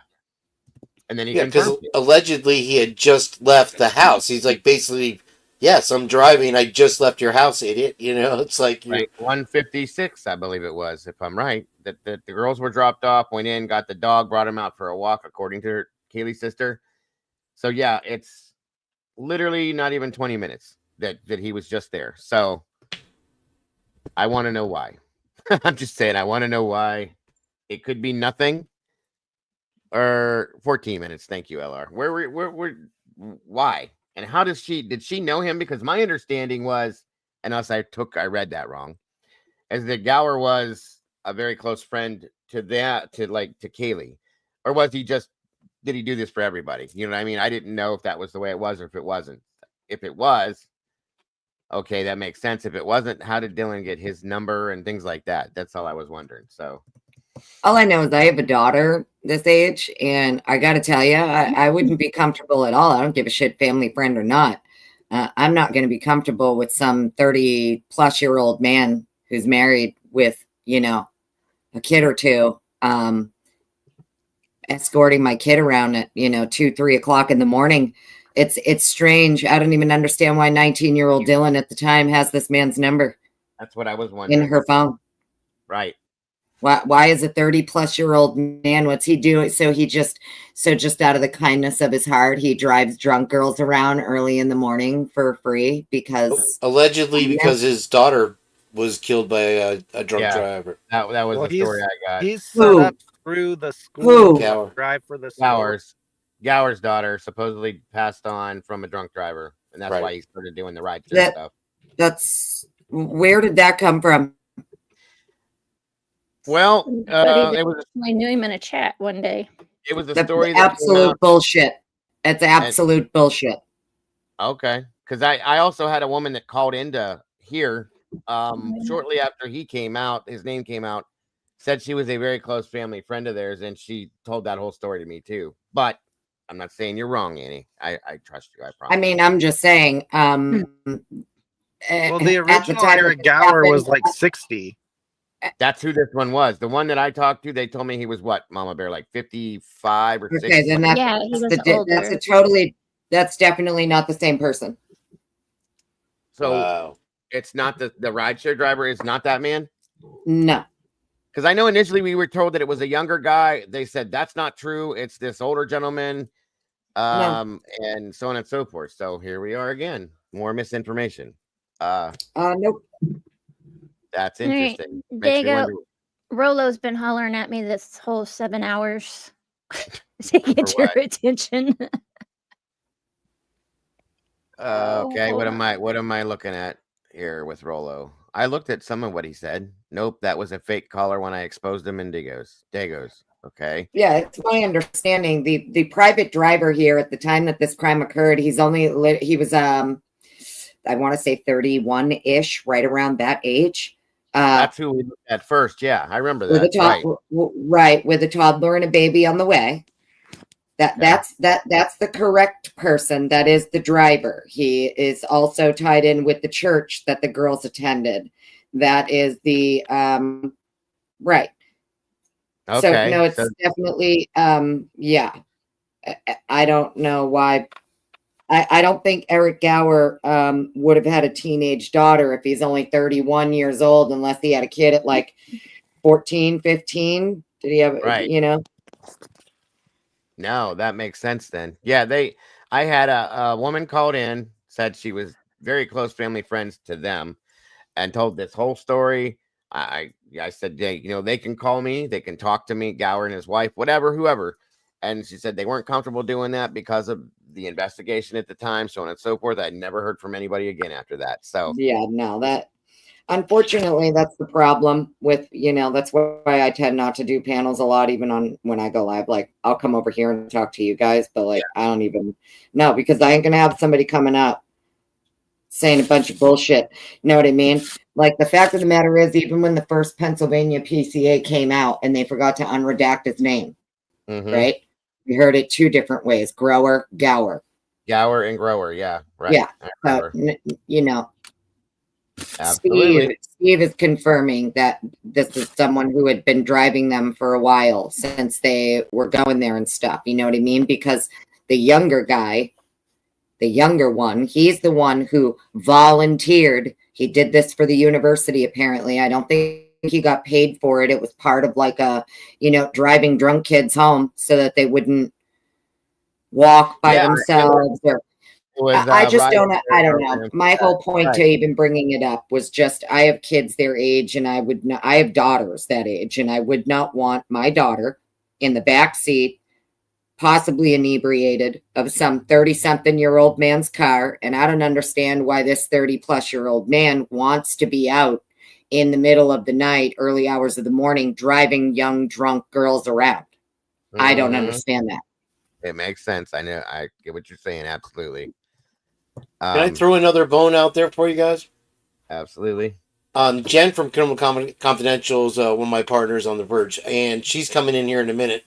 But one thing that she's shown over and over, and I don't know if you guys want to play it or if you've seen it already, but is the moment at the grub truck when Joe Vito asks, "Is the password potato?" And you hear people yelling, "Xana, no," and everybody goes to their phones at that moment. And one thing I noticed about the video, some people have cleaned it up. I forgot who.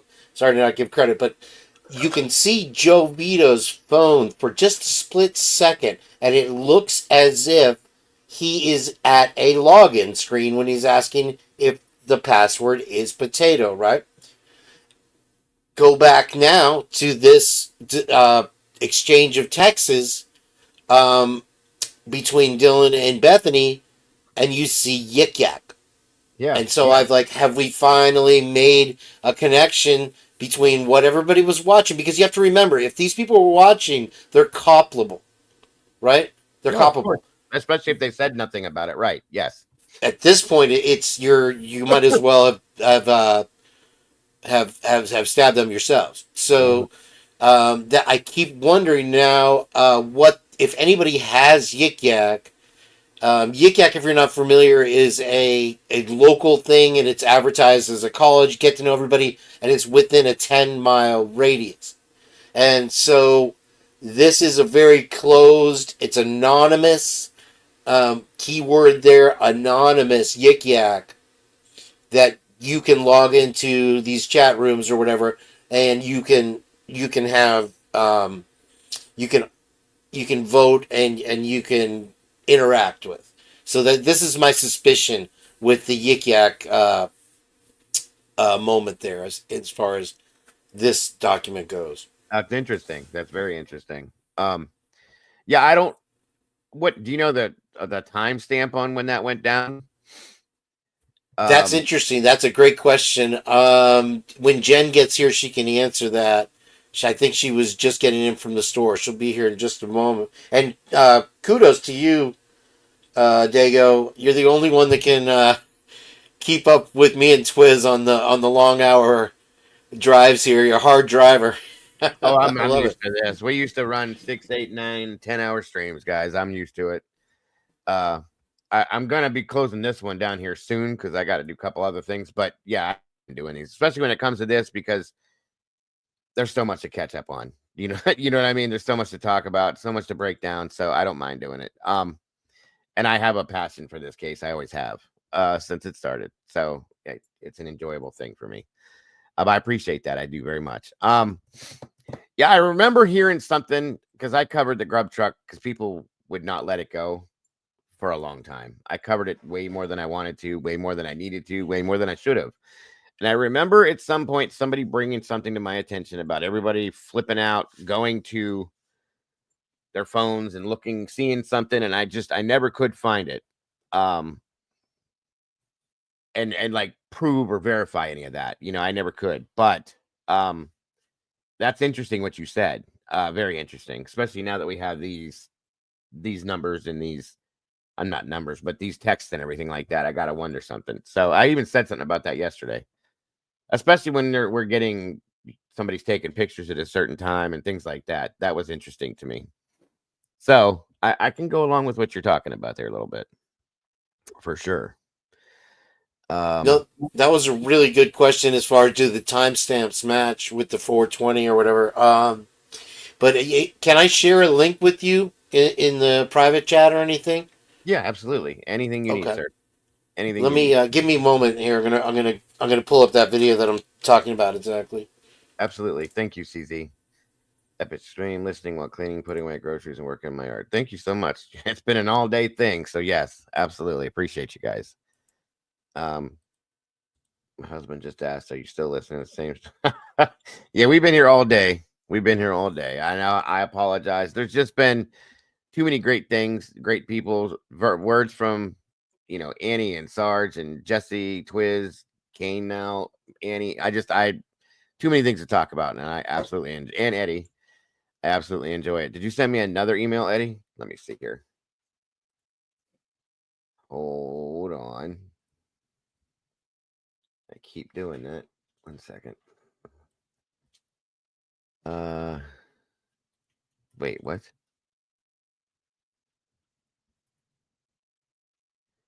Oh, Jesus. No. Hold on. 1 second, Eddie. Let me double check to see if it's a different one.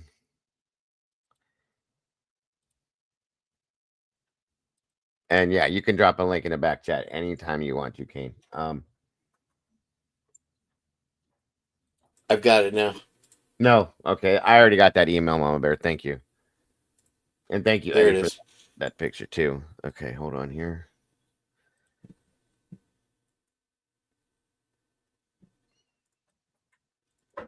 Oh, what memories we have here.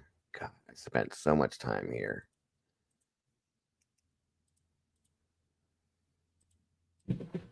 Okay. Is that TikTok? All right.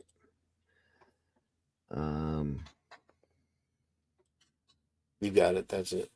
Yep. How far are we on that? You said it was a pesto, right? Okay. How far is that truck? How far are we on that? You said it was a pesto, right? Okay. How far is that truck? How far are we on that? Hard to see. What time was this here? There's no timestamp on this, right? This is, I think when Maddie and Kaylee were still at the grub truck. So around that time, 1:30, between 1:30 and 1:45. Okay. But if you stop it just in time, you can see the login screen that I'm talking about. And Joe Vito, he has his back to you on his phone just for a split second. It's hard to do. But you can hear them. The audio might have been a little bit distorted. It was a little bit on the loud side. So Right. Maybe try the volume down a little bit, and you can clearly hear people yelling Xana, and then you hear him say the password is potato, right? And everybody goes to their phones. That was Okay. my point of this. Gotcha. Let me see if I can catch it then. How far are we on that? You said it was a pesto, right? Right there. Yep. Right there. And so I would like, the timestamp thing is something I hadn't really registered with my brain yet. But to see that login screen right there, I would be very interested because if when everybody gets a second, check out the description of what Yik Yak is. Yeah. And it does use a similar background color for their advertisement. So I guess I'll just, when I get my new phone connected, I'll my old one I can't see anything on, but I'll download Yik Yak just to see what's going on there if it matches. Right, and I can't tell for sure because it's more of a distance, and it could just be because they're phones. Okay, this is probably a big reach, but if you look at his phone and get a glance at this girl over here's phone, they look like it could almost be the same screen. Okay. Oh, good observation. Good observation. Yeah, has you that- stopped it right on the exact second. That's great. I'm pretty good at the pause game. That's the only thing I'm good at, really. I did I'll a give lot it of to it you. with it. Yeah. But they're both bright white screens. And again, it could be absolutely nothing, but if that's the case and Sure. everybody's looking at this, that's interesting. Well, Jen is here now in the chat. Jen, do you have a timestamp for this moment right here? Welcome, Jen. Thank you for joining us. Give us that. Oh, Jen I think she'd have to come up to give us this link. It's StreamYard, Jen, so it's not going to hurt you. There's a link pinned at the top of the chat. You're welcome to join us. So, that would be interesting to hear. She says she has another one. You want to hear someone yell potato in another time. What is, though, Jen, the timestamp on this? We're trying to correlate it with the activities on the document here. So we'll see if she clicks in or not. It takes her a minute to do anything. She's That's getting okay. old. No, I'm just Take your kidding. time. I get it. Thank you, SRB. Yeah. But I think it's very interesting. What do you think, Miss Potts, about all this business? What do I think about what? The potato and all that stuff. I mean, I don't know. I think he's asking for the password to the Wi-Fi for the grub truck. Well, I think they're hooking into the Wi-Fi at the grub truck, and waiting for their food, but I don't know. Everybody at the same time, huh? I mean, I don't know. She There's a has lot of second people. one. Well, That'd there's a be- bunch of people in the back over there, like on the right, like Peyton and a couple of the Sigma Chi boys back there, and Molly Gray and all them. They don't have their phones out. It's just Joe and that other Peyton girl over Villa. there. Right? I mean, I don't Peyton know. Villa definitely does. Simultaneously. There's always a chance that not everybody was in on it. But it's an interesting thought, and that was a great look by Dago calling out the timestamp. So I'm interested to hear what Jen has to say about that. Well, yeah, it's interesting. They're saying the password is potato, but I'm under the impression they're trying to like hook into the Wi-Fi or something, but I don't know. You know what I mean? Mm-hmm. Well, at the same time, you hear Xana, no, Xana. Really? I think, yeah. And play it again, Daniel, please. Yeah, hold on.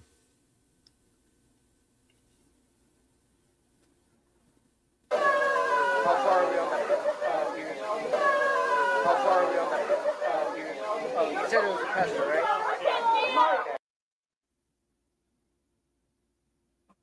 And she's making the point that one of the guys in the grub truck was a Mortensen. We don't know. We haven't put any relation between the two. And then also one was a Thompson.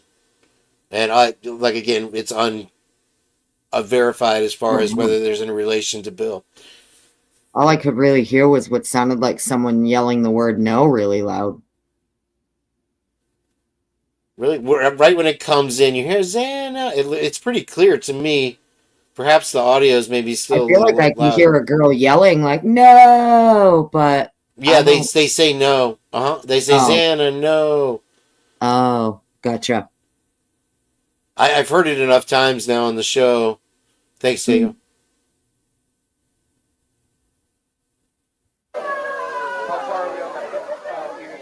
Oh, you said it was a pester, right? How far is that truck? How far are we on that? Unit? Oh, you said it was a pester, right? Yeah, I hear the no. It's just I haven't heard it as many times you have yet, so I'm not query to it 100%. I'll get it eventually if I watch it again and again. The full video is at Jeff H's site. Jen was saying, so we can get the timestamp off there. Oh, okay. I can just if need be. Jen, are you going to be able to come up here real quick? Jago's ready to shut it down. You got to really press the talent. You know what I'm saying, Diego? Understood. Understood. Could be small potatoes. That's hilarious. Lakers jersey. Well, you know how much I love talking to all of you, but I'm gonna go make dinner. You do that, Miss Annie. Thank you so much again for joining us, and I will hopefully see you again. I hope you guys have an awesome night. You too. You too, Don. I hope you feel better. Kane, are you going live, Kane, later? Tomorrow. Oh, tomorrow. I'm cleaning today, so I figured you could appreciate that. I'm gonna get this place spick and span. I can't live like a pig anymore. Okay, good. So then I'll see you tomorrow then. Yes, ma'am. Okay. Bye, Miss All right, Annie. you guys have an awesome night. Bye, Mama Bear. Good night. Better. My Mama Bear's been so quiet. She's just been sitting there as an observer tonight. Is that Jen? I heard. Much. Thought Hey, I heard Jen. Diego, real quick. Rolo wants you to know that number 9 Lakers jersey guy is Cole Berenberg, whose DNA was found under Maddie's nail. Oh, Number His homie 9 hugged is. Maddie and did the sleep sign. I didn't know that. Number 9 is Cole. Okay. Interesting. Well, I think they definitely had some contact there at the grub truck right there, so that might explain that.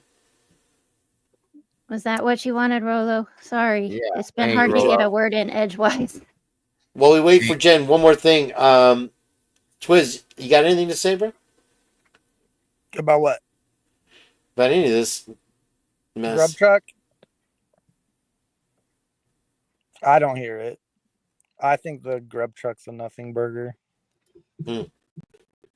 Okay, so Rolo, one of his theories that he's put forward is that Bethany wasn't there, that she left her phone behind, and when she came back to everything, she was horrified. Is that right? And they were using her phone to text back and forth for verification. Hi, Twisted Tea. Is that right, Roland? He said number 8, not number 9, his bad. So number 8 is Cole. Oh, really? Number 8, okay.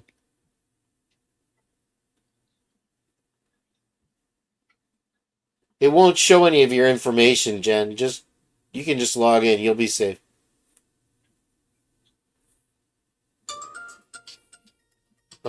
Okay, but she's calling me. Hold on. Here. Oh, what did I do? Well, let me put her on my mic, guys, if you don't mind.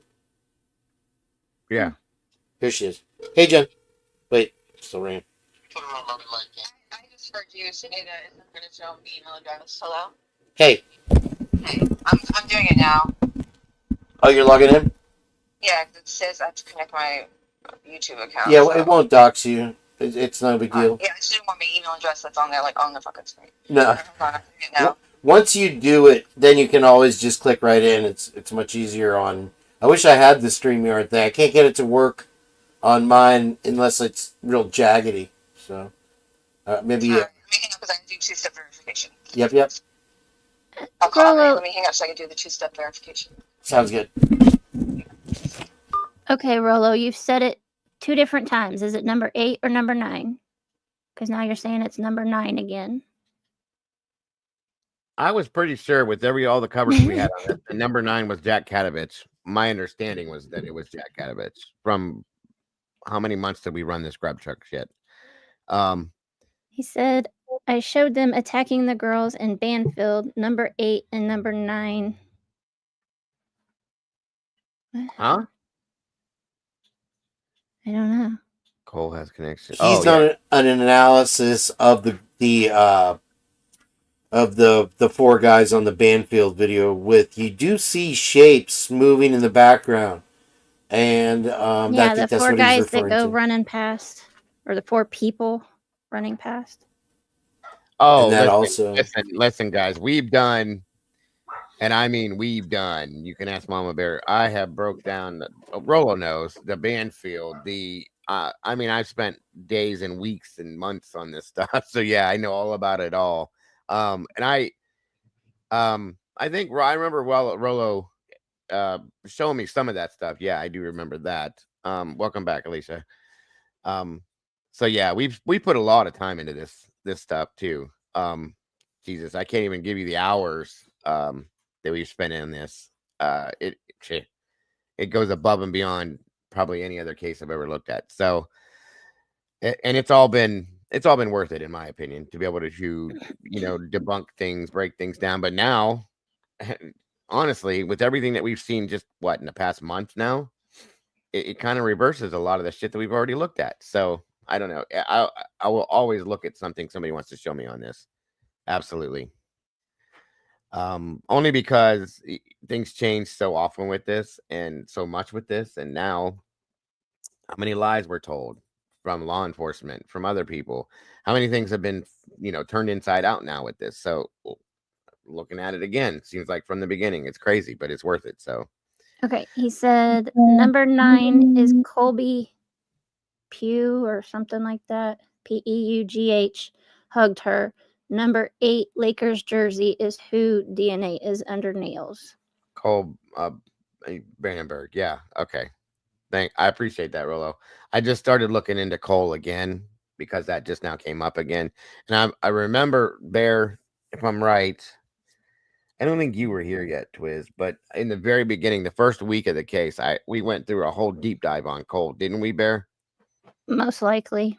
I think he worked at the bakery. We went on a deep dive through everybody that first week. Yeah, I mean, he worked at the bakery, delivered to the Mad Greek, this and that, which is where I'm like, well, there's a connection that he could have, Maddie and Anna worked at the restaurant, blah blah blah blah blah.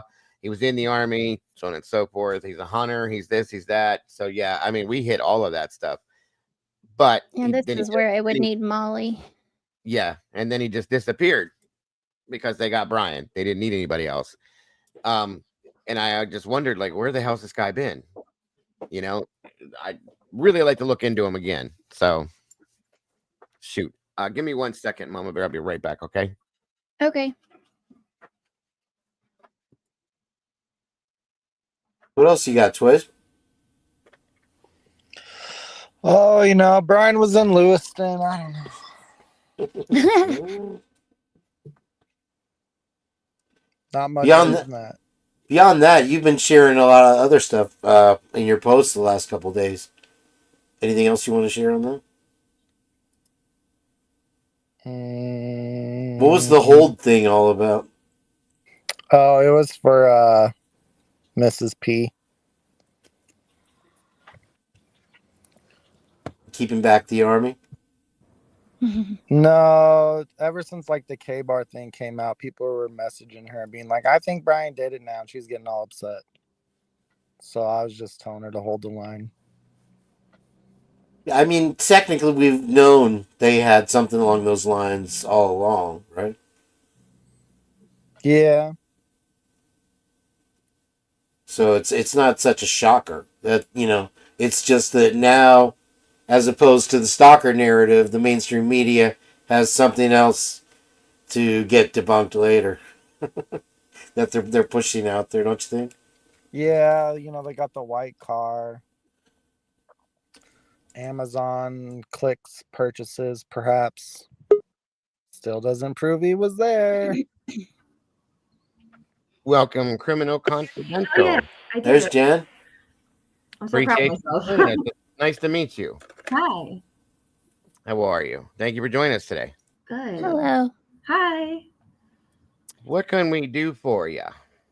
So I was saying, if you start like right at 4 hours, for the timestamp on Jeff's video, that's the one I usually reference. Mm-hmm. Something pops off, and I hear someone scream "Jack" like a woman's voice, and then then that's right after is when all the potato password, all that. They're doing something. They're watching something, Okay. Hold on. Let me back this down. This is on one of Jeff's videos then? If you look up Jeff H full grub truck video, the 4-hour one. I've watched that video like an embarrassing amount of times. Oh, don't feel bad. So have I. Probably, I would say at least 500 times. I can recite it verbatim. It's sad. I might actually have you beat. So wow. And every time I still find new things, which is crazy. That's why we watched this video. I think Mama Bear, would we spend like 3 months on this video? Or 3 months on multiple versions of this video. I wish I could find the chat. I've seen there's like the portion where the Kaylee and Maddie are there. I've seen that chat, but I'm dying to see the entire 4 hours. Yeah, no. I think we did have a video that was the entire 4 hours. Because in the chat, right as soon as Kaylee and Maddie walk away, 2 people in the chat, both like you can put time and then an exclamation point, and the chat bot will give you the exact timestamp in that time zone. 2 people in chat both request the time from the chat bot the exact moment the girls walk away. I find that really weird. Yeah, that does sound kind of strange. Yeah.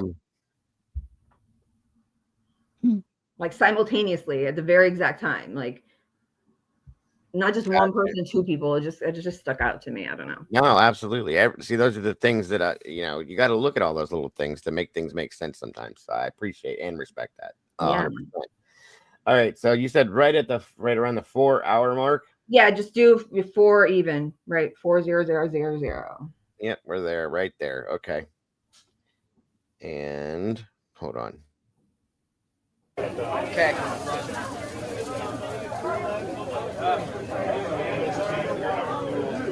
Okay, thank you. Yep. Did you put the last bag in? No, there's no noodles over here. Okay. Actually,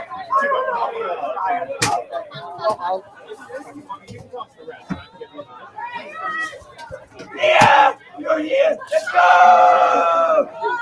Gosh, I forgot how loud they were.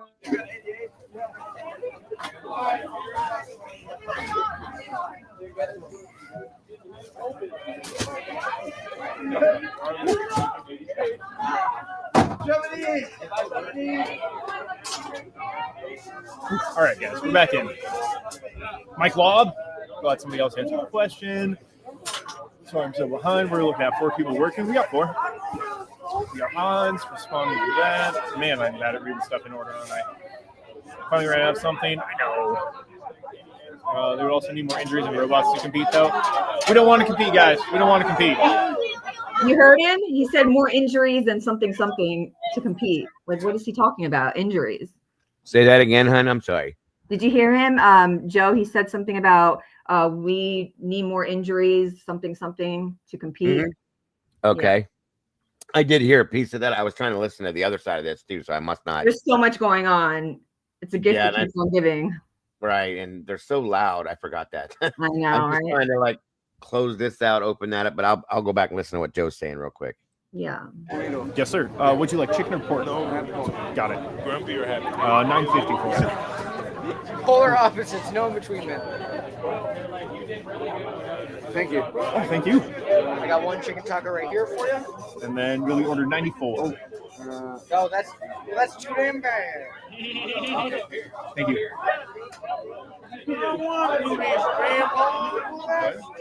Love it. All right, that's the line again. Oh, thank you, Joe.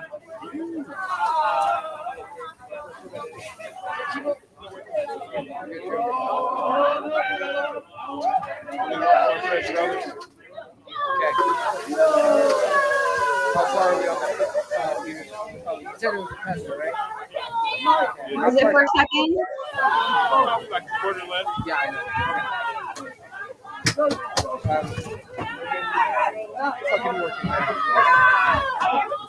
I got one cheese sauce left in the normal. What's that partial in that? What's the partial in there? Dago, pause it for a second. So did you hear? He says, round one, let's do it. And then everyone takes out their phones. Yes. And then that's when you hear all, it's like everything, little bits and pieces are like nothing, but then, in totality, as Fry likes to say, it's something. I don't know. That could be. It absolutely could be. Like I said, there's so many things that are going on in this video at one time. Yeah. That's why we spent so much time on it, trying to find it all.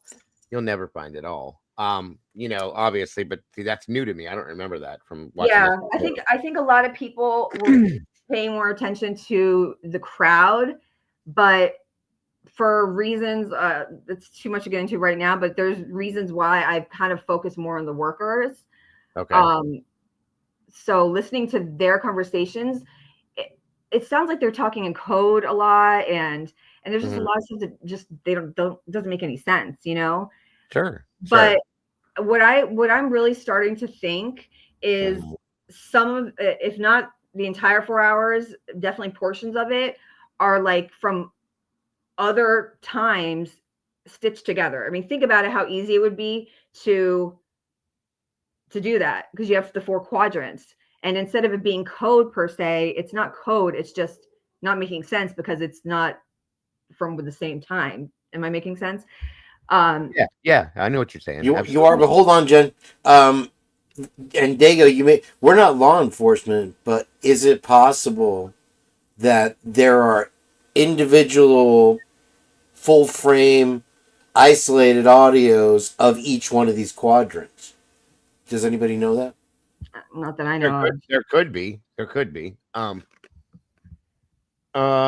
mean, you could probably separate this into, or break it down into each specific quadrant. Is that what you're saying? And play each video like by itself? I have seen full screen video, and I don't know if that's just somebody has zoomed in on the quadrant, but these are 4 individual cameras recording to a DVR. So what's to say that there's not each individual video, and then you would be able to get a much clearer picture and possibly audio from each one individual. That's what I've been waiting to see. I'm sure there's a way to break this out so that you can pull each video of each quadrant out separately and watch that video specifically. I don't have the technology to do something like that. I'm sure there's somebody that can, and they maybe have. That would be an interesting thought, though, to be able to do that and see what the hell's going on for each video specifically, so you're not distracted by the others. I agree. Good point. Good. I'll have to look into something like that just to see. Okay, remember, I'm sorry, go ahead. I'm good. Go No, I ahead. was gonna say, remember the video I did about Jack D's sister? I don't know if you remember, Kane, but I don't know if you want to play it at the very beginning. I swear it looks like the cashier is like trying to communicate something about Kaylee and Maddie when they walk up through the camera to someone in Twitch. You know what I'm saying? Like he like looks at them, nods at them, and then he, you know, it's a whole thing. But if you want to play the beginning of the video or listen to it later or whatever, it'll explain it better than I am right now. I'm tired. Is it the one that's named Jack D's sister. What is it? Jack D's sister. It's Just called like, Jack D's sister. yeah, the girl in the white coat. I swear it looks identical. Well, go back to why. It's like they're being marked. It's like someone was watching them. You'll see it once you watch it, and you see what I'm pointing out. Like it'll make sense what I'm saying. Is that a video or a short, Jen? I don't see It's a it on video. your page. It's a video. It says Jack D's sister. I see it. I got it. Yeah, it's right. It's in the very beginning, so it's like the first like minute and a half. So you can just. Gotcha. Here it is. I'll put it in the back chat. Okay. Here it is. We're keeping Dago from his.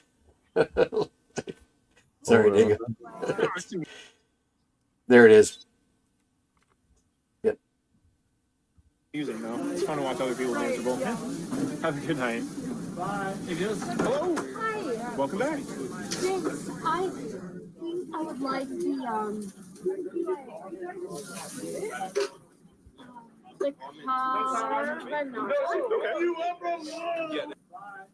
Hello. Hi. Welcome back. Thanks. I would like the carbonara.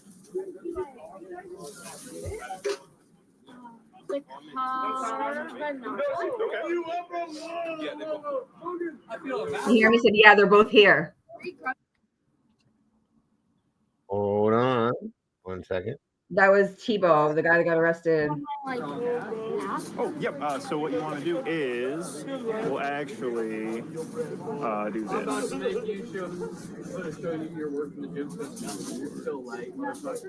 Thank you. Absolutely. How many more do you need? That's the second one? Awesome. Dawn's mom. He's clicking a pen. Maybe I didn't have a free one. It's right here. And then what was the next? Don't forget to remove the spoon. Carbonara. Carbonara Mac of the week. Just watch. Excellent. And then click see rewards. Enjoy. And it looks like you not quite have enough points yet. Oh, that's okay. That's good. $10. Perfect. Right now.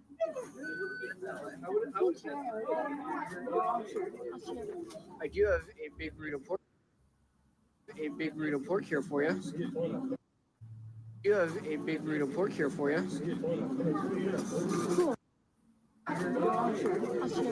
I do have a big burrito pork here for you.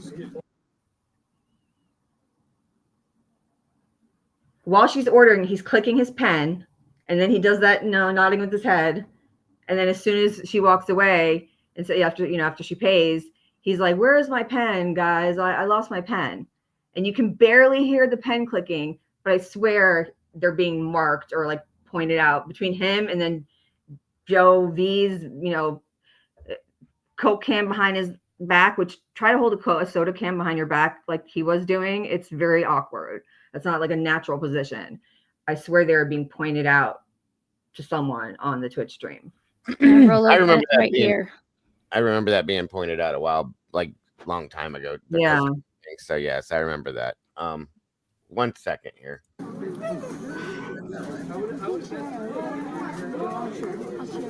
I do have a big burrito pork here for you. $47. Thank you very much. Pen go, guys. Where's my pen? How are you guys doing? How are you? I'm doing fantastic. I think the white coat girl looks just like Jack D's sister. Which would make sense why Kaylee was like uncomfortable, because Kaylee has Jack D blocked on Instagram. You don't block people at that age group, like that generation. Like it's like you don't block unless like you don't like the person.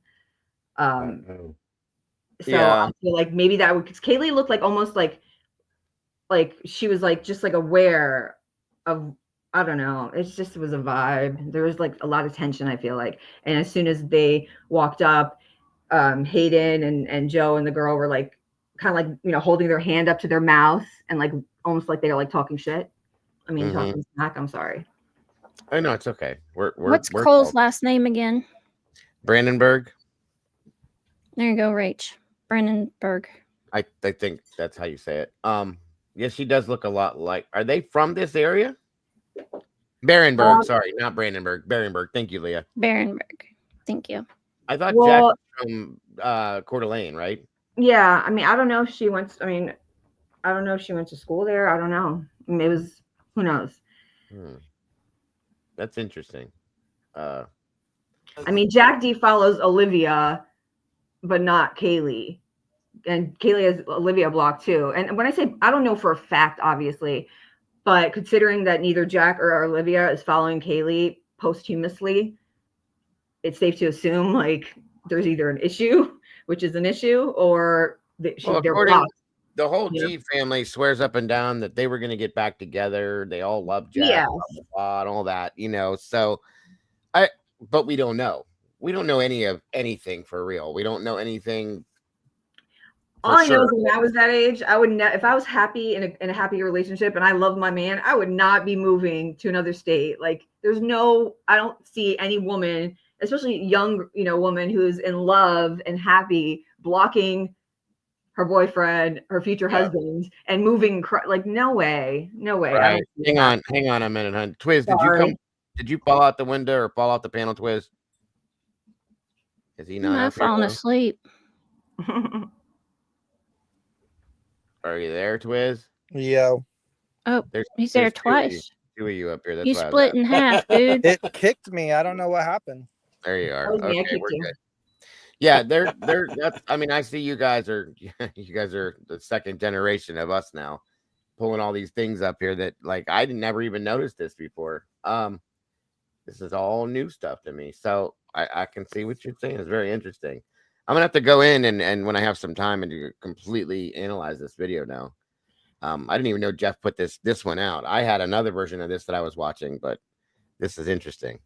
Sorry, Twiz. No, I'm good. Go ahead. Well, going back to what Jen was originally talking about as far as the scenes of the grub truck being spliced together.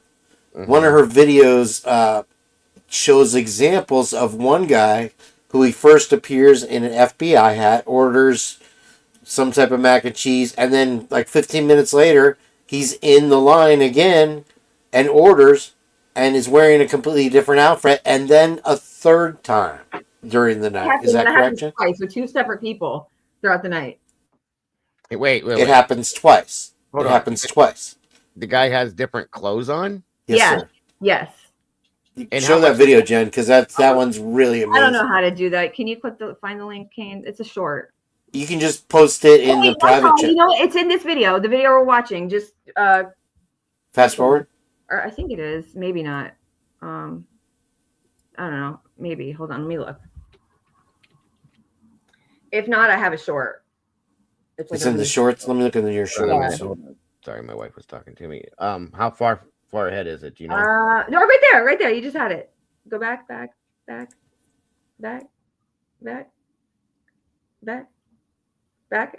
Keep going back. Yep, there he is. That's it. Oh, okay. Like right a little back. Okay, yeah, right here is good. Yeah. Okay, hold on. All right, can I get the pizza mac and cheese and Watch the way he like takes a deep breath and exhales each time he orders. Each time he's in different outfits. He did. The body language is the same. He did just look at the camera. I'll say that much. So he's here 3 times. I'm going to show you all 3 times. So. cheese and bottle of Mountain Dew, please? We're gonna have cans. Is that okay? Oh yeah, that's fine. All right, so I'm gonna be $11.75 for you. There aren't any.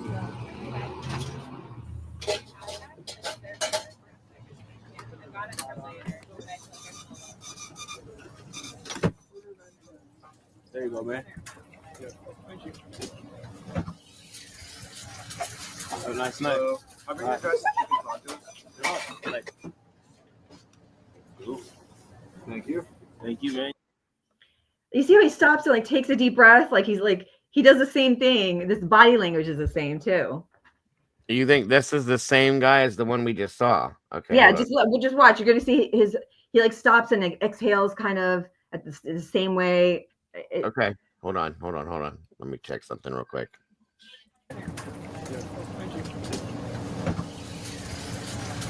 Have a nice night. I'll bring you guys some chicken tacos. Cool. Thank you. Thank you, man. You have a nice night. You too. Can I get a Mac Aspire? All right. The voices sound different, but That's it. All right, so it'll be $9. All right. Thank you. this guy's voice sounds different. The whole All right. Should I get anything else? No. That's it. All right, so it'll be $9. All right. Thank you very much, sir. his voice sounds three different ways in one clip. Kid, if we can do last night. Hey, speed it up like an extra 30. That's creepy, Mish girl. All right. Anything else for you? No, that's it. All right, so it'll be $10.25.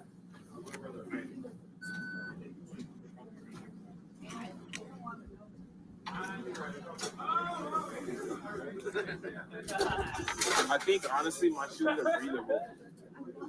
Thank you. Well, you have a nice night. Hi. Hard cheese. Kid, if we can do last night. Hey, speed it up like an extra 30. Could I get They definitely do resemble each other for All right, sure. anything else for you? And No, that's it. there's All right, so it'll be $10.25. there's definite likenesses. I'll say that Yeah. much. Of course, different hats, like you said. I mean, could they be triplets? Maybe. I think honestly, my shoes. I mean, listen, everyone in Moscow has a doppelganger or a triplet, so I wouldn't. I mean, there's. I mean, something we wrong. have the Chapin. There was 3 of the Chapin, Yeah. and I mean, it could be that they look that much alike that they could. Yeah. Be, you know. Yeah, I mean, anything's possible. It's just unusual. It's interesting for sure. His body language is like he's nervous. I don't know.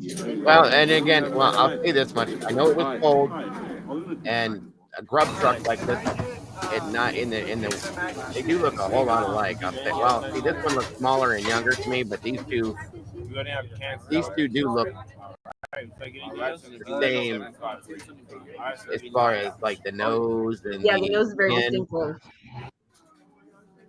That's pretty wild. So now this is the second person that I swear I found multiple times in different outfits. With the chicken.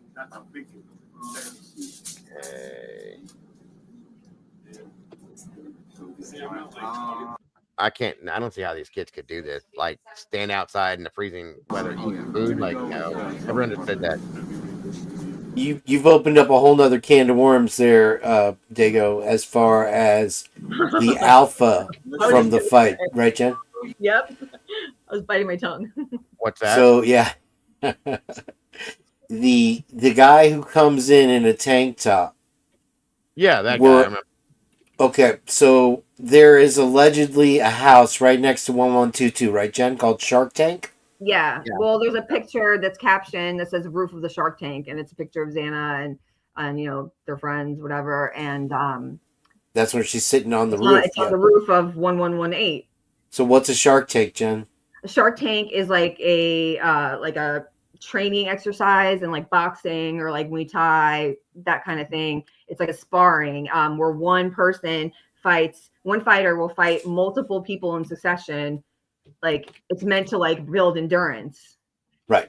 It's a training exercise. Yeah, So you keep going until you get knocked down. Right, right. Like a fight club? Exactly. Yes. It's like training Sigma Chi. per se. Yeah. And Sigma the Chi is very well known Yeah. for its fight club.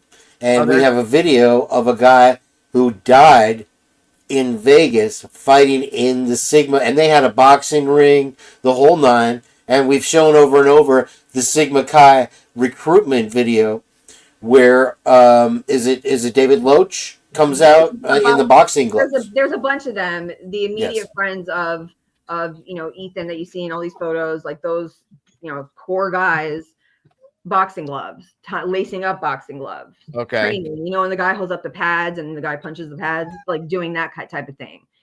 A simple search on YouTube of Sigma Chi Fight Night is going to show you like hundreds and hundreds of results. I just feel like it's more likely. And a lot of these photos were like the girls are kind of dressed like alike, but kind of skimpy, like ring girls. They reminded me of like they're dressed like ring girls. And I'm not just saying, I'm not saying the victims. I'm saying just some of the victims. I think there's a picture of like Maddie and Bethany maybe where they're wearing like one's wearing black, one's wearing white. I don't know. They just remind me of like ring girls. Oh, okay. Gotcha. Understood. Interesting. I'm gonna have to, if you don't mind, of course, on my own time, I'm gonna go through this video and some others that you have and check out these things and go back to Jeff's video too. Right on. Unfortunately, I don't have time now because I've been in here for going on 8 hours. Oh gosh. We'll keep you another 10. I'll be doing it again. I promise you. I'll be doing this again soon. Maybe not for so long. It got away from me. So, but yeah, I would love to do a super deep dive on with Grub Truck with someone. If you ever want to, let me know. Yeah. Oh, sure. I would definitely let you know. But I appreciate you guys joining us, all of you guys. Twiz, thank you for having us. Jane, it's nice to meet you. Criminal Confidential, you as well. Jen, I think your name. Yeah, is that right? Jen? Okay, nice to meet you. Appreciate you guys coming in with your input, every bit of it. Everybody that was here, everybody that was in the chat, you guys are amazing. I appreciate each and every one of you guys so very much. It's been a long day for sure. Like I said, I used to do some long ones like this when this case first hit. It's too much now, but I'll be doing more of these regular shows, like not so long, but I'd love to see all you guys in here again. As we break this stuff down, there's a lot to it now, especially with things, and I guarantee you there's some new stuff coming almost every day. So there'll be some new documents probably Tuesday because they're due Monday.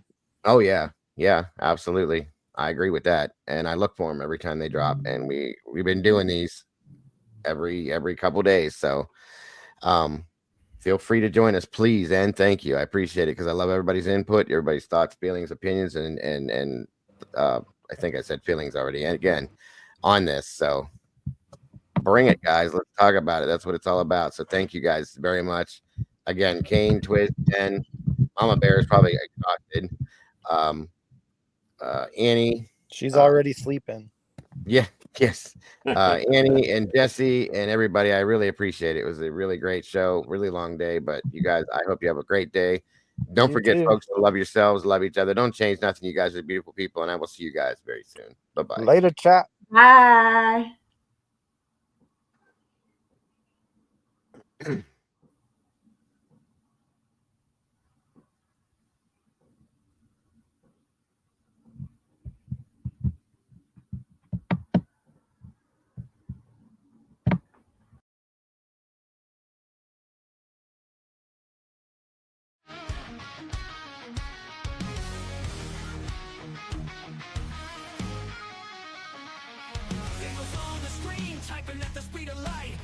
Down the shadows, bringing wrongs to right. Digging deep in the data, facts sharp as a knife. With every single story, he's fighting for a life. A voice for the voiceless. He won't stay quiet. Diego's got the fire igniting the fight. True crime revelations shining through the night. With every victim story, he pulls at the strings. A hero in the darkness, hear the truth he brings. From the shadows he rises, streaming loud and clear. Cracking cases, open hearts filled with fear. These channels are beacon in a world gone wrong. He guides us through the chaos, a soldier so strong. The flakes and the lights, they follow his lead. With every new case, he plants a new seed. Sharing their stories, giving hope where it fades. Diego's a warrior through the trials he waves. In a world of silence, he shouts out their names. Diego's got the fire igniting the fight. True crime revelation shining through the night. With every victim story, he pulls at the strings. A hero in the darkness, hear the truth he brings. From the shadows he rises, streaming loud and clear. True crime revelation shining through the night. With every victim story, he pulls at the strings. A hero in the darkness, hear the truth he brings.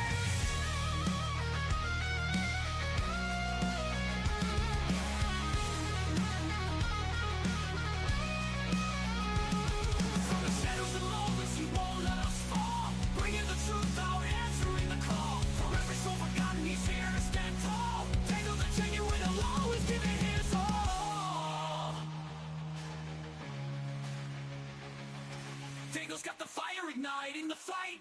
True crime revelations shining through the night. With every victim story he pulls out